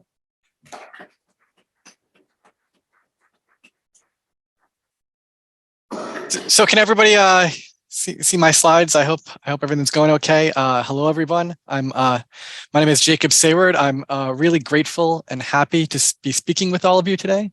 And I extend my regrets that I wasn't able to be there in person with all of you. I'm going to be talking about law practice technology instruction that meets certain experiential goals. But I want to acknowledge that there are different ways to meet experiential goals. And arguably, the most experiential modality for instruction common to law schools is the clinic. Yeah, I'm not focusing on clinics today for a few different reasons. I'll leave that to maybe some other folks. And instead, I'll be focusing on the other big category of experiential course, and that is the simulation course. The simulation skills course may be another half step removed from real practice, but these courses can nonetheless offer many of the same experiential benefits in a slightly more controlled environment that ensures certain competencies in the form of learning outcomes will be addressed. So let's talk a little bit about tech competence. At this point in the symposium on this topic, you've heard some really great folks cover this stuff in depth. So I'm going to try to keep this real quick. We know about the rule of 1.1, comment 8. We know about related rules requiring technological competence, and we know about adoption in 40 states. We know that states are adding CLE requirements in various aspects of this area. And my state of New York even just sent me a reminder email yesterday evening that I still have to do my 1 credit of CLE on cybersecurity, privacy, and data protection, which is due at the end of the reporting year. And of course, there are always more ethics opinions piling up, exhibiting different displays of lawyers behaving incompetently and irresponsibly with respect to technology. Future lawyers could really benefit from the instruction on law practice technology, and especially the kind that improves their competence in this area when they practice. So the question is, what form should that instruction take? Simulation requires getting the students to a point where they perform a version of the work, whatever it is that's being simulated. The extent to which reality is approximated will vary due to many factors, but the goal is a high level of approximation, however you want to measure that. In one type of applicable course, students may draft a brief or engage in an oral argument. The case may be fictional and the judges may be played by the professors, but the goal is for the students to do the actual thing, the actual work, similarly to how they do it in real practice. And maybe a different type of drafting course, the students may draft something that looks like an actual court document or a will or a contract, even if it's on behalf of a fake client. And of course, in a legal research course, the students will use actual legal research tools to locate actual law, even if it's in response to a fake legal research problem. If we are still in the formative stages of law practice technology instruction, that is understandable for an area folks have only been talking about for a decade or two. But it'd be great to accelerate the field's development and evolution by looking to a model many of us are more familiar with, and which has been discussed in this way for closer to a century, and that is legal research instruction. If most of the folks actually teaching law practice technology in law schools are librarians, that makes legal research instruction an even more readily accessible model from which we can learn and take lessons. And whether it's a legal research course from decades ago, putting digests in the actual hands of the students to find a case, or a more recent legal research course where students use modern databases to find the law, there is a strong emphasis on using the actual tools to simulate the work. That is where the competence comes from. A cause of concern are courses in the area of law practice technology where students spend most or even all of their time devoted to thinking and talking about technology, but spending little to no time actually using the technology itself, the technology in question, to perform law practice tasks. One might hope that it would be intuitive that students practicing using the technology is a great avenue to competence, but that idea is not manifested across all instructional efforts. And there can be many sources for this development.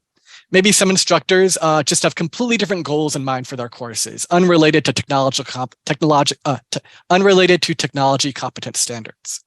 Instructors may not be particularly experienced with the technology itself or not confident enough in their use of the technology, even if they are quite competent in it. So they instead focus on transmitting to students what others have written or said about the technology. Or maybe the technology is just not readily available to instructors or students. It could be costly to acquire or provide access to. Any given technological tool could also be technologically difficult to set up, implement, or administer. Aspects of it could be proprietary to a single firm instead of being available on an open market. These obstacles should garner a fair share of sympathy for instructors dealing with them.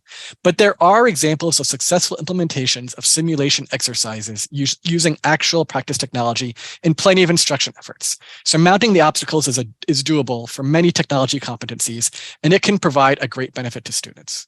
Imagine a student who completed a semester-long advanced legal research elective, but never touched any of the actual legal research tools they would use in practice. They could have received the greatest lectures from the most experienced expert instructor about the history of different research tools, the context with which they were designed and built, explanations of trends and how attorneys are conducting research, and it will all have had a significantly muted benefit if the student never had a chance to conduct research themselves. Law practice technology instruction suffers similarly when there's not enough emphasis on simulation and the hands-on use of the technology. But Jacob, you may say, are you asking us to just teach to the tool, to endorse a specific product and resort to shilling for a particular vendor and run glorified training programs? And the answer, of course, is of course not. We should be concerned about the downsides of focusing too much on any specific technology examples. But these problems and their potential solutions have their own models in legal research instruction. Westlaw reps will always train students on Westlaw. Lexis reps will always train students on Lexis. But real legal research instructors try to develop in their students transferable skills. We know that even if we decided to only care about teaching our students how to use one particular legal research product, it would become moot as that product evolved and upgraded over the coming years. One of the ways we deal with this is by teaching students how to conduct research using multiple different resources, not just different resources in the same kind of product category, but very different kind of resources from very different kind of categories. Students in a given legal research course, yes, they may perform simulation exercises using both Lexis and Westlaw, but they also may do so with a number of other research databases, big and small. They may also do so using free government websites and other contrasting tools. Hands-on use of the different tools to perform similar tasks helps them build the transferable skills, as well as a general resiliency or adaptability to different legal research tools. This is what we need to do when teaching law practice technology. We're not trying to get students to master product X. Product X might work completely differently in 5 years. Or maybe product X will have been gobbled up by conglomerate Y by then. When possible, we need to teach students multiple competing technology tools targeting the same competency to ensure there's no lock-in, where students are helpless when confronted with a competing product to use or a product they haven't touched in the exact same format before. And this is, of course, something Michelle Hook-Dewey alluded to earlier this morning. Another way we can help address this, at least when we have the luxury of more class time to devote to it, is by giving our students lots of context about how these tools are used. Emphasizing hands-on for most of the class doesn't mean abandoning discussion or pondering of the big questions about the technology completely. So even though I'm trying to push people more in this hands-on direction, it's not to abandon all the additional discussion. We still need great discussion, just like our legal research courses need lots of great discussion about the tools students are learning. Iantha Haight, who spoke earlier in the symposium, published my favorite article on this topic in the Journal of the Legal Profession a couple of years ago, entitled Digital Natives, Techno-Transplants, Framing Minimum Technology Standards for Law School Graduates. And it's my favorite article in the subject area because she did such great work to actually extract and organize a schema of tech competencies for new attorneys. And of all the schemas out there, I just really like this one. I highly recommend reading the article and adopting the outline of the schema that's laid out so nicely in the article's appendix. But all I have time for at the moment is to get into a few of the top level broad categories she identified and how hands-on examples for many of these are readily available to incorporate into a law practice technology instructional effort. And you can see those categories listed here: information storage, communications, discovery, research analysis, marketing, and tech resilience. Now, the discovery topic so naturally lends itself well to instruction on e-discovery platforms and the various stages of the e-discovery reference model that technology assists with. E-discovery technology instruction often centers on the review stages of this workflow, right in the middle. But some e-discovery platforms can assist with everything from assignment and dissemination of legal holds all the way through presentation of the electronic evidence. And those are aspects of e-discovery that we see a lot more violations of in various ethical opinions. Instructional approaches for the discovery competency can thus be built around providing students with hands-on access to such e-discovery platforms and have them simulate every single stage in the e-discovery workflow via a complete walkthrough from start to finish and assessments of the end results. And I'm telling you, if you have class time, I really recommend every single stage of this workflow. Several providers of e-discovery platforms have academic partner programs granting free access to students and documentations for great walkthroughs and assessments. All of this stands in contrast to so many of the e-discovery courses taught in law schools that focus entirely on the doctrine of e-discovery and the cases governing it, but do little to expose students to the actual technology they'd use throughout the e-discovery process. And exposing students to every facet of how these tools help with e-discovery is really useful, because even though most attorneys won't work on every single stage of the e-discovery process in a given case, they will nonetheless be responsible for all the assistants and paralegals and outsourced firms who are delegated some of those tasks. An example of hands-on instruction in the communications competency could be a unit on case management systems, or what some of you may call practice management systems or matter management systems. These systems store the documents related to a case digitally, allowing multiple members of a law office to collaborate on an ongoing case or seek out documents from prior cases to inform work on future cases. Some firms build their own systems in-house, making those systems too proprietary for most students to access. But there are many companies selling cloud-based versions of those platforms, and some of them, like MyCase or Clio, have formal or informal academic partner programs allowing their use in law practice technology courses for no cost. Assignments can be designed around the hands-on use of these platforms in ways that actually simulate most of the tasks involving this technology in actual law practice. Another example of hands-on technology instruction that could fit the communications competency would be the advanced Microsoft Office or Adobe PDF training that's offered in workshops or via online training and certification programs like Procertis or National Society for Legal Technology. A number of folks have, of course, already brought these up throughout the day. One downside of this particular aspect of instruction is that by their very nature, these are much closer to the problem of teaching a particular technology product. You are teaching them a specific company's word processor product. You're teaching them Microsoft Word. Creative alternatives could be explored, but we're probably a long ways away from Google Docs word processor functionality getting the same foothold in law offices that it already has in many schools. The legal analytics tools are great examples of technology in the research and analysis competency, but I'll leave it to the legal analytics segments of this panel to discuss that topic more generally. Instead, I'll just reference another example of hands-on technology instruction that could fall under the research and analysis competency, and that's research on business intelligence or competitive intelligence databases. Law school graduates are often criticized for their unfamiliarity with the types of financial documents that frequently come up in legal practice. And an expansive solution to this complaint could include familiarizing students with the technology used to both locate and understand this financial information. Not only that, but there are lots of courses on researching business information out there, and that means they could provide good examples of simulation exercises in these areas. So we have lessons to learn from other simulation courses about both the value and possibilities of teaching law practice technology in a true simulated format. Putting the actual technology they'll be using as practitioners into the hands of students and getting them to spend as much time as possible simulating practice work using the technology is key to experiential goals and actually building their real competence with the technology. Thank you.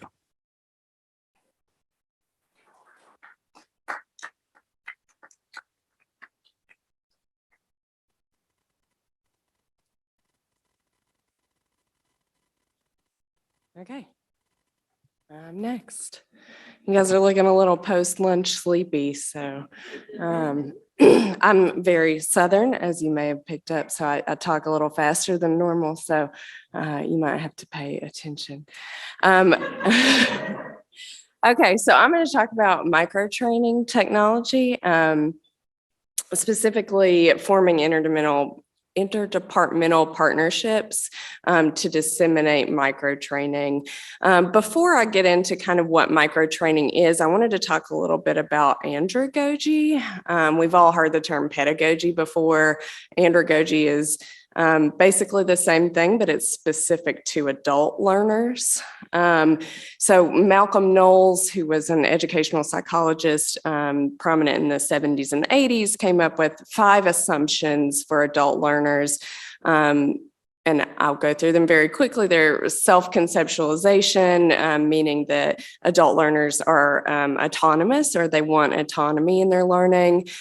They have varied experiences, so varied instructional design models are going to work best because you never know who you're going to encounter with an adult learner.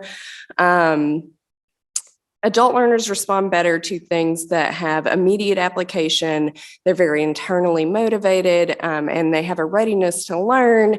I don't need to tell you guys this, but you're paying to be here as opposed to children who are being literally dragged out of bed. And maybe that's just my kids, but dragged out of bed and made to go to school. You are paying money to be here. So you have more of an internal motivation to learn.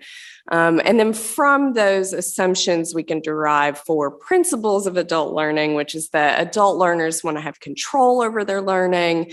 They want it to be rooted in experience and have real life applications. And then adult learners are more successful when we focus on absorption over memorization. So then getting into micro training or micro learning, there we go, as it's sometimes called.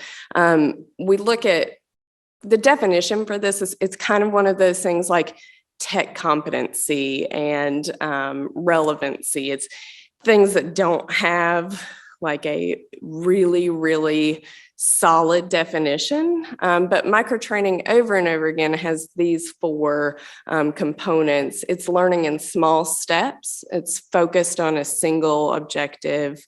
It is undertaken when needed, and it harnesses varied media formats. So looking back at those principles of adult learners, undertaken when needed, that means that it's going to have you're going to have control over when and how you learn this. It will have an immediate application. It's focused, so it's allowing you to absorb this one single thing instead of memorizing, all the elements of torts. And then harnessing varied media formats. That's another thing where we encounter students with extremely varied levels of technology training and experience. So the opportunity to use a lot of different media formats speaks to many different types of students. So why would micro training, we've talked about why micro training is specifically good for adult learners, and all law students presumably are adult learners. And so why is it good for micro training tech competencies? Well, for one thing, I teach the only law practice technology course at Tennessee. We are a very small law school, really. We only have about 350 students total. But I cap my class at 16 students every year because it's a skills-based class, and I frankly don't have time to grade more than 16 skills-based assignments every 3 weeks when they're due. Now, usually somebody calls and asks me to move the cap up, and I have about 20 students, but still every year that's 20 students out of 350 that are actually getting this formalized, extensive training. And then because, and I know I don't need to tell any of you this, law students are so busy, and you don't have time to take it upon yourself to teach yourself an entire course worth of technology competency material. But if it's broken down into these pieces, studies have shown that small little bits of information are much more likely to be taken, to have students take initiative to do them without necessarily an incentive or an external incentive to do so. So student time demands. And then kind of the whole second part of my paper and this presentation is about the ability to insert these trainings into kind of already existing structures, and where they would fit in most productive, in the most productive way. And that's what brings us to forming these partnerships and why it's so important to form these partnerships. One is increased attendance incentives. I feel like probably every law librarian in this room has put a ton of work into planning something that almost no one showed up to. It's just a thing. So increased attendance incentives at UT. If career services tells students to go to something, they're gonna go. If a librarian tells them to go, they might go. But if career services tells them, they're going to go. So if I form a partnership with career services and they help me disseminate these micro training modules, I think attendance would skyrocket. And then there's also community building. We have a new dean at UT. This is a big thing that we're working on, is helping our departments work better. And lastly, and possibly most important, as print collections shrink, we all are dealing with potential budget cuts in the library, just a demonstration of return on investment that asserting yourself in a positive way into other departments can bring, and the attention that it brings to members of the library faculty. So I have some examples of partnerships. Some of this is things that you've heard people talk about already today. And there are a lot that are out there that I won't get a chance to mention. But I've broken it down by kind of topic. And as we've mentioned several times today, there is no specific list of things that you need to know to be a competent lawyer, but these are some of them. Word processing efficiency. If we think about Procertis, you've heard the word Procertis several times today. Procertis is actually a collection of micro training modules, and it will help a student go through task-based little bits of like creating headlines in Microsoft Word, applying styles, tracking changes, removing metadata, and then something that is very important when we get into best practices of microtraining is comprehension checks. So once you've done these little microtraining pieces in Procertis, there is a test that you can take to get certified. And the other thing that I think is important to note here is we at Tennessee, we do have Procertis for all of our students. But even if you don't, these are things that you can create yourself and still do the comprehension checks at the end, and then partner with career services so that once students have completed these, be it through Procertis or through your own portal or just email, they can add some sort of badge to either their resume or their LinkedIn profile. And then we get into a concept called micro-credentialing. So there's a lot of microing around this subject, but so micro-credentialing would be giving credentials for little bits of things. So, you know, on your resume, you could say certified in metadata removal or redaction techniques, which is all very important. And then there's also legal writing. You know, legal research, because in a lot of the instructors for technology courses are librarians, legal research is a natural fit for some of this training. But legal research is also extremely important, and it's hard to give up your time. And I don't know any legal research instructors that would give up their time to talk about cybersecurity. You just don't have enough time for that. But in legal writing, they're going to feel the same way. No legal writing professor wants to take an entire class session and talk about formatting a brief. So creating these like micro training modules about creating and formatting briefs or motions or tables of authorities, and then giving those to the legal writing professors to use. Again, that just lends to community building and return on investment. And it's disseminating your work to a wider audience than you might have necessarily had access to. Time recording, this is a big one.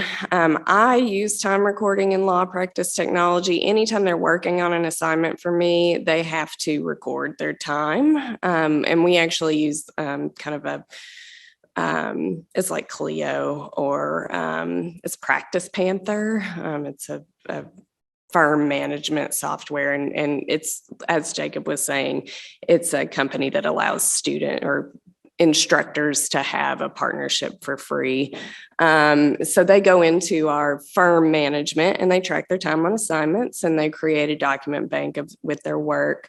But clinics and other experiential courses are also a great place to do this. And what I mean with time recording, it's not, if you haven't done it before, it's not the easiest concept in the world. I mean, you are often recording time in very illogical increments. So creating a little module about the act of time recording itself is what I mean there.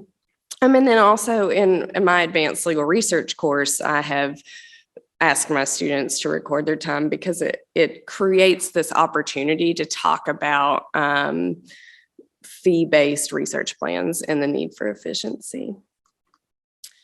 Courtroom presentation software, a 5 to 10 minute module on how you use the technology in your classroom, because in my experience, often the things that you're coming up with in the classroom translate very directly into the technology that you're going to find in the courtroom, right?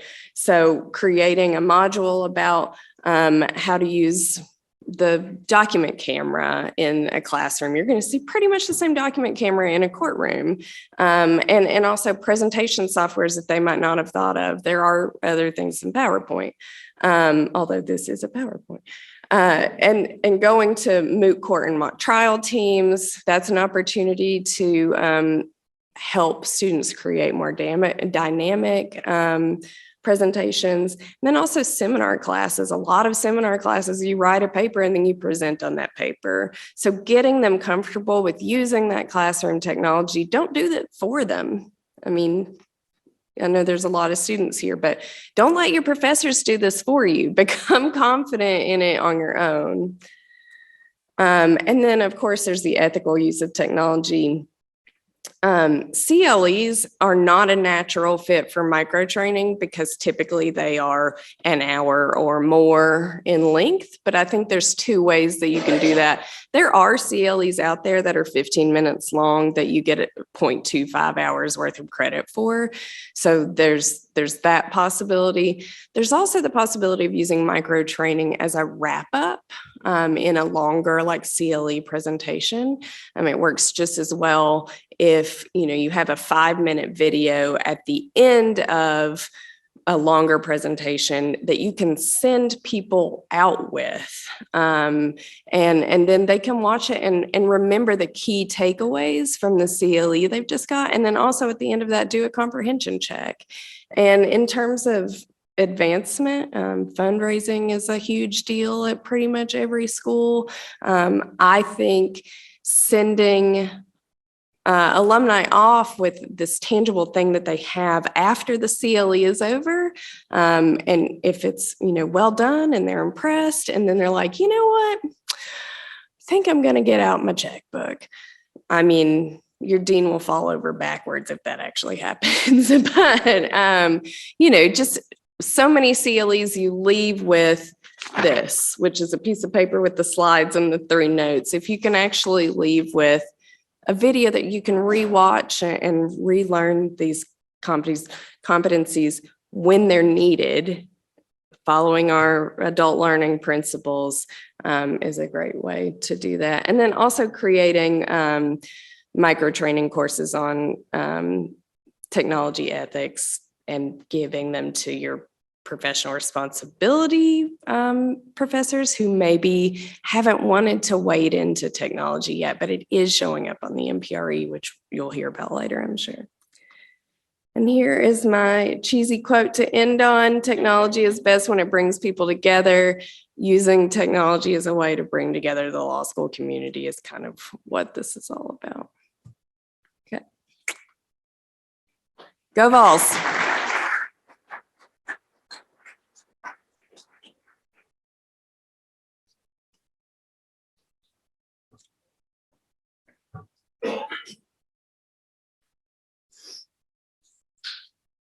All right, well, again, I want to extend my thanks to the University of St. Thomas for inviting us all up here. I have found all of these talks so valuable.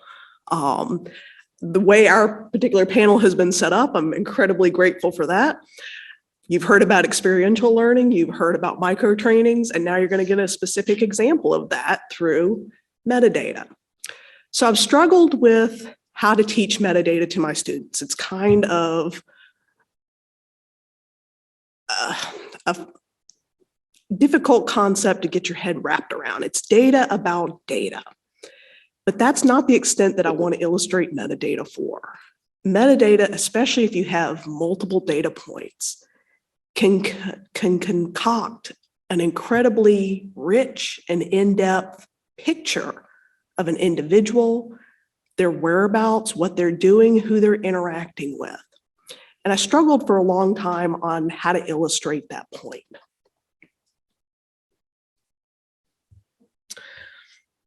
So I tried to start as simply as I could. Metadata is data about data. So I started looking at pictures. It's something that my students are all familiar with. They all text pictures, they take pictures, they post pictures on social media. But I wanted to drive home what the implications of that are as a lawyer, as a professional, as just an individual citizen. What does it mean when I take these pictures? And I try to impress it in that these are digital fingerprints. Everything that we're doing, everything that we're creating on our phones especially, they're huge sinks of personal information. So the way I figured out how to illustrate that to my students was just my own pictures. So I started out with a fairly simple one. This is my rooster-roo. That's what happens when you let the 11-year-old name the chicken. And I asked them, what do you see? And they look at me like I'm nuts. And I'm like, okay, just tell me the obvious stuff. And they, say it's a chicken. Some of them get to it, it's a rooster. And I'm like, I see an entire trove of personal information on this. And how do I get there? This was taken on an iPhone, and I do specifically point that out since Apple in their marketing really likes to point out how they're pro-privacy. Without me changing any settings or doing anything, this is the digital fingerprint that particular picture holds. If I post this picture on social media, if I text this picture to anybody, that digital fingerprint goes right along with it without competent intervention. And why is that important? It brought down John McAfee. So back in 2012, McAfee was on the run from the US government for a variety of reasons. He kept saying he was in Brazil. And Vice magazine ended up being embedded with him. And they posted this kind of boasting picture saying, we're right here with John McAfee. And they posted that picture online. 24 hours later, the US government scooped him up because Vice magazine did not remove the metadata that was attached to that picture. It had the precise GPS coordinates of where he was. He kept saying he was in Belize. He was actually in Guatemala, right on the border of Belize. And the US government worked with the Guatemalan government and they scooped him up based on that. So metadata does have real life implications, even if it's just pictures. I mean, we've already heard examples of Paul Manafort and he couldn't redact stuff and he got in trouble with metadata. And that's all true of, word materials, office materials, things like that. But it's also a big problem when it comes to visual data. Where is it going? What are you sending when you do this? So if you look at my particular picture, and again, this was taken on Apple, who touts privacy and all that, you can actually see the time, the date, when I took this, and you can see precisely where. So if you click or just touch that map, you can zoom in, and see the precise road where that picture was taken. You can also see all my neighbors around me. So you get a lot of context about that information. If I go a little bit further, I can see the precise side of the house that I took that picture on. And now that I've got the road information around it, I can simply plug that into Google Maps, and it's very easy for me to get the precise home address at that point. I already know about where it is. If I just plug in this case, Daffodil Lane, and yes, that is my actual address. Sounds like it's something out of Dickens. Daffodil Lane, North Carolina, I see that street. And it's a very small street. There's not that many houses on it. And it's easy enough using Google Maps to figure out the precise address. If I have that precise address, because of the way property records are set up, it's easy enough to figure out the owners, how much I paid for it, how many times the house has changed hands. I've just more or less doxed myself. That's how easy it is to dox individuals. So anytime you send any kind of picture, you text it. Now, after the whole John McAfee thing, at least the larger social media companies, so Twitter, Facebook, they started suppressing the metadata, but it doesn't mean that all of them do. If you look at what happened with January 6th, Gizmo did a fantastic article and looked at all the cell phone information, all the data that was going on out there, and traced it through the Capitol. All of that was made possible because of metadata. It was all this information. It was that halo of personal information that each and every one of us creates on our own devices. So it has major implications for bring your own device. How are you using this in your personal life? How are you using it in your professional life? What kind of information cross-contamination are you putting out there as a professional? And what I like about this example is I'm avoiding the questions of lock-in. This is information that any of us can look at. Google is free because we are the product, but that's where I'm getting this information from. And it's accessible to each of us. All my students have cell phones. Generally, just anecdotally, when I'm watching pro se's come in, they all have cell phones. So this is a good starting place for discussing metadata and having it accessible to anybody out there. We're all using this information. Google is using this information about us. If you want a really, really good case that goes into a lot of detail, US versus Chattery. This came out of the Eastern District of Virginia. And what happened in Chattery is he was picked up for armed robbery. Well, law enforcement got a warrant that touched on, it was about 17 acres where the robbery took place. And the warrant called for all of the cell phone information in that geographic area. They ended up with about 200 hits, and Chattery was one of them. And what's really amazing about this particular brief that was written, it's 60 pages, it goes into the detail of everything that Google is collecting about us, all the metadata that's constantly being compiled about us.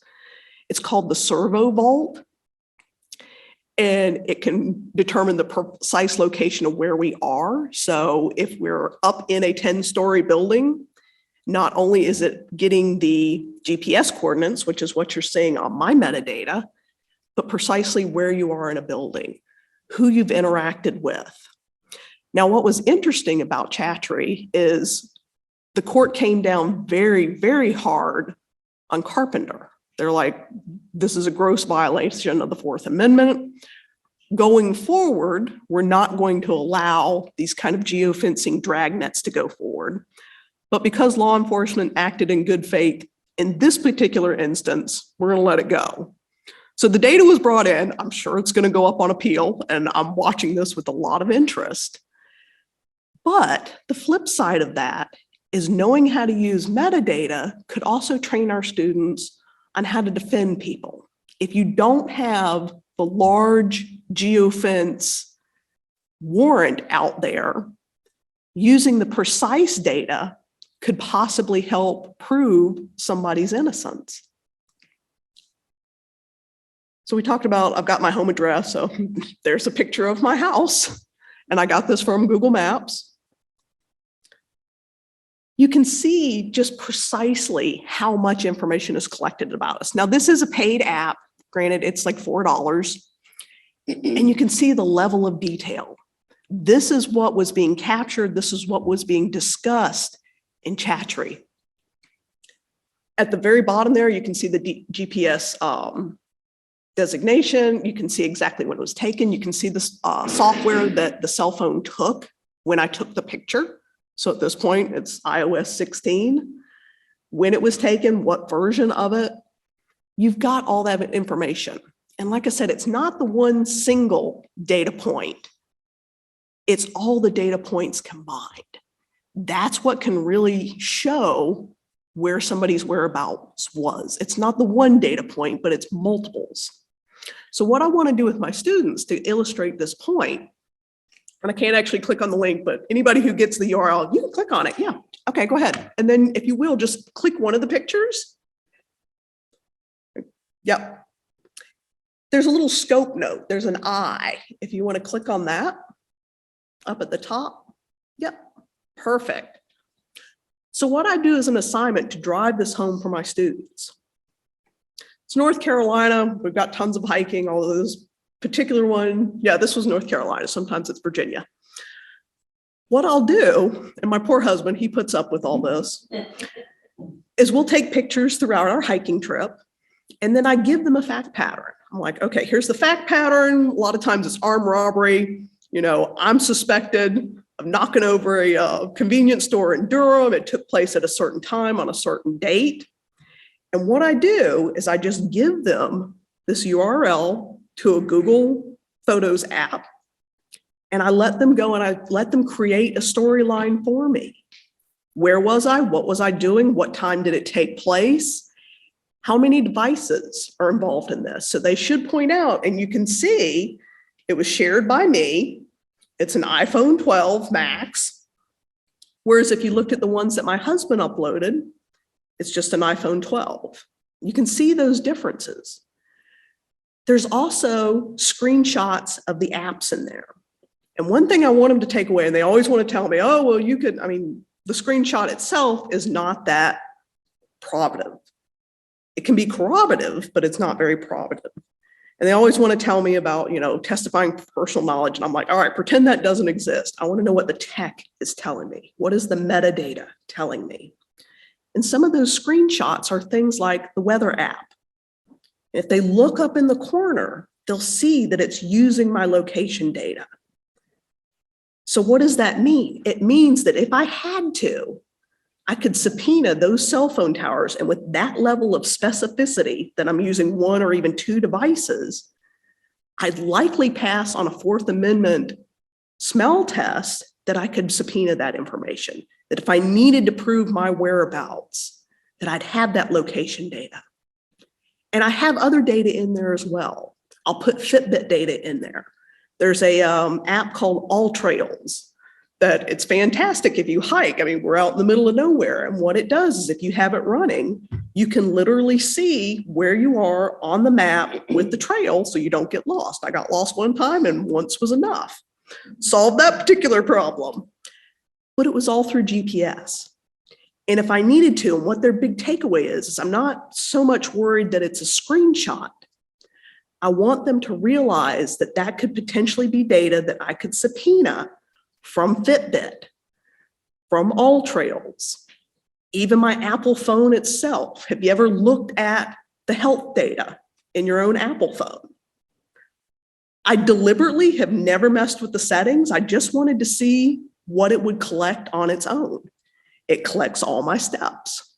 So when I'm out hiking, I can see that from, 8 o'clock in the morning until 3 o'clock that afternoon, I've got a huge number of steps. If I had to, and especially since it's my data, I had to subpoena Apple, I could prove from multiple different data sources my specific location. And again, keeping something like Chatry in mind, that would likely pass through the Fourth Amendment tests that are starting to be applied, at least, like I said, in that one particular case, and hemming Carpenter in.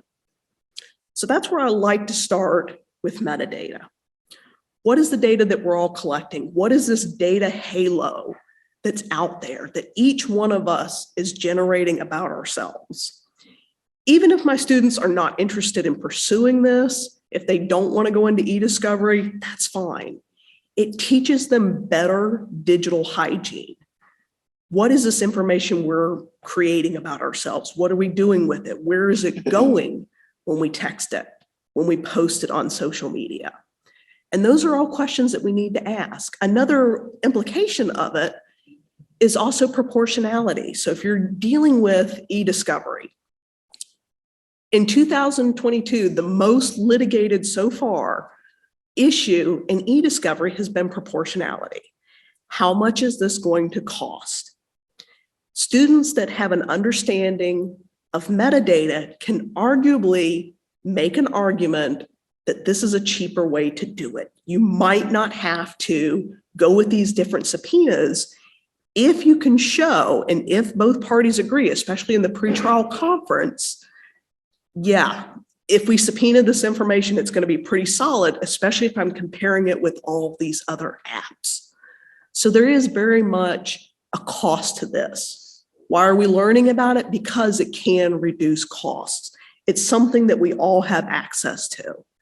So that's the way I always broach it with my students. This is something that I teach fairly early so that when we get into platforms like Concilio, like Relativity, they have an understanding of what's going on with metadata and just how much, especially when you put all those data points together, you're illustrating about yourself or about your clients, your whereabouts.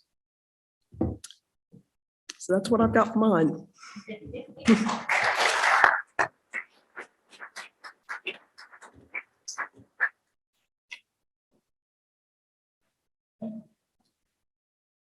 You'll indulge me, I'll break protocol and speak from the podium. I was inadvertently omitted from the program. My talk is called Developing Data Fluent Lawyers. And it's based on my experience with teaching a analytics for lawyers class. So I'll situate data fluency and the technology competency. I'll talk about that course, the 3 assignments I use in the course, and the final projects in light of experiential requirements. So in the computer science literature, you see this quotation quite often. The purpose of computing is insight, not numbers. And if you Google Hamming, you can find this quotation all over. To paraphrase, I would say the purpose of technology competency is insight for advocacy, insight for vigorous, zealous advocacy for our clients, not gadgetry. To fully optimize technology, one must understand data in all of its applied contexts, be aware of its overall strengths and limitations, and apply the best tools and data sets to data generally. So going to the literature and the various definitions that you might find, data literacy is defined as the ability to collect, manage, evaluate, and apply data in a critical manner. I also like this definition of data fluency from a management consulting firm. Data fluency is also known as data literacy, is the ability to communicate data insights while understanding the context and the methods used to process the information. So as to my specific analytics for lawyers course, leveraging social science for effective advocacy, I've taught it now 4 times, 2 times at Cornell, 2 times at Notre Dame. I'm going to teach it again in the spring. It's a 1-hour experiential learning course under the umbrella of our advanced legal research offerings, or ALRs. I have 14 weekly modules. I start with an introduction and talk about corpus linguistics, highlighting what's done at BYU. Week 2, I spent on data frameworks, including what I'm going to talk about a little later. Week 3, we get our hands onto an applied Excel exercise. Week 4, I start with Bloomberg litigation analytics, arguably the least learning curve to start using analytic platforms. Week 5, I do Lexis litigation analytics. In week 6, I have a network visualization assignment. Week 7, I go to Westlaw litigation analytics. Week 8, I talk generally about statistics. And week 9, we have an applied statistics problem, a correlation regression analysis. Week 10, I survey all the writing out there in the empirical legal studies movements, talking about empirical analysis of the works of courts, which I've written on. Week 11, I have a module on expert witness analytics. Week 12, my favorite, although less so after the Rucho case, on gerrymandering analytics, what John Roberts dismissed as sociological gobbledygook. Week 13, I talk about the ethics of litigation analytics, as is required in the experiential context, some ethical aspect, and the AI future of the law. I'm also now bringing in genetic genealogy, which I find fascinating. And then we wrap up with in-class presentations. So one of the data concepts I cover is the notion of a unit analysis. These are the different ways that data may be broken down, aggregated, converted, or manipulated so as best to reveal insights. And Nathan Yao has written about this quite compellingly. He works through an example of fatal car crashes in the United States for a 10-year span with 363,000. And he has a number of these examples. So a novice data analyzer might attempt to look at hourly fatal crashes year by year, every day of the month. Not really any insight. And he has about 8 other examples of these before he concludes with kind of the sweet spots. That if you bin by time of day, you bin by day of the week, or you bin by month of the year, you start to garner some insights. Most fatal accidents occur during the time most people are driving home from work. Most fatal accidents occur on Saturday and the weekends, and they peak during the summer months. And I tell students that finding these sweet spots where you're actually garnering insight is somewhat of a process of trial and error. And the more you do it and the more you're aware of what is possible, you get a little quicker about going to those sweet spots. I've written about litigation analytics. I found that I had to come up with my own definition. Litigation analytics are quantitative, replicable observations about litigation from which you may derive actionable insights. Kind of the predictive analytics holy grail of usable insights. And the replicable is important, but increasingly with these black box platforms, how much can an end user truly replicate remains to be seen. So one of my analytic frameworks that I give students is what's called the insight need framework. And various scholars have written about all the different insight needs coming out of data analytics. And I challenge you to come up with any additional ones. I bet I could contextualize it in one of those 8. And when I'm presenting the analytics platforms, I make sure to constantly contextualize it in these categories. And I ask students when they're writing up their final papers to also utilize the insight framework. Many don't. So in the rubric, it's an easy checkoff. But so frameworks are a form of cognitive scaffolding.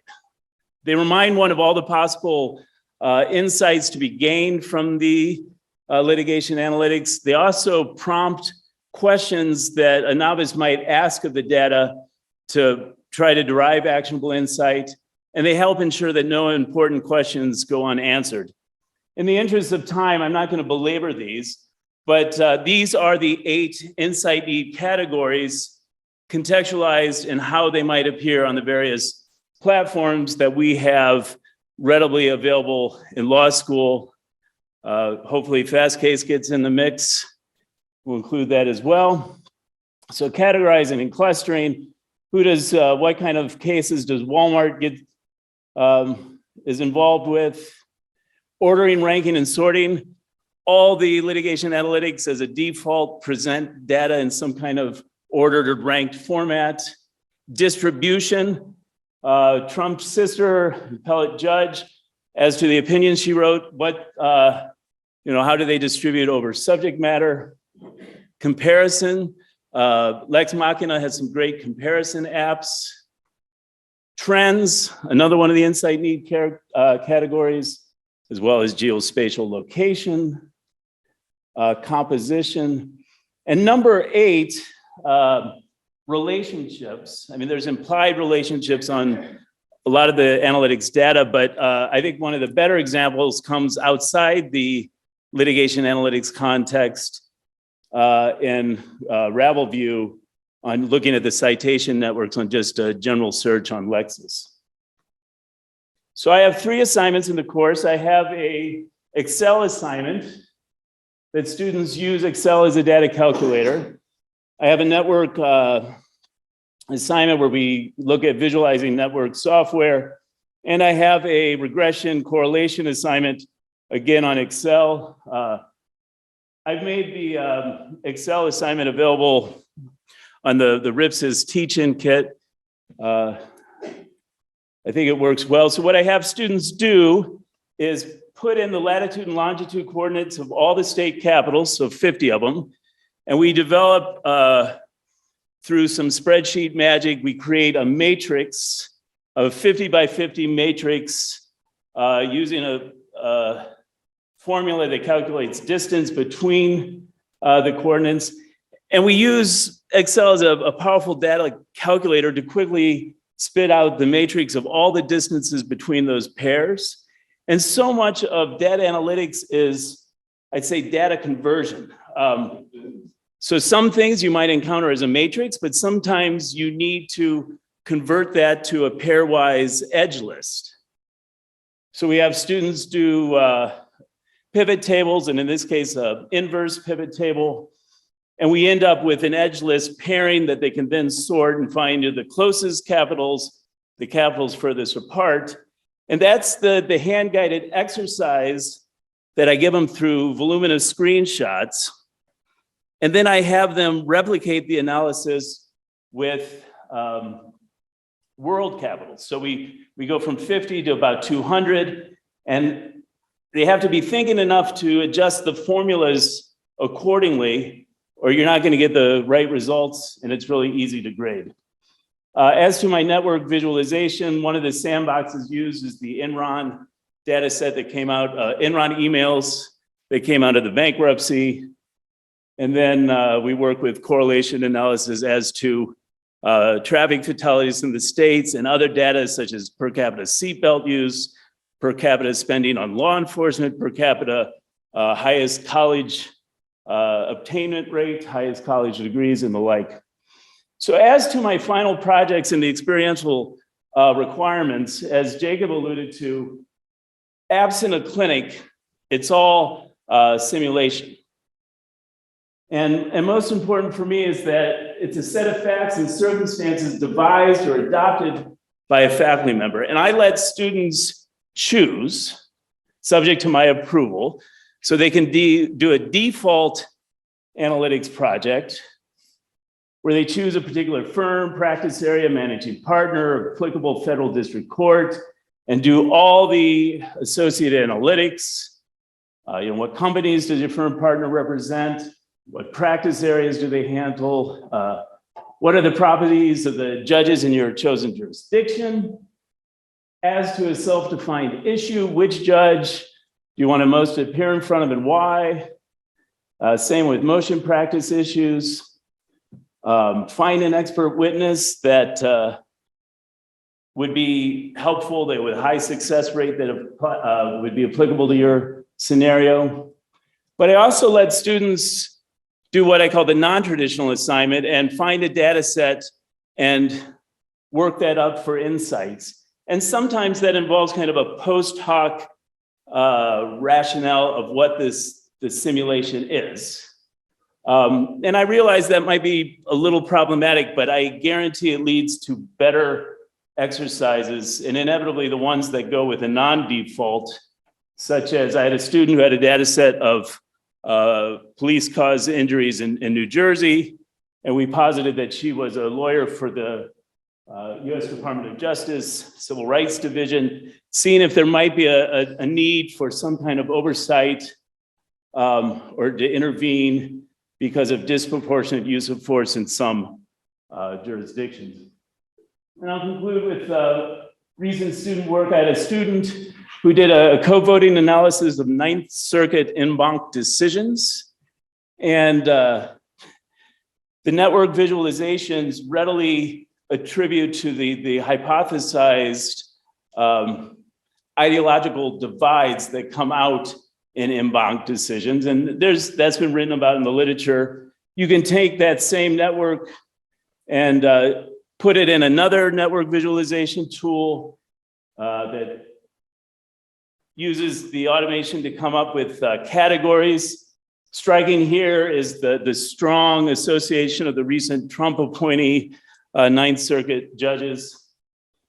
And then you can do a heat map of the same data set. This particular student is about to clerk for one of the Ninth Circuit judges, and wanted a detailed contextualization of the landscape that she'll soon find herself on.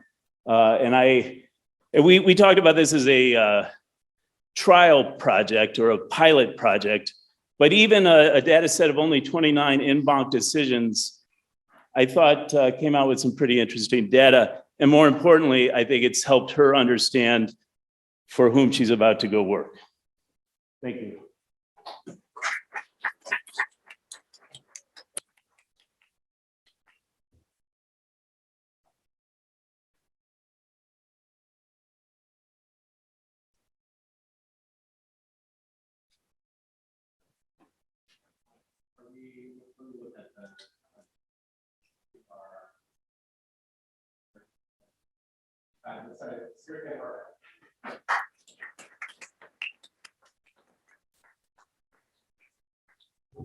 Great. All right, if my clock is correct, it is currently 2:35, so that means it is time for the next group of folks to come on.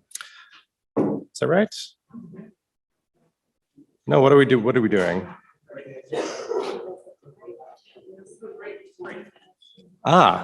So we're early. Is that right? Is that, am I? All right, let's do some Q&A then. So sorry, so let's please ask questions.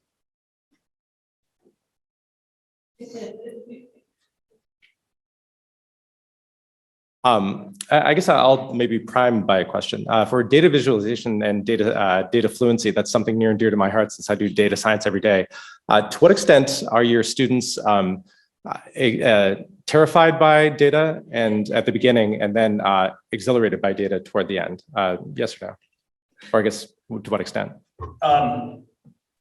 So I have to, as I market the class, tell students that I will accommodate all ranges of abilities and meet you where you are starting from.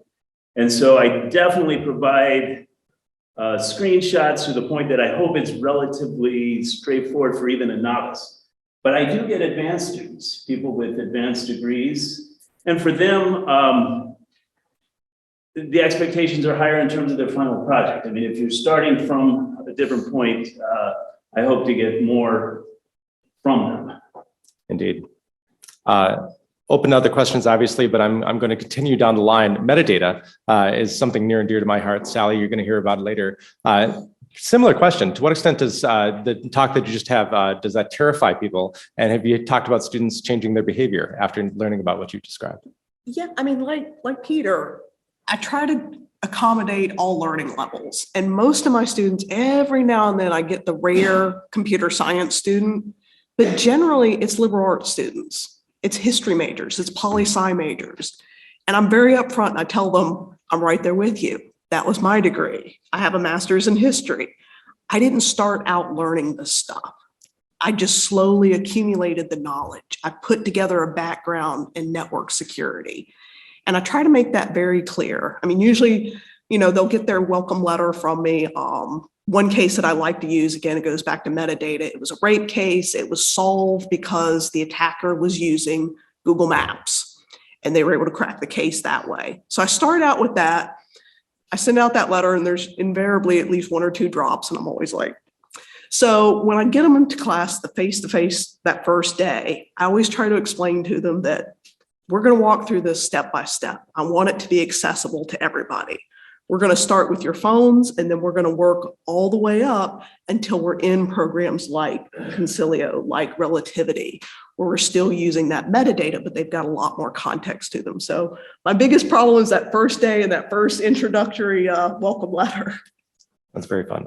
Personal war story. I used to work for Strauss Friedberg. Strauss Friedberg does a lot of digital forensics. It's seeking metadata like you're talking about. The biggest thing one of the biggest things they did was Uber versus Waymo. This is the Waymo trade secret case where Uber hired Strauss Friedberg to say, hey, did Autonomo, the company we just acquired, did they take any Waymo trade secrets? And it's public, which is why I can talk about it. There's a report saying, yeah, a lot of metadata showed that this is when the person left Otto and brought a bunch of, or I say left Waymo, Google, and then brought a bunch of trade secrets. That's all metadata. That is not the data itself, but saying here's when this stuff changed. So anyway, that's absolutely right. It looks like we have a question in the audience. There's also a question in the chat. Okay. Okay. Hi, okay, my question sort of goes off some of the questions that have just been posed, but I was thinking, I know in the past decade or so, there's really been a push in STEM to get a more diverse group of students studying that topic than maybe like was traditional a few decades ago. And I'm curious, I know you're talking, you know, the first day of class, you're saying, I'm here with you. You don't have to have a lot of background in that. But I'm curious if there are conversations and what that's like as you think about ensuring and promoting that a diverse set of law students are engaging in tech in these types of courses so that that kind of history of STEM doesn't continue then into the legal tech space as well.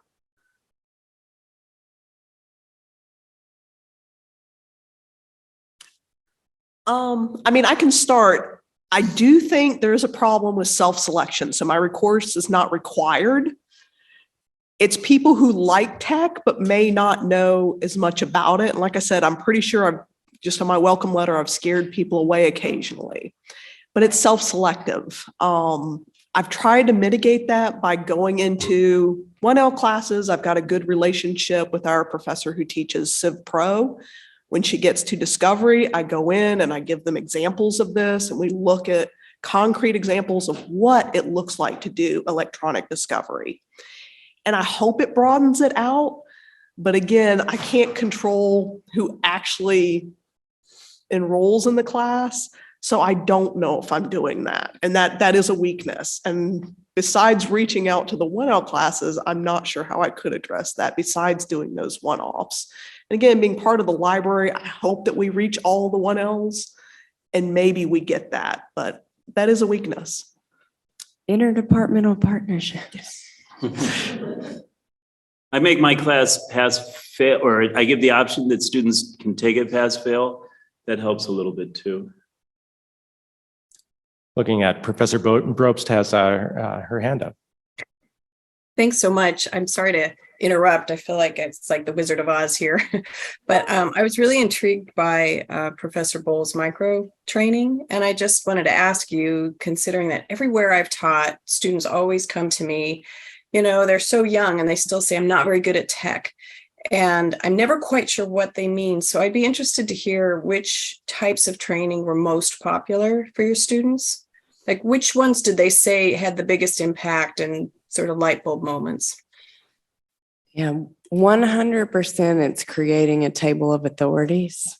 100%. That's, I mean, most of my students are like, what? You can do that? Which frankly, before I started teaching this class, I also was like, what? You can do that?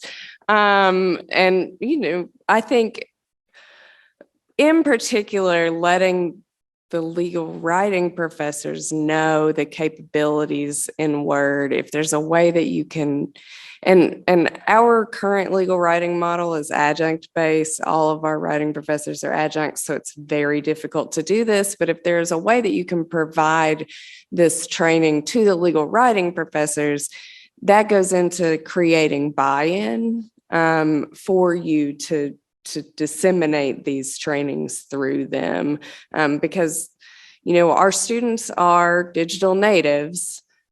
Most of the faculty are not.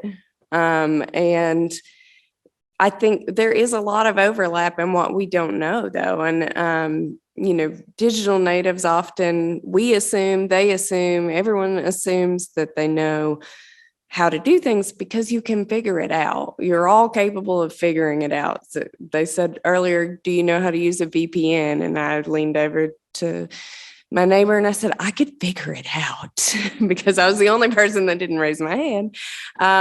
So it's kind of you could figure out whatever you needed to do in Word, but are you doing it in the most efficient way? Almost always you are not. And that's where this stuff comes in. Because again, as we mentioned, you can't bill your clients for learning how to do things. So if you can only do one of these micro training sessions, I would say table of authorities. Yeah. Thank you. A few more minutes. Other questions? I have a metadata question.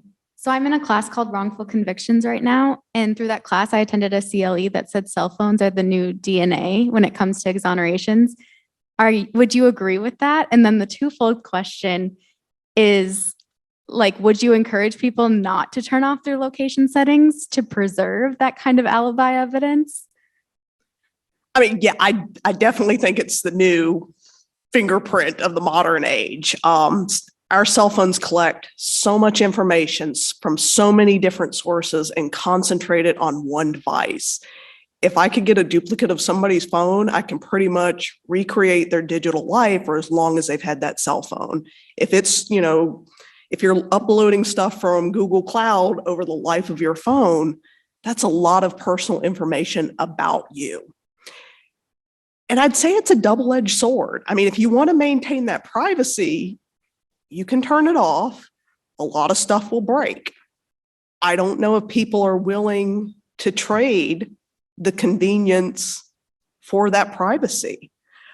I mean, I know better, and I still use the location data. I mean, that is a fail-safe for me, especially if I'm out hiking. I mean, I've told people that know me, I'm leaving you a digital trail. If I don't come home, hire one of my students to come get me.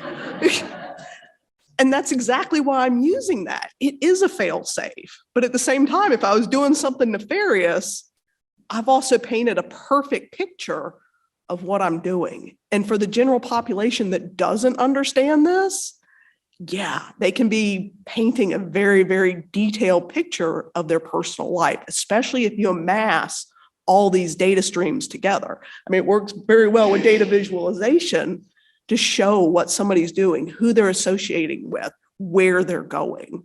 There's also an adverse inverse. If you have your location data on all the time, and then you shut it off, say, because you're buying something for your spouse, right? So you shut it off, a crime happens, you're accused of that crime. They'd be like, why did you shut off the location data? You had that location 24 hours, but then during this 1 hour, you happen to turn it off, right?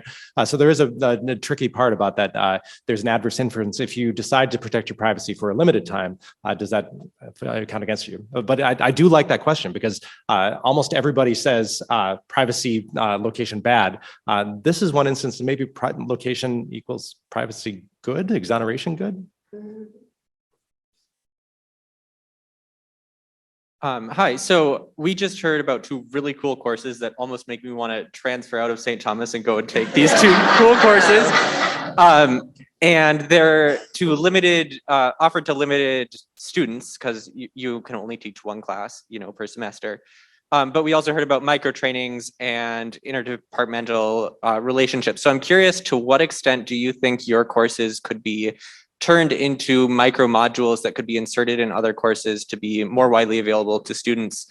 Like the litigation stuff would be super helpful for anyone going into litigation, for example.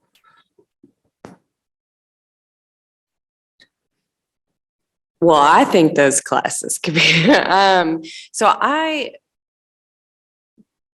guess 2021 taught a little bit of data analytics.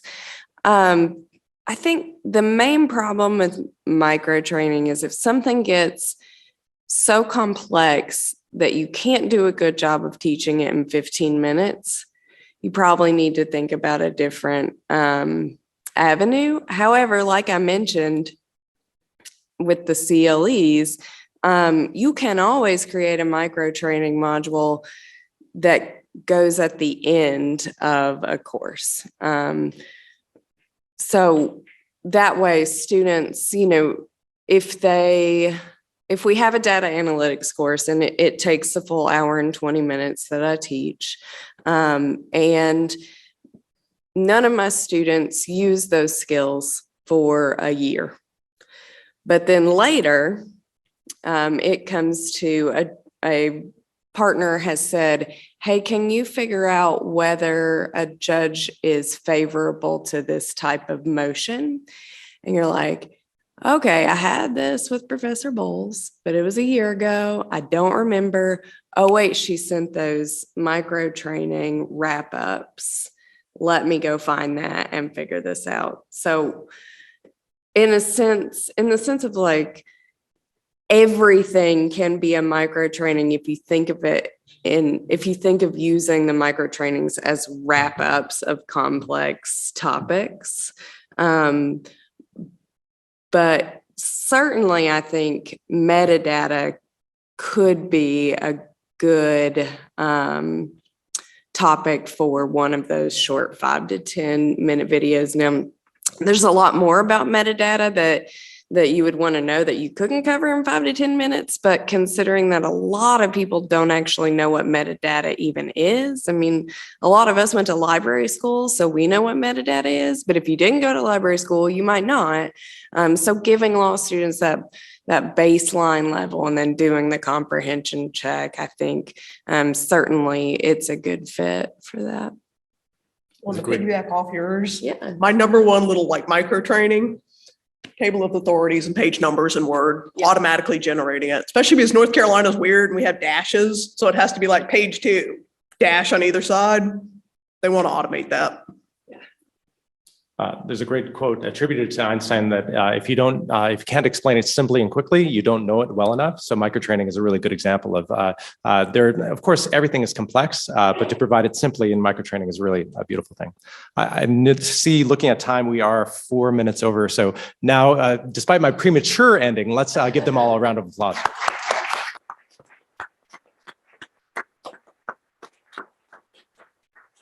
We are set to resume with our final bunch of sessions at 3 o'clock.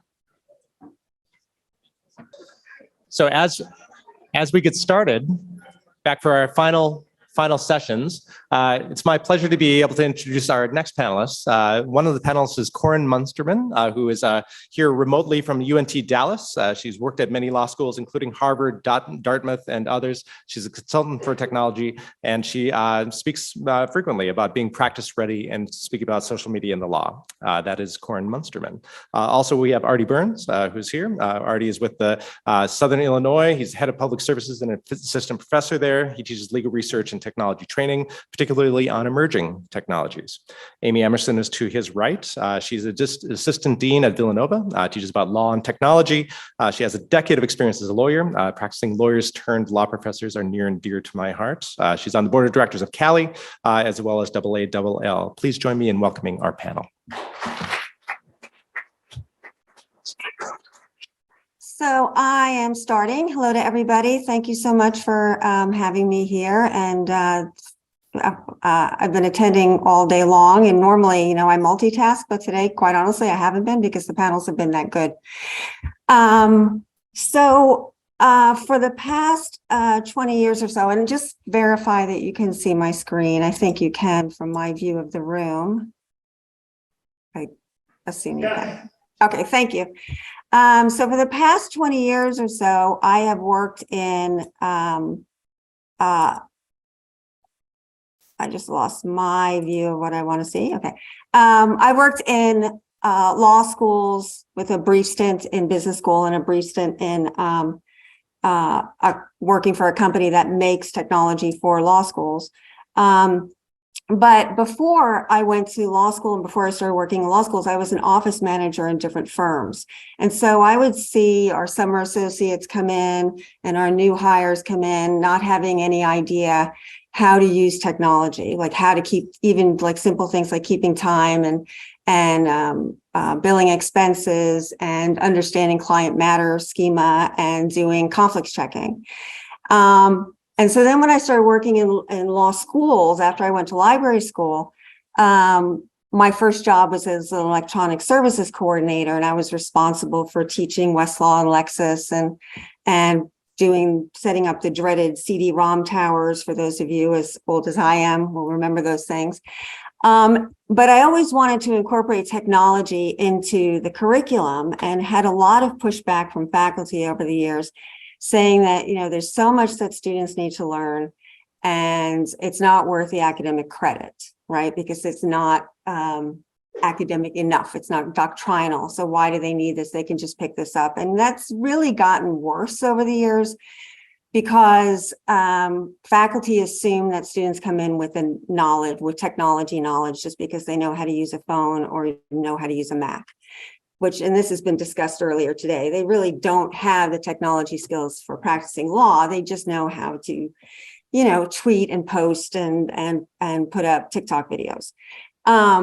So they don't understand the intersection of technology and like legal holds and protecting client confidentiality and AI biases in legal systems or predictive analytics and how they're being used in the courts and how they're, you know, whether, and immigration, like how, what should be somebody be detained or released? How long should they be imprisoned? How high should the fine be? What's their likelihood of showing up for a hearing? And how that bias is also built into the banking system and medical care and employment and et cetera. They don't know how to research jurors or opposing parties using social media, and then how to authenticate social media when they want to introduce it at trial.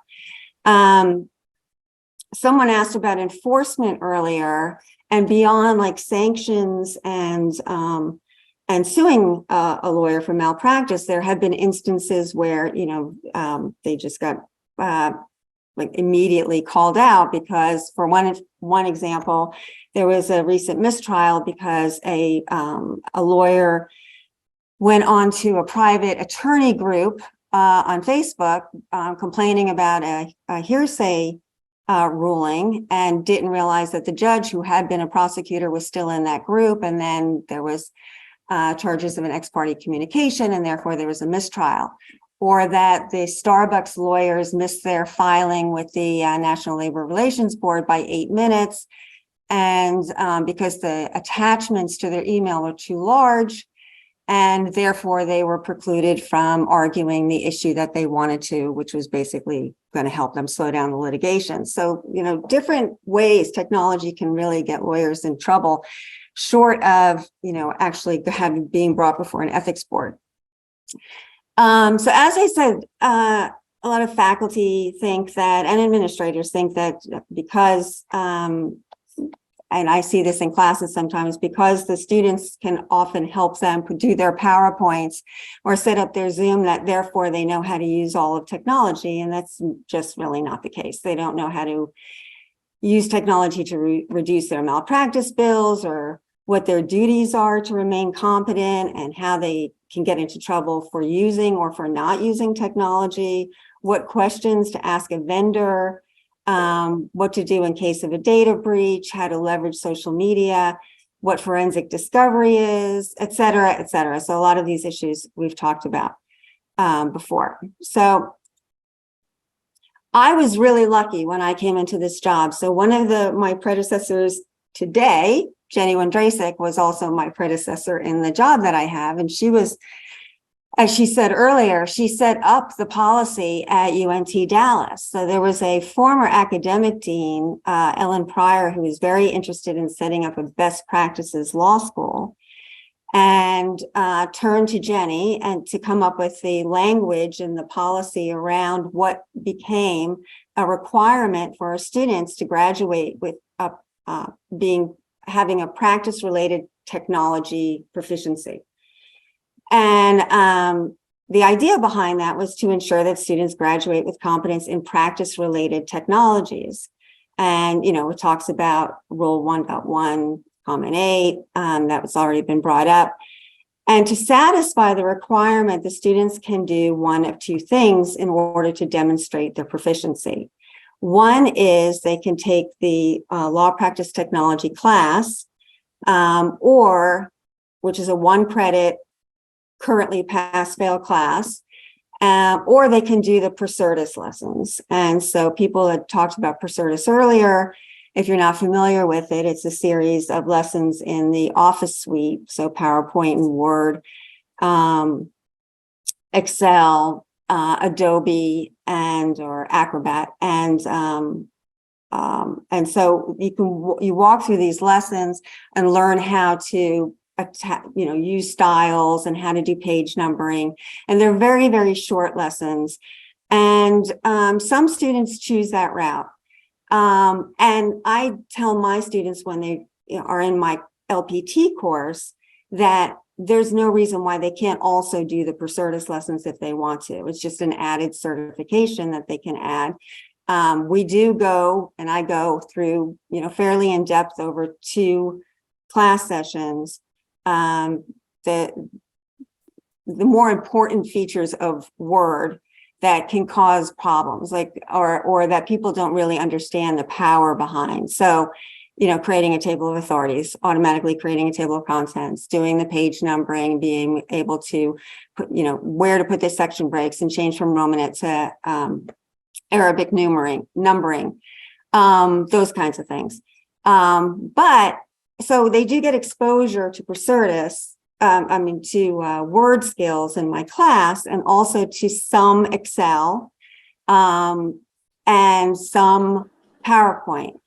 But beyond that, when you inherit a program from somebody, you want to kind of make it your own. So that's kind of how it started. Jenny covered a lot of those things as well in her class. And so I had a great foundation to build on, and it was then passed to me.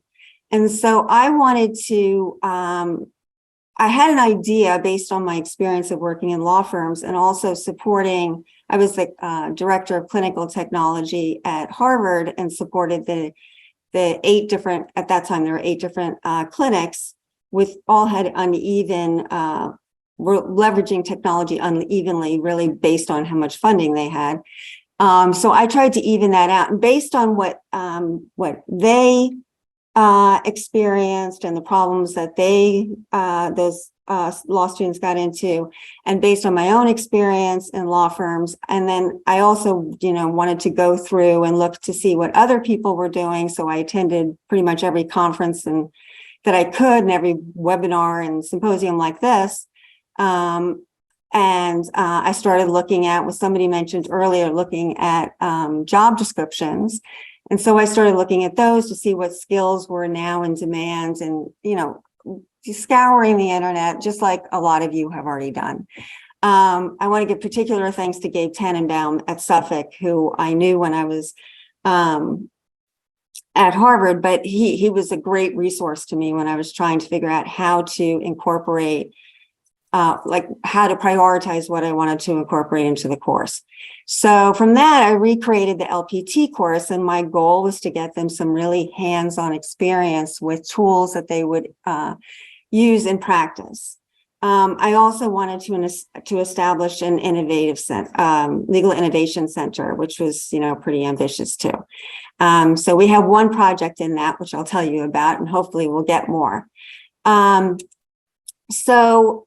UNTD is a young law school. I think it's only like 7 years old, although I get conflicting dates of when it actually started, and pretty small. It's only about 400 students. It got its full accreditation from the ABA in February. And so many of the graduates of the school are working at medium or small firms. Some of them are solo practitioners, and a large portion of them stay in the Dallas area. It's likely that our student makeup will change a little bit because of full accreditation. And I've talked to our career services dean, who told me that some of our students are going into in-house counsel positions more than she has seen in the past. We also have competitors. So SMU is very close to us, and also Texas A&M. So I wanted to figure out a way not just to give our students real hands-on skills and make sure that when they graduate, when it says that they have achieved this practice-ready technology requirement, that there's some real meat behind it. I wanted to add some ways that they could earn certifications. Like I said, they can already get the Procertis certification if they want to, but I wanted to introduce them to other applications that they might run into in practice. So I started looking around at different tools that were available, and one of them was a company called TechStock. So I knew that in the clinic uses Clio as a practice management tool, but I wanted the students to have really deep hands-on experience so that they set up their own firm and they understood what the firm settings were, what the personal settings were, how to set up a staff, how to set up a billing system. All of the intricacies of if they were going to go into their own practice, like how would they set up a practice management tool and have that knowledge be transferable to a different type of practice management tool, that everybody basically does the same thing, just in a slightly different way.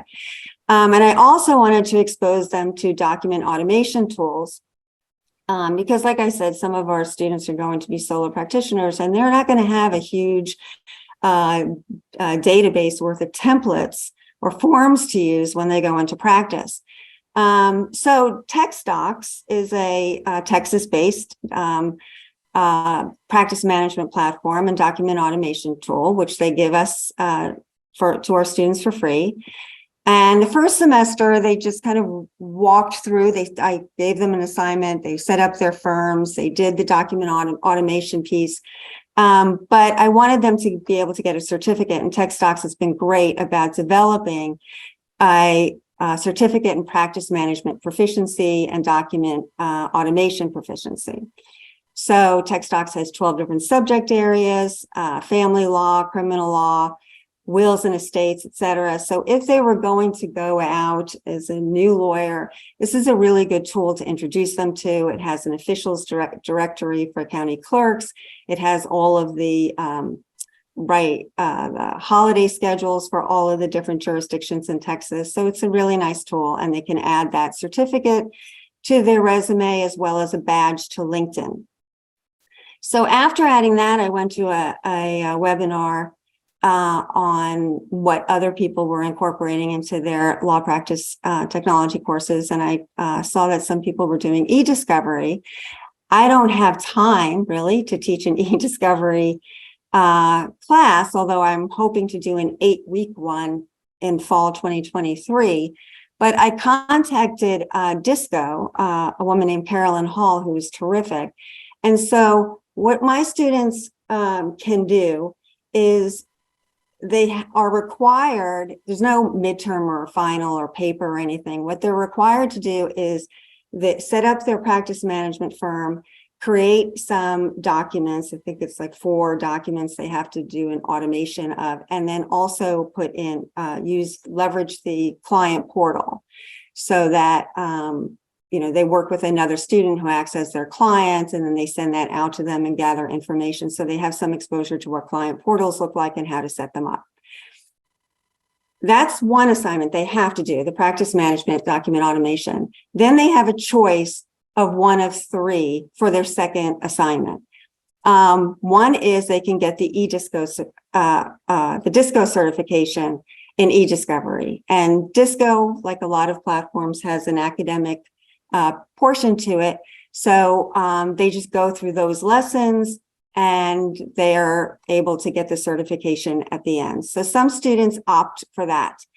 I understand, though, that not all of our students are going to be litigators or work in a firm where they're going to be doing a lot of e-discovery, and they might be doing transactional work. So I partner with a company called Legal Sifter, who built out an entire curriculum for law school. So if you're interested, they have this already set up. Legal Sifter is a contract review software. It's not a contract automation software. It doesn't create contracts. You import a contract in, and what it will do is sift for missing provisions and suggest language that you might want to include. You can edit your own, you can put in your own playbooks yourself, and it just helps you. It helps our students break down what should be in a contract, what might be missing, and the language that they could possibly use, with explanations from the Legal Sifter lawyers about why this particular clause should be part of it. So they can go through that. So Legal Sifter, as I said, built out an entire curriculum, and so they go through that, and they can earn a certification as well as a badge that they can put on LinkedIn And then with Gabe's help at Suffolk, I added a Q&A markup piece. So for students who want to learn how to put like self-help tools up, who want to learn some basic coding, Q&A markup is a great introduction to them. And it helps, there's a whole lecture that I do around this talking about access to justice and the problems there are for, 40 million Americans not having access to lawyers, so that these apps can help meet some of that demand, possibly by at least walking people through whether they're eligible for certain benefits, or possibly, walking through how they can set up these students can set up their own intake systems and those kinds of things. So the students have done things like whether you're eligible for DACA, doing a personal injury intake, whether you're eligible for an order of non-disclosure about your criminal history, those kinds of things are really, really interesting. And some of them take it very far, even translating them into Spanish. So they can earn these different certificates. They can do all of them if they want to. They don't have to, but they have to choose one of those three, either Q&A, Legal Sifter, or DISCO, as well as the Practice Management Document Automation certification. I also want to set up a Legal Innovation Center. I had a student who was working with a firm who represented Big Pharma, and they were having hearings about introducing evidence, and they were getting shot down all over the country. And so this student had put together a spreadsheet to help the attorneys come up with the arguments in favor of having this evidence introduced. And it wasn't working very well because it was an Excel spreadsheet. And, even you guys, somebody's mentioned this before, how people are afraid of Excel, and they weren't really sure how to use it. And so he came to me, and we worked with an IT student at the university, and they developed a lookup system that works unbelievably easily. And so the lawyers don't have to have somebody sitting next to them working through the spreadsheet any longer. They can just look up the issues, rules, and arguments, case law, et cetera, themselves. And now they've been winning. I found out at the beginning of the semester that I have one student who used to work for Priceline and was writing code for them. So I'm very excited to start working with her about how we can leverage her skills as well. So let's see. I'm not sure how long I'm going here. I have a tendency to be long-winded. So in the immediate future, I want to add other topics. I'd like to make sure that, or at least increase law practice technology to a 2-credit course, to add more things. I'm teaching social media in the law right now, and we cover all kinds of topics beyond, a lot of courses I see about social media have to do with attorney advertising and those kinds of things, but we're covering like Section 230 and deplatforming and the First Amendment, and using a VPN, and how the social media companies data mine you even when you're not using their platform or you're even a user at all. And we're talking about algorithms and all of that kind of stuff. And I'd also like to offer a cybersecurity and cyber law course when I have some time to do that. So I've worked in legal tech for a long time. I've worked at law schools for a long time. I still find it very difficult to integrate technology in the rest of the program. I've done some videos on how to use Word for the legal writing program that they now share with their students, which is great, but I'd love to see us be able to incorporate it more into the curriculum, especially like the contract review software. I just don't, I have not been successful. So if anybody has any ideas on how to do that, I would love to hear them. And I think that is it for me. Thank you.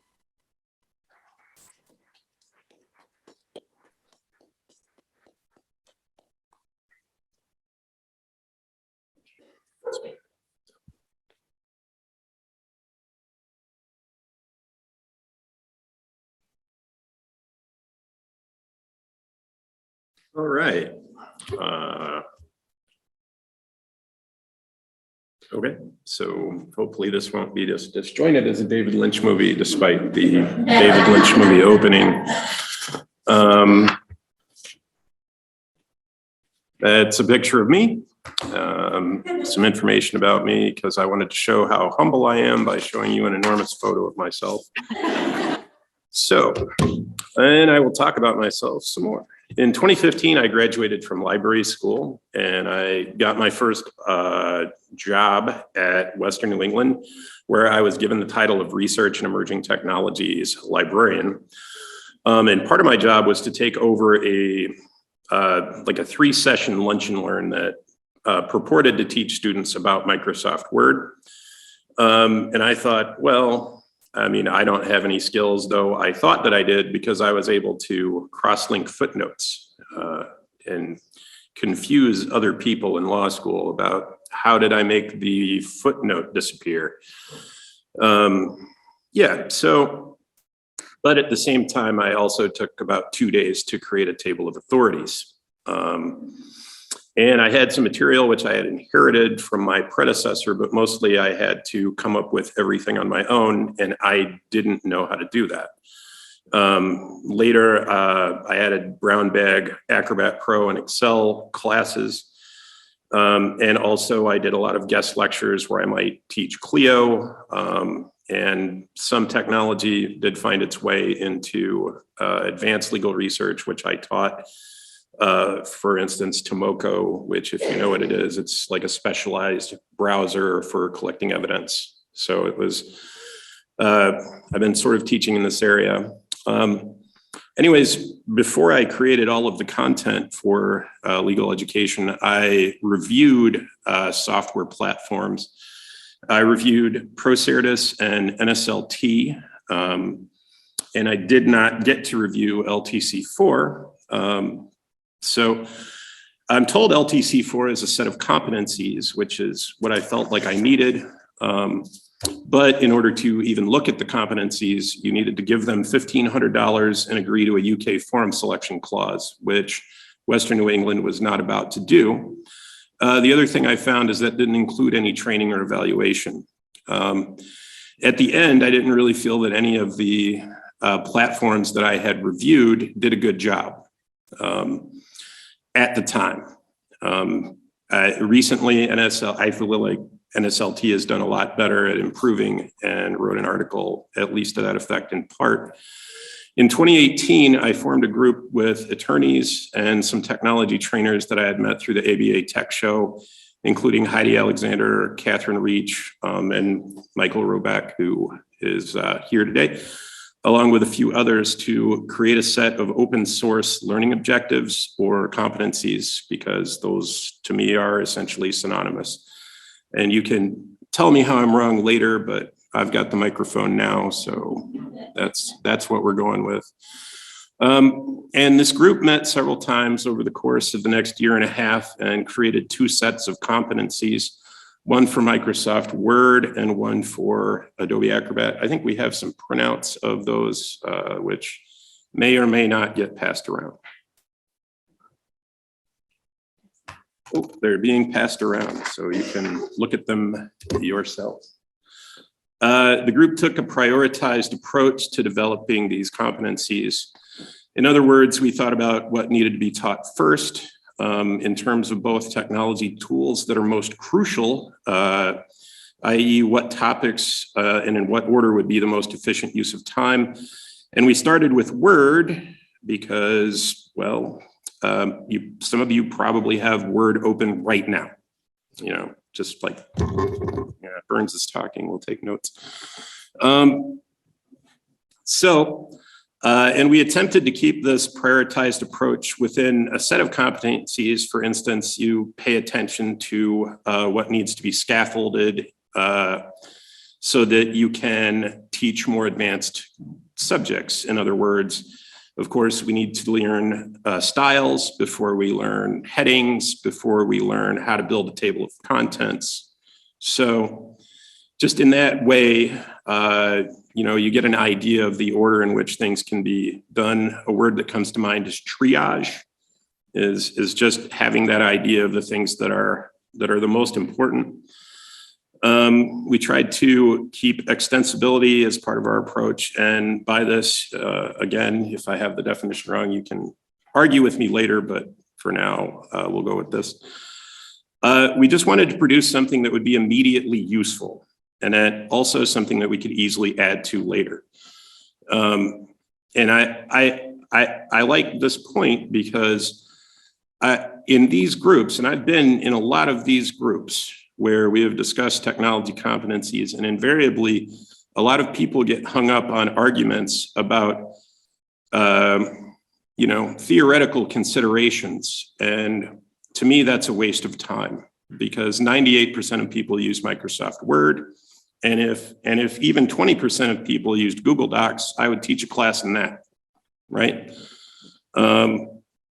We also created the competencies under an open source using Creative Commons. And that's mostly because I'm a weird lefty.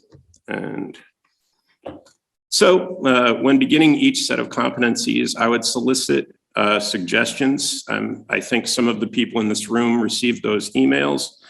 I am going to fess up that those emails were not as personal as they might have seemed, because I learned about this thing called mail merge, which allows me to send seemingly personalized emails, where I could even mention things like, how are things at St. Thomas Law School? And that just turns out to be a column in an Excel spreadsheet, or at least one cell in an Excel spreadsheet. But at any rate, if you got one of those emails, please don't hate me for not being all personal like I pretended to be. It was all an attempt to manipulate you for the greater good.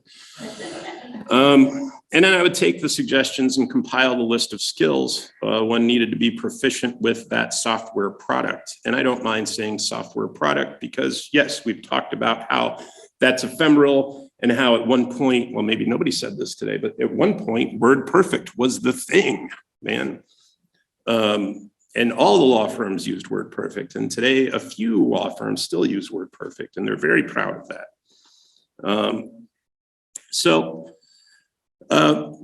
The committee would review the proposed competencies and make suggestions for changes. And through a few iterations of this, we came up with Microsoft Word and Adobe Acrobat Pro. There are some tiny URLs up here if you are at home and you want to link to those. I am not a great, well, I don't think a link would have shown through in, I'm not sure if a link would have shown through on Zoom. Anyways, you may have to type those in as opposed to cutting and pasting. I'm not sure how that's going to work for you at home. So between 2018 and the beginning of the COVID epidemic, we produced those two sets of competencies, which are available for download using that tiny URL. And we met 3 or 4 times online before meeting online was fashionable. And we had those discussions. Before the pandemic, we had begun to work on creating a set of competencies for Outlook, and it also slated other sets of competencies for a later date, such as the use of forms, which would have been less product specific because there's not a clear-cut thing. There's not a clear-cut winner or leader in that category. When I say leader, I mean technologically, but just sales-wise, what are people actually using? So during the pandemic, I obtained a new job at Roger Williams University School of Law, and since teaching tech wasn't one of my priorities there, this project slid right onto the back burner. And in my current position at SIU, this project does fit better. Since I'm regular faculty there, I would still like to see a project like this, if not this particular project, and be willing to work on such a project. But I also feel that such a project should have a larger scope and get industry buy-in. So I would be happy to, I'm very happy that these issues are getting a good hearing here. And also, hopefully we can continue this conversation at the ABA Tech Show. And I have a slide for questions, but we're not going to break for questions now. So thank you.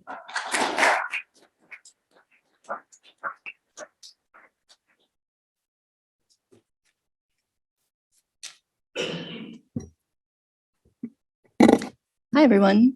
My name is Amy Emerson. I just want to first say you have an outstanding Zoom operator. Like, this has been the most smooth hybrid conference I've ever been at. So well done. Thank you. So I'm going to talk to you today about the MPRE. I'm so glad the bar exam came up earlier because I have had the same questions in my mind as someone who works with legal tech on a regular basis, teaches it, builds in it, all of those things. I was like, I wonder what the bar examiners are thinking about this. So the first thing I can say is with regard to the next gen bar exam, and if you're not familiar with what that is, that's the new bar exam coming up. Depending on what year you are in law school, it's possible that you may be taking the new bar exam, and the goal is to shift it from being very substantive to focused on skills. And currently the bar examiners are saying the MPRE will continue to stand alone as a separate exam. There is no intent to combine the two. They feel that professional responsibility is too important. It should be tested independently of the substantive bar exam, which I think that's fine. That sounds good to me. They do intend, however, when they work the skills into the new bar exam, to try to maybe couch them periodically in the context of professional responsibility scenarios. So you may kind of see some of that on the new exam, but the MPRE still stands. So my question for you is, how many of you have taken the MPRE? Good bunch. Are any of you about to take it? I know it's coming right up like next week. Okay, so there's a number of you about to take it. Great. I will try not to trigger any PTSD for anyone here. Okay. All right, so NCBE, if you hear me say that, National Conference of Bar Examiners, MPRE is the bar exam. The MPRE started back in 1980, which is really interesting because we heard from our keynote speakers this morning say it was 1979 when the ABA came out and said, hey, law schools, you have to start teaching professional responsibility. So they were really quite on top of it when they started doing that. It is required in every state with the exception of your neighbor, Wisconsin and Puerto Rico. And my understanding also is that Jersey and Connecticut also allow you to take a law school class rather than taking the MPRE, and as long as you pass, that's sufficient too. It's administered 3 times a year. And the goal of it is to measure people's knowledge in professional responsibility and our ethics. So it is testing the model rules of professional conduct. It's not testing any particular state. It's really trying to capture what the rules are generally across the country that typically apply to everyone. There's a mix of a few other things in there. They're also testing the Code of Judicial Conduct. There's some constitutional decisions that get tested and some procedural and evidentiary rules that also get tested in there. And when they do that, they're focusing on the federal rules. So again, no specific focus on any particular state.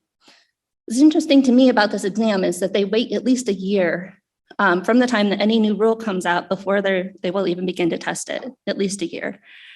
So things that they're looking at are not just whether a new rule has been issued or any new comments to the rule, but also sort of like, how is this playing out around the country? Is there a way that we can accurately capture the national conversation around this topic before we incorporate it into the exam? Okay, so there's some things that you'll see that may or may not be included. Also bear in mind, just for context in this conversation, there are the mandatory rules, there's the hard rules, okay, in our rules of conduct, the things that you must do or shall not do, right? And then there's the softer rules, and these are sort of aspirational, what you ought to do or ought not to do. And then of course, there's the comments in the other materials that are meant to sort of give more context and substance to the rules. And you've heard many times today about comment 8, you know all about it. But bear in mind that comment 8 is not a rule, okay? So that's important to this conversation in terms of the attention it's going to receive from the bar examiners. Okay. What they've done is issued a document, and some of you may have seen this in the context of studying for the MPRE, that sets forth the percentage of likelihood that you are going to see a particular topic on the exam.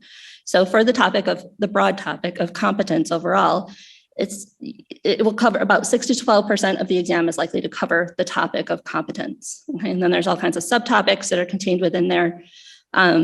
The topic of client confidentiality, also 6 to 12% of the exam will cover that. Lawyer-client relationship, 10 to 16%. You get the feel for that. And this chart is available on their website. You can see it. You can kind of see what the breakdown is like.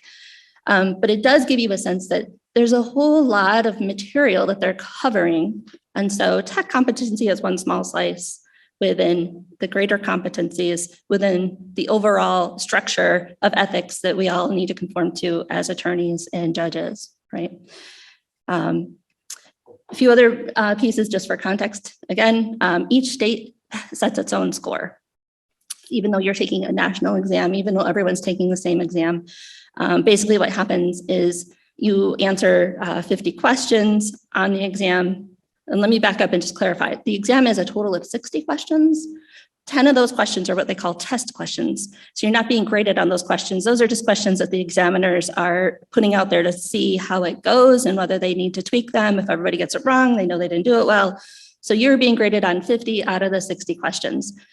So they take your, how many you get right out of those 50, they give you a raw score, they convert your raw score into a scaled score, somewhere between 50 and 150. The average usually comes out at around 100. And then the scaling factor in terms of how that's used to convert your permanent score depends on the state and depends on the particular exam. Completely transparent, right? And that's one of the big issues with the bar exam and with the MPRE is that it's just shrouded in so much secrecy. There's so much confidentiality around it. It's so difficult to know what's going on.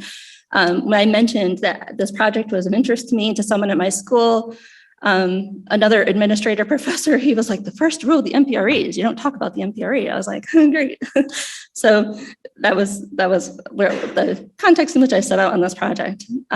And there's a lot that's been written about that already. There's lots of articles out there that challenge the efficacy of the bar exam, including the MPRE, including what's being tested and how valuable it is, how accurate it is, whether it even matters, because we've had people go back who are attorneys for many years, take the exam and totally fail it, right? Because it's a very broad exam. And once you become a lawyer and you start to specialize, you don't have that as much broad knowledge anymore. So all kinds of issues around the exam. The other thing I want to say about this is that it's also protected by copyright. So there is only so much that can be shared within those parameters. All right. So for my purposes, what I did is I just wanted to gather as much actual information I could out there in terms of what's being covered by this. So first I went to the National Conference of Bar Examiners. And they are not going to provide any information like just off the cuff, like I know you're interested, here is what we test on. But they do offer a few things. One is there are 15 free questions that they offer through their website. So I grabbed those 15 questions. And then there are also 2 practice exams of 60 questions each that they offer for sale through their website. So I purchased those as well. So then I took these and spent all kinds of time going through them very carefully, just reading each one, reading each answer, all the answers, thinking about what my answer would be, and then reading the rationale whenever I could about which answer was correct. And my goal was just to comb through them to try to figure out, are they even talking about tech in any of these, right? So not terribly scientific, but just really taking a very, very, very close look at them and spending a lot of time on it. The other thing I did is I reached out to Barbary and Themis. And I did this because they are considered as some of the top 2 bar prep companies in the country to be predictive measures of what you can expect to see on the bar exam. I think we all agree that you're willing to spend money to buy their materials in the anticipation that they're going to properly prepare you for what you can expect to see. The other thing is that they also send, each of these companies sends representatives to take the exam every time it's given so that they can stay abreast of what kinds of topics are being tested and how that's being done. So I do feel like they're an accurate measure of what we could expect to see. They're both very happy to work with me. They provided me with all of the course materials. They talked to me about how they do all of this and also did reiterate that their materials are protected by copyright too. So I have to be a little bit careful with them. But for each of them, I had the full basket, the lecture, the print materials, the books, all of their practice exams, all of the review questions, all of the rationale that they provide, all of that. So I spent time going through those as well. Okay, so then looking at what the results were, a couple of notes I do want to say. One is that this is a snapshot in time. I did this just to look at what is happening right now. I didn't take multiple years to compare over the years. I will say out of Themis and Barbary. Barbary did give me 2 books. They were like, oh, we've got last year's book. You can have that too. I only had access to the full course for this year, but they gave me last year's. The book's literally word for word. I could not find a difference between the two, between last year and this year. So I was like, okay. So if you want to save yourself some money. So that's one caveat, is that this is a snapshot in time. The other is that what I'm going to talk about is kind of in summary form, because I'm not allowed to tell you like exactly what the questions were and so forth. Okay, so I'll start with Barbary. Barbie's representative to me, when she heard what I was doing, she's like, we don't cover that. Like that's not in our materials. And she said, I even went back, I looked through all of them. We don't cover technology in our review materials. And I said, okay. But I did spend some time looking at it myself, and I went through everything they had. And it's true. So first of all, in their lecture, they do not mention tech competency. Like it doesn't, even in the context of talking about competency, Common 8 tech never came up, just was not even covered. But what was interesting is that there were a couple of things that the lecturer mentioned in passing. And let me just say, these are sophisticated lecturers. They're great. I'm not trying to disparage anyone here. They are definitely experts in the area of like deep legal ethics, right? At one point, he said, at the end of his lecture on confidentiality, he said, keep in mind, if you outsource work to an outside company, you better investigate and make sure that company will be able to protect client information. I was like, that's tech adjacent, right? He didn't go so far as to say someone else could be handling your electronic materials and storing them for you, but I felt like he was on the edge of it. And then he also made a comment a little later, and this was in the context of don't talk to jurors. He said, don't talk to prospective jurors, they're off limits. You can Google them, you can check their public LinkedIn page, Snapchat, or whatever, but don't reach out. I was like, Snapchat, like, really? That was very strange to me that had been thrown in there. Snapchat's not something that you're typically engaging with a stranger in, maybe. But again, you have to have an affirmative contact in order for that to happen. So he had thrown that in there in the lecture to me. It just felt really strange. All right, so Barbary, that was their lecture. That's all you get. Their practice questions, their practice exams, everything else, nothing about tech whatsoever. Themis was better. Themis, I was actually pretty impressed with some of what they had. And their lecturer handled it a little bit differently. He was very self-disparaging. He made it clear, like, I don't know anything about tech. I'm going to try to mention it here and there. But at least I felt like he was trying. With regard to the duty of confidentiality, he had an example where he's like, oh, the client comes to the lawyer with their laptop and they say, I hacked the government with this. And then he's like, that's how I imagine it happening, and he's like, because this in my head, this is how this works. Like, these are the phrases he's using when he's talking about technology. And so off the bat, he's just acknowledging this isn't my area of expertise necessarily. But he does then go on to talk about metadata. They have a specific example where someone shares a document and they accidentally share privileged information through the metadata in that document. And this is what he says about that. He says, if you paid me $1,000, I don't think I could tell you what metadata is. I've tried, I've given up. The point is that the metadata may reveal information that you don't want disclosed, so you have an obligation to take steps to get rid of it. It's like, wow. And I'm torn between feeling like, okay, you've acknowledged there's metadata, that's great. But people are also paying you to prepare them to be acting ethically, and well, at least you've called it to our attention. All right. So then I'm just going to do this one more thing. I just had such fun with this. I have to share it with all of you.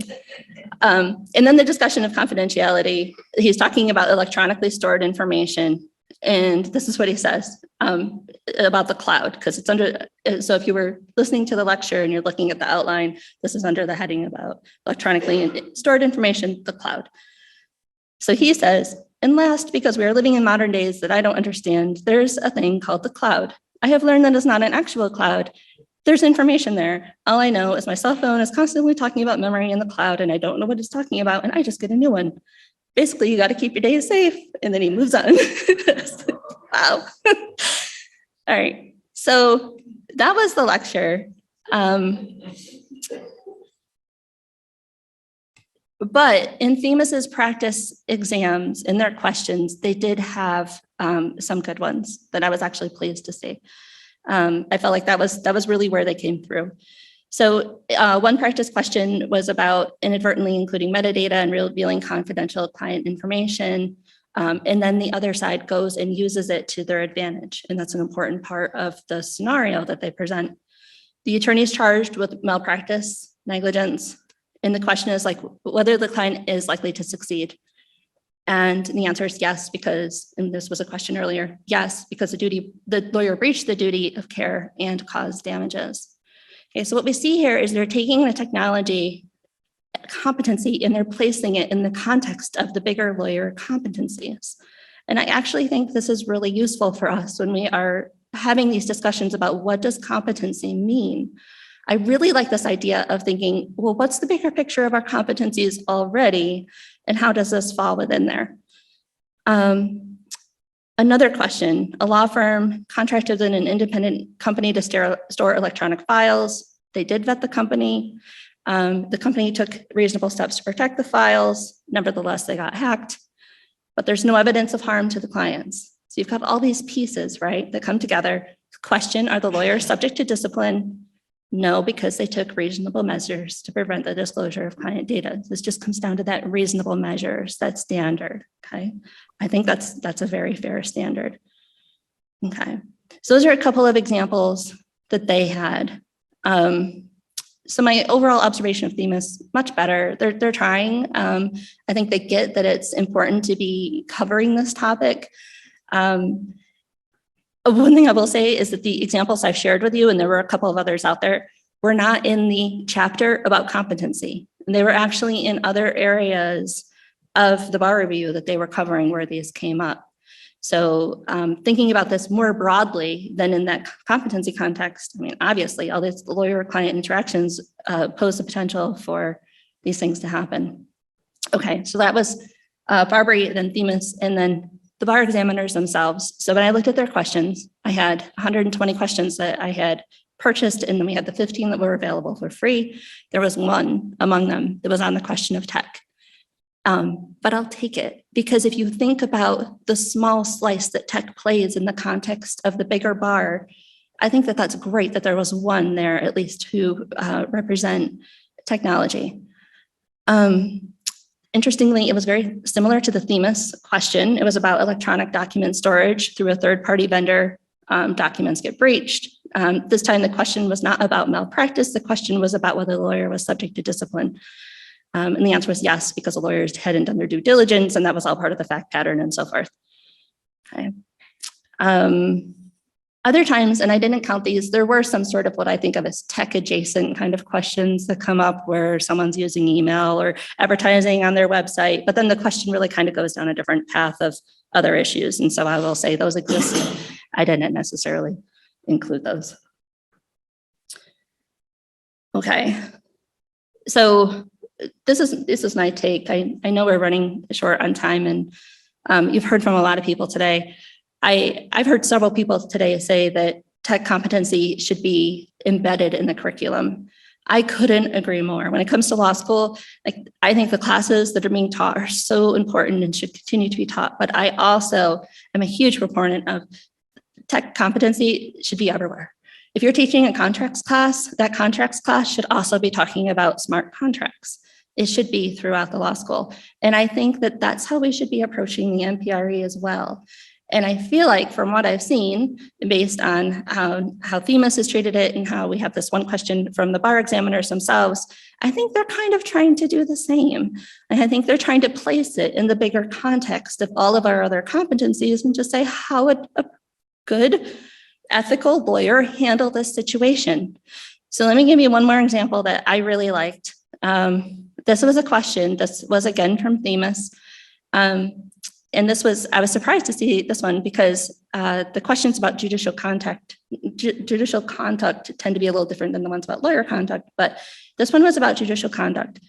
And it was where a judge had received a case about a self-driving car that had, it was self-parking, jumped the curve and injured a pedestrian, right? And the judge went out and wanted to secure the advice of an expert because he knew nothing about this. Just had no understanding of it. And so again, placing this in the bigger context, the judge goes, he notifies both parties of his intent in writing, and he gives them time to object, right? And so then the question is, was the judge's conduct proper? And it was, because it was proper for him to go and seek the advice of an expert in that situation where he had no understanding of how those cars operate. And it was also proper, of course, for him to have first checked with the attorneys to get their consent in writing and so forth, and give them time to object. So we hear from people a lot that you can't really test tech because it changes too fast or it's constantly evolving. But I think there are principles in tech that we can absolutely test that are sort of timeless, that apply across the board. And I think that we're seeing them to start to come out in the MPRE a little bit in these ways by couching technology competency within the greater competencies. And I think that that's great. My next steps for this are to, this is a work in progress. You've heard that from other people here today. I want to try to create some MPRE questions for them to consider around technology. And I want to do that in accordance with how they like to test. So for example, we know that these are multiple choice questions. You get 4 possible answers. They are all structured as like a yes, yes, no, no, or no, no, yes, yes. There's no like maybe or A or B or, you know, B but not C, like none of like all of the above. It's not that, that's not how they do it. They have a very careful structure to how they set these forth.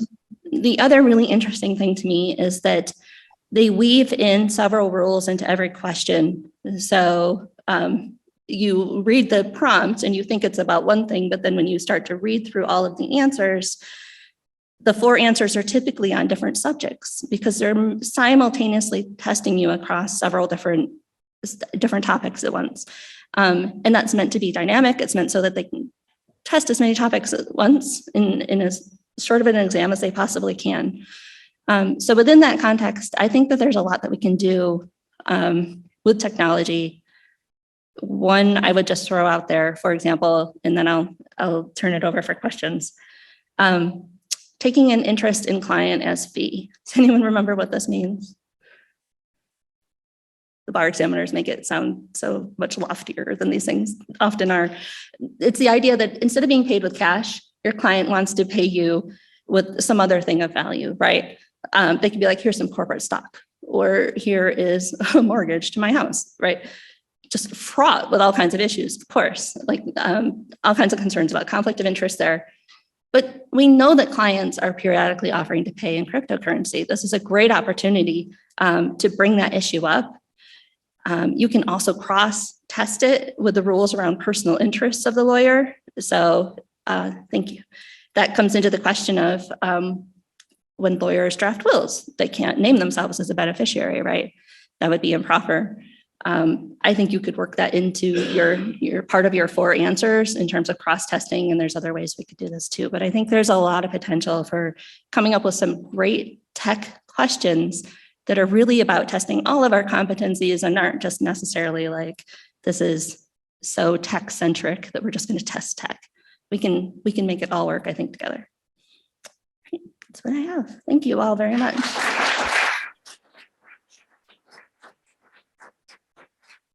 Questions for any of our panelists? Any questions? I was an education major, so I know that I need to wait an uncomfortably long amount of time before I move on. So let's make it uncomfortable.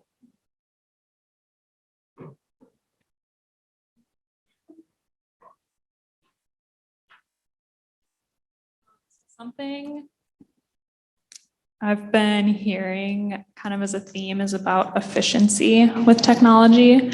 So when does that become kind of problematic in doing good work and sacrificing it for the sake of efficiency with technology?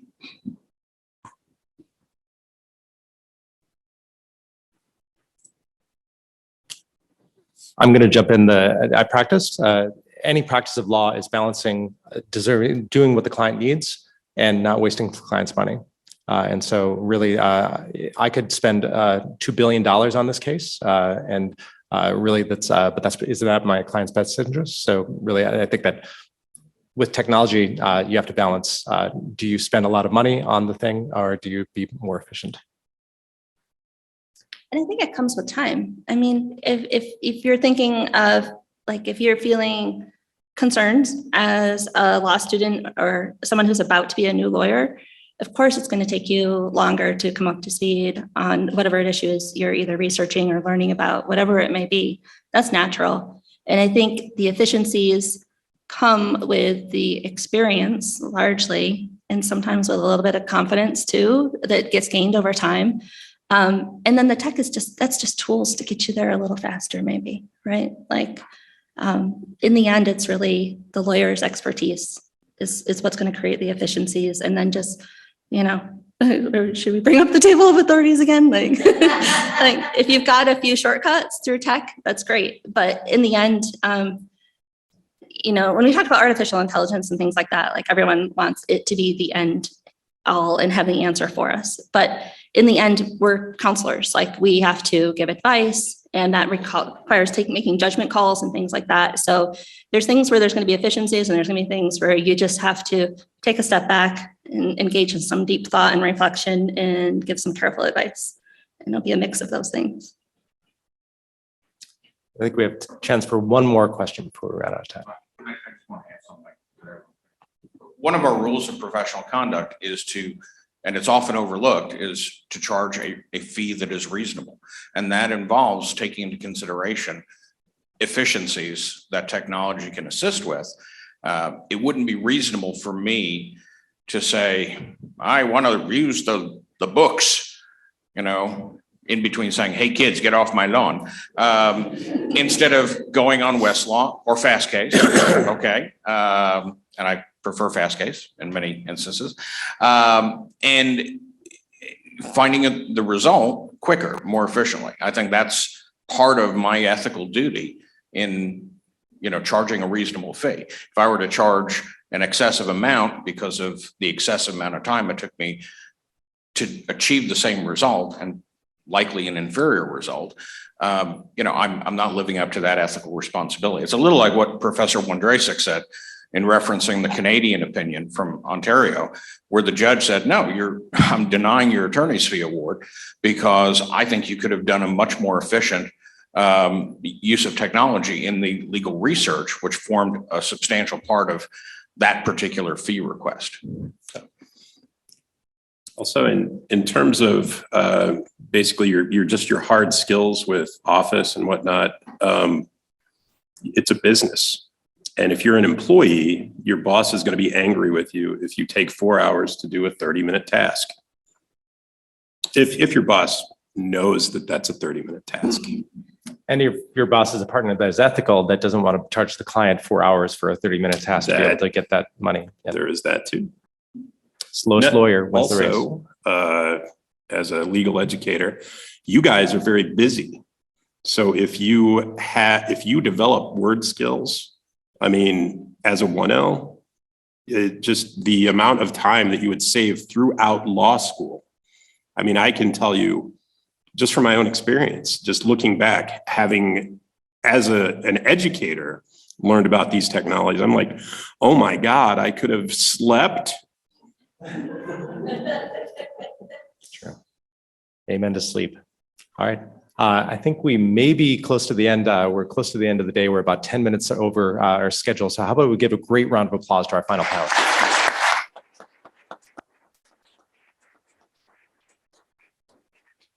And as our panel is shuffling off, I've been given the great honor of being able to wrap up this entire great day to be able to see what's been happening. To be able, before I do that though, I'm going to talk a bit about, I haven't talked much about what I do for my day job, and it's largely building the legal tech that you all are teaching and all are learning about. So when I talk about, I build AI for the law, I do that every day. One of the things that I do is to be able to address what you see on the screen here. If you were to say, if I were to tell you, if you were to put a number as to when I, as a lawyer, say, this is likely, or this is unlikely, what number would you put to likely on a scale of 1 to 10? What would you put to unlikely? What would you put for very unlikely? And what you see here is the UK being able to say what the distribution is of probably will. Some people answered 4, 5, 6, 7, 8, 9, all the way to 10. Likely, they went all the way from 4 through 10 as well. So this is what lawyers do today. They say, what are the odds of winning this motion to dismiss? Pretty good, not bad. likely, unlikely. I represented Best Buy a lot. Wouldn't it be better if the clients, rather than me, circa 2015, say likely or unlikely, for me to be able to say, well, in federal courts, summary judgment is granted 54%. And they could say, that's fine, Damien, but we're not in every court. We're in Minnesota District Court. And I could say, well, yeah, in Minnesota District Court, here it's 45%. Well, that's fine, but how about this judge? Well, in this judge, it's actually 56%, pretty good. They could say, that's fine, but this isn't every kind of case. This is a trademark case. And I could tell them, all right, in a trademark case, it's about 1 in 3 for winning the summary judgment. So thinking about ethics, if I didn't know these things, and I didn't know these things, and how many of you knew these things before? If I said, hey, in this trademark case, let's file this motion for summary judgment. Let's spend $15,000 on this because I think our odds are really good or pretty good. And then if we lose the case, like we probably will lose the case because 63% of people do lose the case, the client's going to think one of two things. The client's going to think, A, Damien screwed me out of $15,000 because the odds weren't nearly as good as I thought they were. That's option A. That's a bad result. Option B is Damien was right. The odds were really good and he lost. Therefore, he probably sucks, right? These are both bad examples that could be remedied from data-driven law. So if you are a lawyer that is telling your clients, hey, the odds are pretty good here, let's file summary judgment, and the odds are not really good here because they're only 1 in 3, are you fulfilling your ethical obligations if you know that these tools are out there? And some people might say, okay, that's fine, but that's probably, what's your recall on that? Like you may only have 60% of the cases, or you may only have 70% of the cases. And I would say, well, it's better than this, which is pretty much what every single lawyer does today. So if you have a better number than 37%, bring it on, right? Let's go to Lex Machina. Let's see what they say. Let's look to Bloomberg. Let's see what they say. But it's the perfect is not the enemy of the good. This is good data. And if we want to be fulfilling our ethical duties and this tech is out there, is it a breach of that ethical duty if we don't use it and put our heads in the sand? So that's once you do that, then you start thinking about, okay, where do I get these data? That is, if this thing is granted or denied. So if I want to file before Judge Susan Richard Nelson, I want her to grant my motion for summary judgment. I can now move from analytics mode to search mode. So I can say, here, client, are all 80 cases where Judge Susan Richard Nelson has granted my motion for summary judgment. In fact, I can copy and paste from this brief saying, Your Honor, this is just like the case I decided in October. This is just like the case you decided in September. If you have access to these most recent wins and you don't use it, are you breaching your ethical duty? If you say that's fine, but Damien, this isn't a contract case. If I cite contract, now here are the 20 cases that Judge Susan Richard Nelson has granted summary judgment for contract cases. And I can also track the search to be able to say, every time Judge Susan Richard Nelson grants a motion for summary judgment on contract, send me an email. So I can say, if I have a brief due tomorrow, Your Honor, this is just like the case you decided yesterday. You should decide the same way today. If you have access to this tech, but you willingly don't use it, are you really serving your client in the way that you really should be and could be? So really, this is when you think about where do you get this data, one of the initiatives that I'm really involved in is called SALLY. SALLY is the legal data standard that's being adopted by the folks that you see on your screen right here. So the Thomson Reuters is adopting SALLY. Lexis is adopting SALLY. Every single one of the things you see on your screen here, every single motion type, every single cause of action, breach of contract, trade secret, whether it's been granted or denied. Every one of those things is in SALLY and is being adopted by Thomson Reuters, by Lexis, by Litera, NetDocuments, iManage. I'm one of 5 people that is building this thing, and the thing is about 10,000 data points that matter. So for example, if you go to, not my email, but in fact, if you go to, what are the areas of law that is this a patent law matter or is this a trademark law matter? Each of those things is the thing that we count. And then if you say, is this negligent misrepresentation? You'd be able to find, if I say something false about Michael Robeck, which is likely happened by the end of this presentation, he can sue me for negligent misrepresentation. And if you ask 3 lawyers, what kind of claim is negligent misrepresentation? You'd probably get 3 responses. Lawyer number 1 would say, well, it's a negligence claim, obviously, and they'd be right. Lawyer number 2 would say, it's also a misrepresentation claim, and they'd be right. Lawyer 3 would say, it's kind of that, but it's also a defamation claim because Damien is saying something false about Michael, and they'd be right. So what this is a ontology, a taxonomy ontology of how the law works. that it is a negligence claim. It is also a defamation claim. It is also a misrepresentation claim. And it's also called in some jurisdictions misrepresentation causing harm. This and about 10,000 other things is what Sally's collecting and then giving away for free and open source. It's no secret and not a secret really that Sally's a nonprofit. This is an ontology much like the West Key number system is an ontology. I used to work for Thomson Reuters. I have all sorts of ethical obligations that I will not steal anything from Thomson Reuters, but I created this Sally ontology from 1,500 things. I built it out to 10,000 things. I built it independently of the West Key number system. After I built it up to 10,000 things, I did a comparison with the West Key number system. Ours is a superset of what a lot of things that Thomson Reuters has. So this is a free open source thing that is counting the things in technology that we are implementing every day at Fastcase Docket Alarm. So the idea is that this summary judgment, you can see this little Sally logo up in the top. If you send me for a summary judgment, if you send me, if I do a query for motion for summary judgment, speaking of technology, summary judgment, those who are coders in this room will know what a unique identifier is. That is something that if I want to say, show me all the summary judgment, motion for summary judgment, here's the unique identifier for motion for summary judgment. If you send me an API call at Docket Alarm today and say, give me all of your motions for summary judgment and send me that IRI, I will send you this motion for summary judgment that is here on the screen. If you send the same IRI to Thomson Reuters, they'll eventually get you their summary judgment. Send that same IRI to Lexis, they'll give you their summary judgment. Send the same IRI to iManage or NetDocuments, they'll send you all their summary judgment. So this is a way that everyone in the industry, from law firms to clients, Microsoft and Intel are on this list, to legal tech vendors like me. Everyone is speaking the same data language. Therefore, we're able to push data to and from each other in a way that makes sense. So if you're not, if we are a nonprofit, I am a volunteer for the nonprofit, that is Sally. To the extent that you're teaching these things, or that to the extent that you are learning about these things, I would like to sift through the data set. The most beautiful thing about this data set is it's all expressed in XML. So the coders in the audience just went, that's awesome. And everybody else went, oh, I have no idea what that means. And that's okay. XML is awesome. And so here's the representation of this in XML. You can see negligent misrepresentation is a thing. Misrepresentation is a thing that is represented. Oh, come on, Microsoft. Negligent misrepresentation is a thing that is in this class right here. So here's the class for negligent misrepresentation and all the aspects of it. So to the extent that you care about interoperability and the legal data standard like ISO, please feel free to follow up with me. I'm happy to talk to classes and to talk to other folks as well. So with that, I get to be able to jump into the really cool task of being able to summarize in a few seconds everything that happened over the past day in only 12 minutes. So let's see how fast I can go.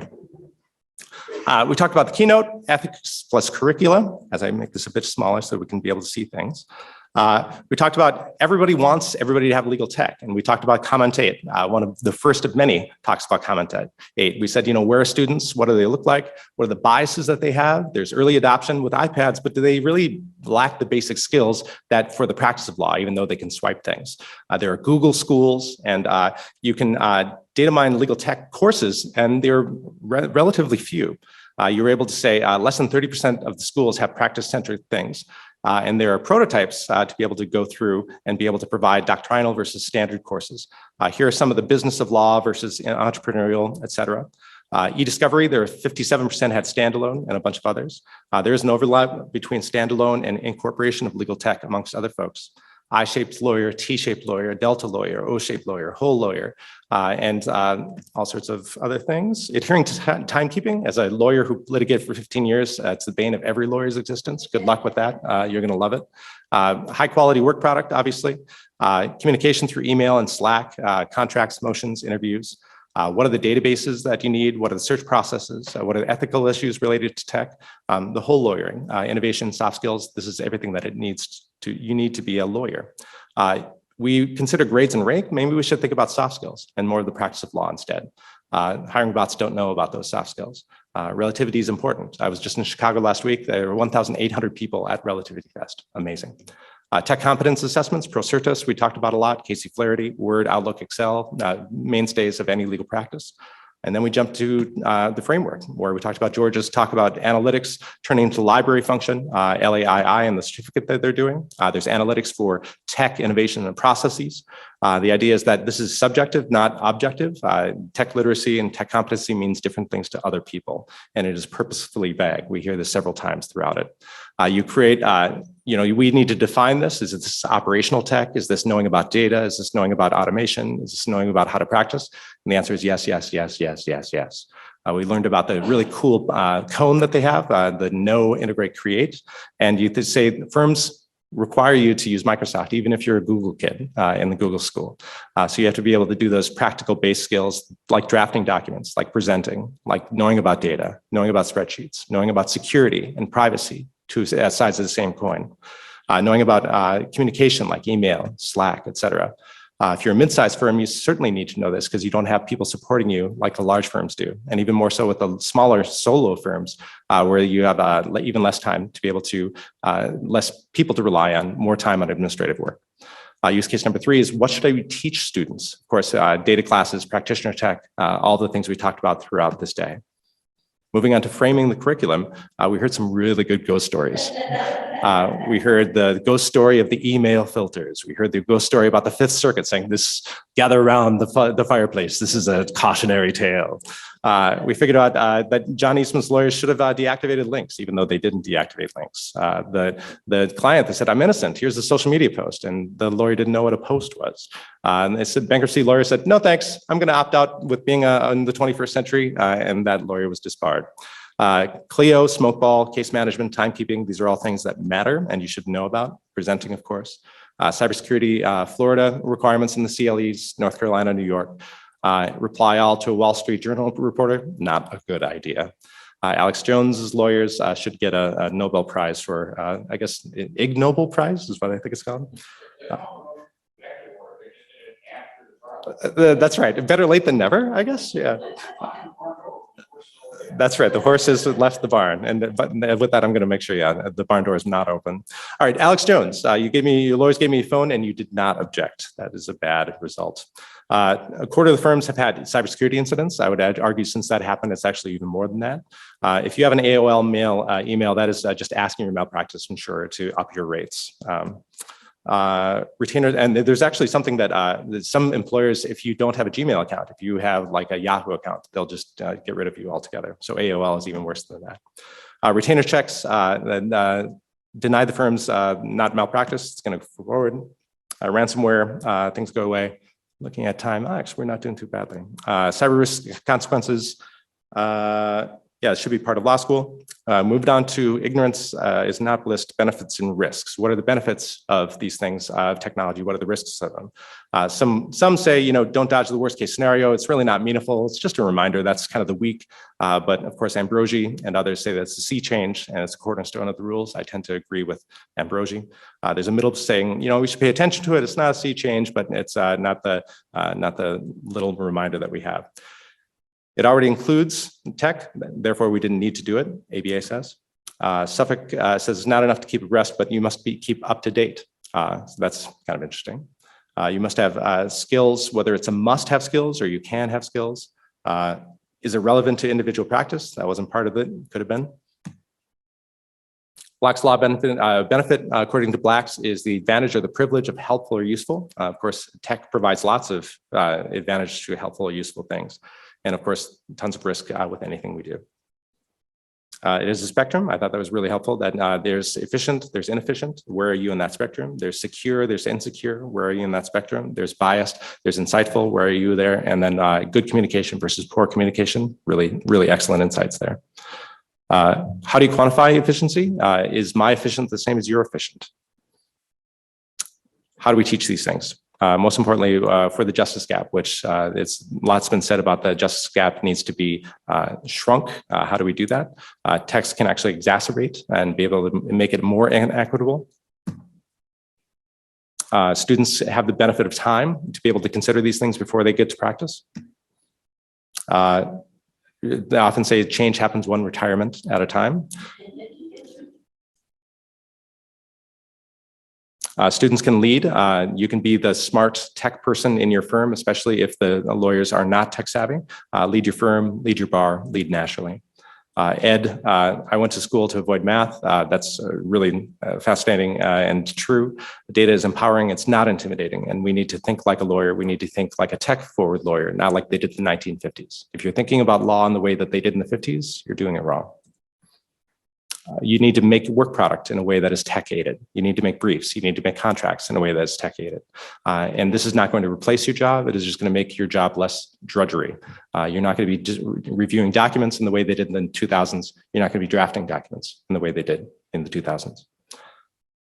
Legal tech can lead to mindfulness. How much, if we get rid of the drudgery, how much more time can we spend on vacations, making us better humans? And then we can truly counsel. Machines will never be able to comfort somebody who is crying on the shoulder, to be able to say, what am I going to do? A machine is not going to spit out an algo that here's the statistically likely thing to make this person feel much better. That's why we become lawyers. We're not doing it. Lawyers are not going to eat our jobs. We should not fight tech. We're building planes as we're flying. We're building there's a great cartoon with people trying to drag a cart, and somebody says, a caveman says, hey, I've got this wheel. And the person dragging the cart said, no, we're too busy. We have no time for this wheel. We should be thinking about how can we make our practices better, even though we're dragging the cart along. Regulatory reform is state by state currently. Will it be national? Perhaps, perhaps not. It'll probably be the ABA and then adopted across all of the jurisdictions, sadly. And then we talked about the disparate impact of rural areas and the way to which that the railroad left the rural folks behind, electrification, telephone, highways, legal tech is set to do the same. Of course, if you have a student and a lawyer that's trying to access the internet through public means, query whether they're getting the best legal tech that they can. Net neutrality. If folks don't know about net neutrality, you should really make sure that your voice is heard, that it is a really important aspect of making sure that all bits are passed through equally. You don't have to pay more for the fast lane because that way lies all sorts of inequity. Illinois, talking about it's unworkable for every lawyer to know all the things. I would say that's probably right, but we should try aspirationally. Malpractice standard, doesn't matter whether you're a lawyer in an urban area, rural area, and if you're mostly rural, lawyers is not required. That was my 3-minute warning, so I'm going to fly through the rest with apologies. The judicial system needs to respect lawyers, and we as lawyers need to respect lawyers. If someone does not know tech, they should not be mocked, even though we should encourage them to be better. Choose your inventor, child of the 80s. I love this. What's the tech that's relevant to me? If I care, I don't need to know e-discovery, but I do need to know how to do the coffee maker. I'm going to trial, I need to know my trial presentation. I'm preparing wills, I need to know about document automation. I need to be able to figure out what I'm doing and then figure out what tech can help me to be able to help my clients. Crypto, the answer is almost never crypto, even if your client is crypto fancy. So anyway, so it's not relevant to you unless your client has relevance. Therefore, you should figure it out. Are styles relevant to you? The answer is that yes. Yes, styles are definitely relevant to you. Learn them. That will make your life way, way easier. Security, privacy, ADA, of course. Taking 60 minutes to do something that should only take 3, that is a bad, bad thing.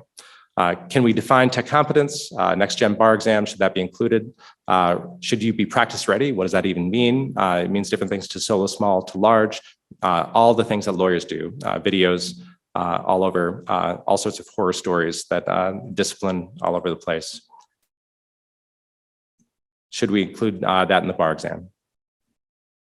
Talking about replicating actual practice, whether you're can you replicate what's in the trenches in war? Can you replicate what the practice of law is? Probably. And teaching about not training to the tool, but training about general concepts that maybe this tool exemplifies like other tools will also exemplify. To be able to say, here's how the e-discovery works. Here's how practice management works.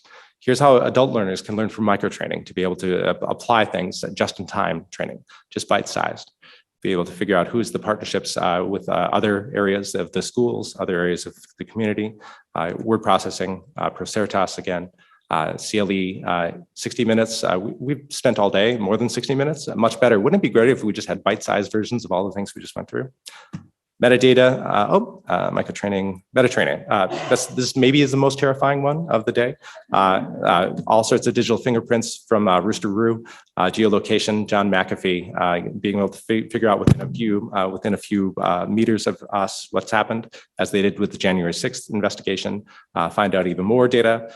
Can you subpoena to be able to essentially get around the Fourth Amendment by the government doesn't collect it, but Google does, and then the government subpoenas Google. Can you get around the Fourth Amendment with Fitbit, AllTrails, et cetera? It should be fluent data, turning insights into advocacy. Like I showed you earlier, what are the odds of winning motions for summary judgment? Is that substantive? Is that tech? I would argue it's both. Understanding the strengths, limitations of data, what percentage I just gave, ask me what the recall is, because that matters. Because if the recall is only 25%, that's not very good stats, knowing that data literacy. Collect and manage applying data, figuring out corpus linguistics and all sorts of other things in the experiential data course. Being able to figure out regular data doesn't matter, but you can parse the data in ways that makes it more valuable. These are different ways you can be able to classify data, and especially if you can visualize it, that is what will convince your clients. It will also convince judges and juries. Being able to figure out what students need, to be able to figure out what is doctrinal versus non-doctrinal, to be able to figure out whether you are malpractice for a mistrial. You teach classes, you give them Procertas, you'd be able to give certifications. And open sourcing competency testing, to be able to say that you can teach open source learning objectives. Word and Acrobat are super important because lawyers use them every day. Soon we'll be able to use Outlook and Forms. MPRE, talking about standardization, to be able to say, turn from substitute to skills. Should the MPRE be include those things? And we talked about hard rules and soft rules. Test is copyrighted. Copyright is a bane of my existence, even though I'm a copyright lawyer. Some of them do not cover tech, but a bit they're tech adjacent. You might want to get rid of metadata, they say. ESI is a thing that matters. Malpractice questions related to metadata. And then we are at the end of our time, and I think I'm 30 seconds over. I am the jack of all ceremonies. I am the master of none. I'm the summarizer in chief, and I make some pretty PowerPoints.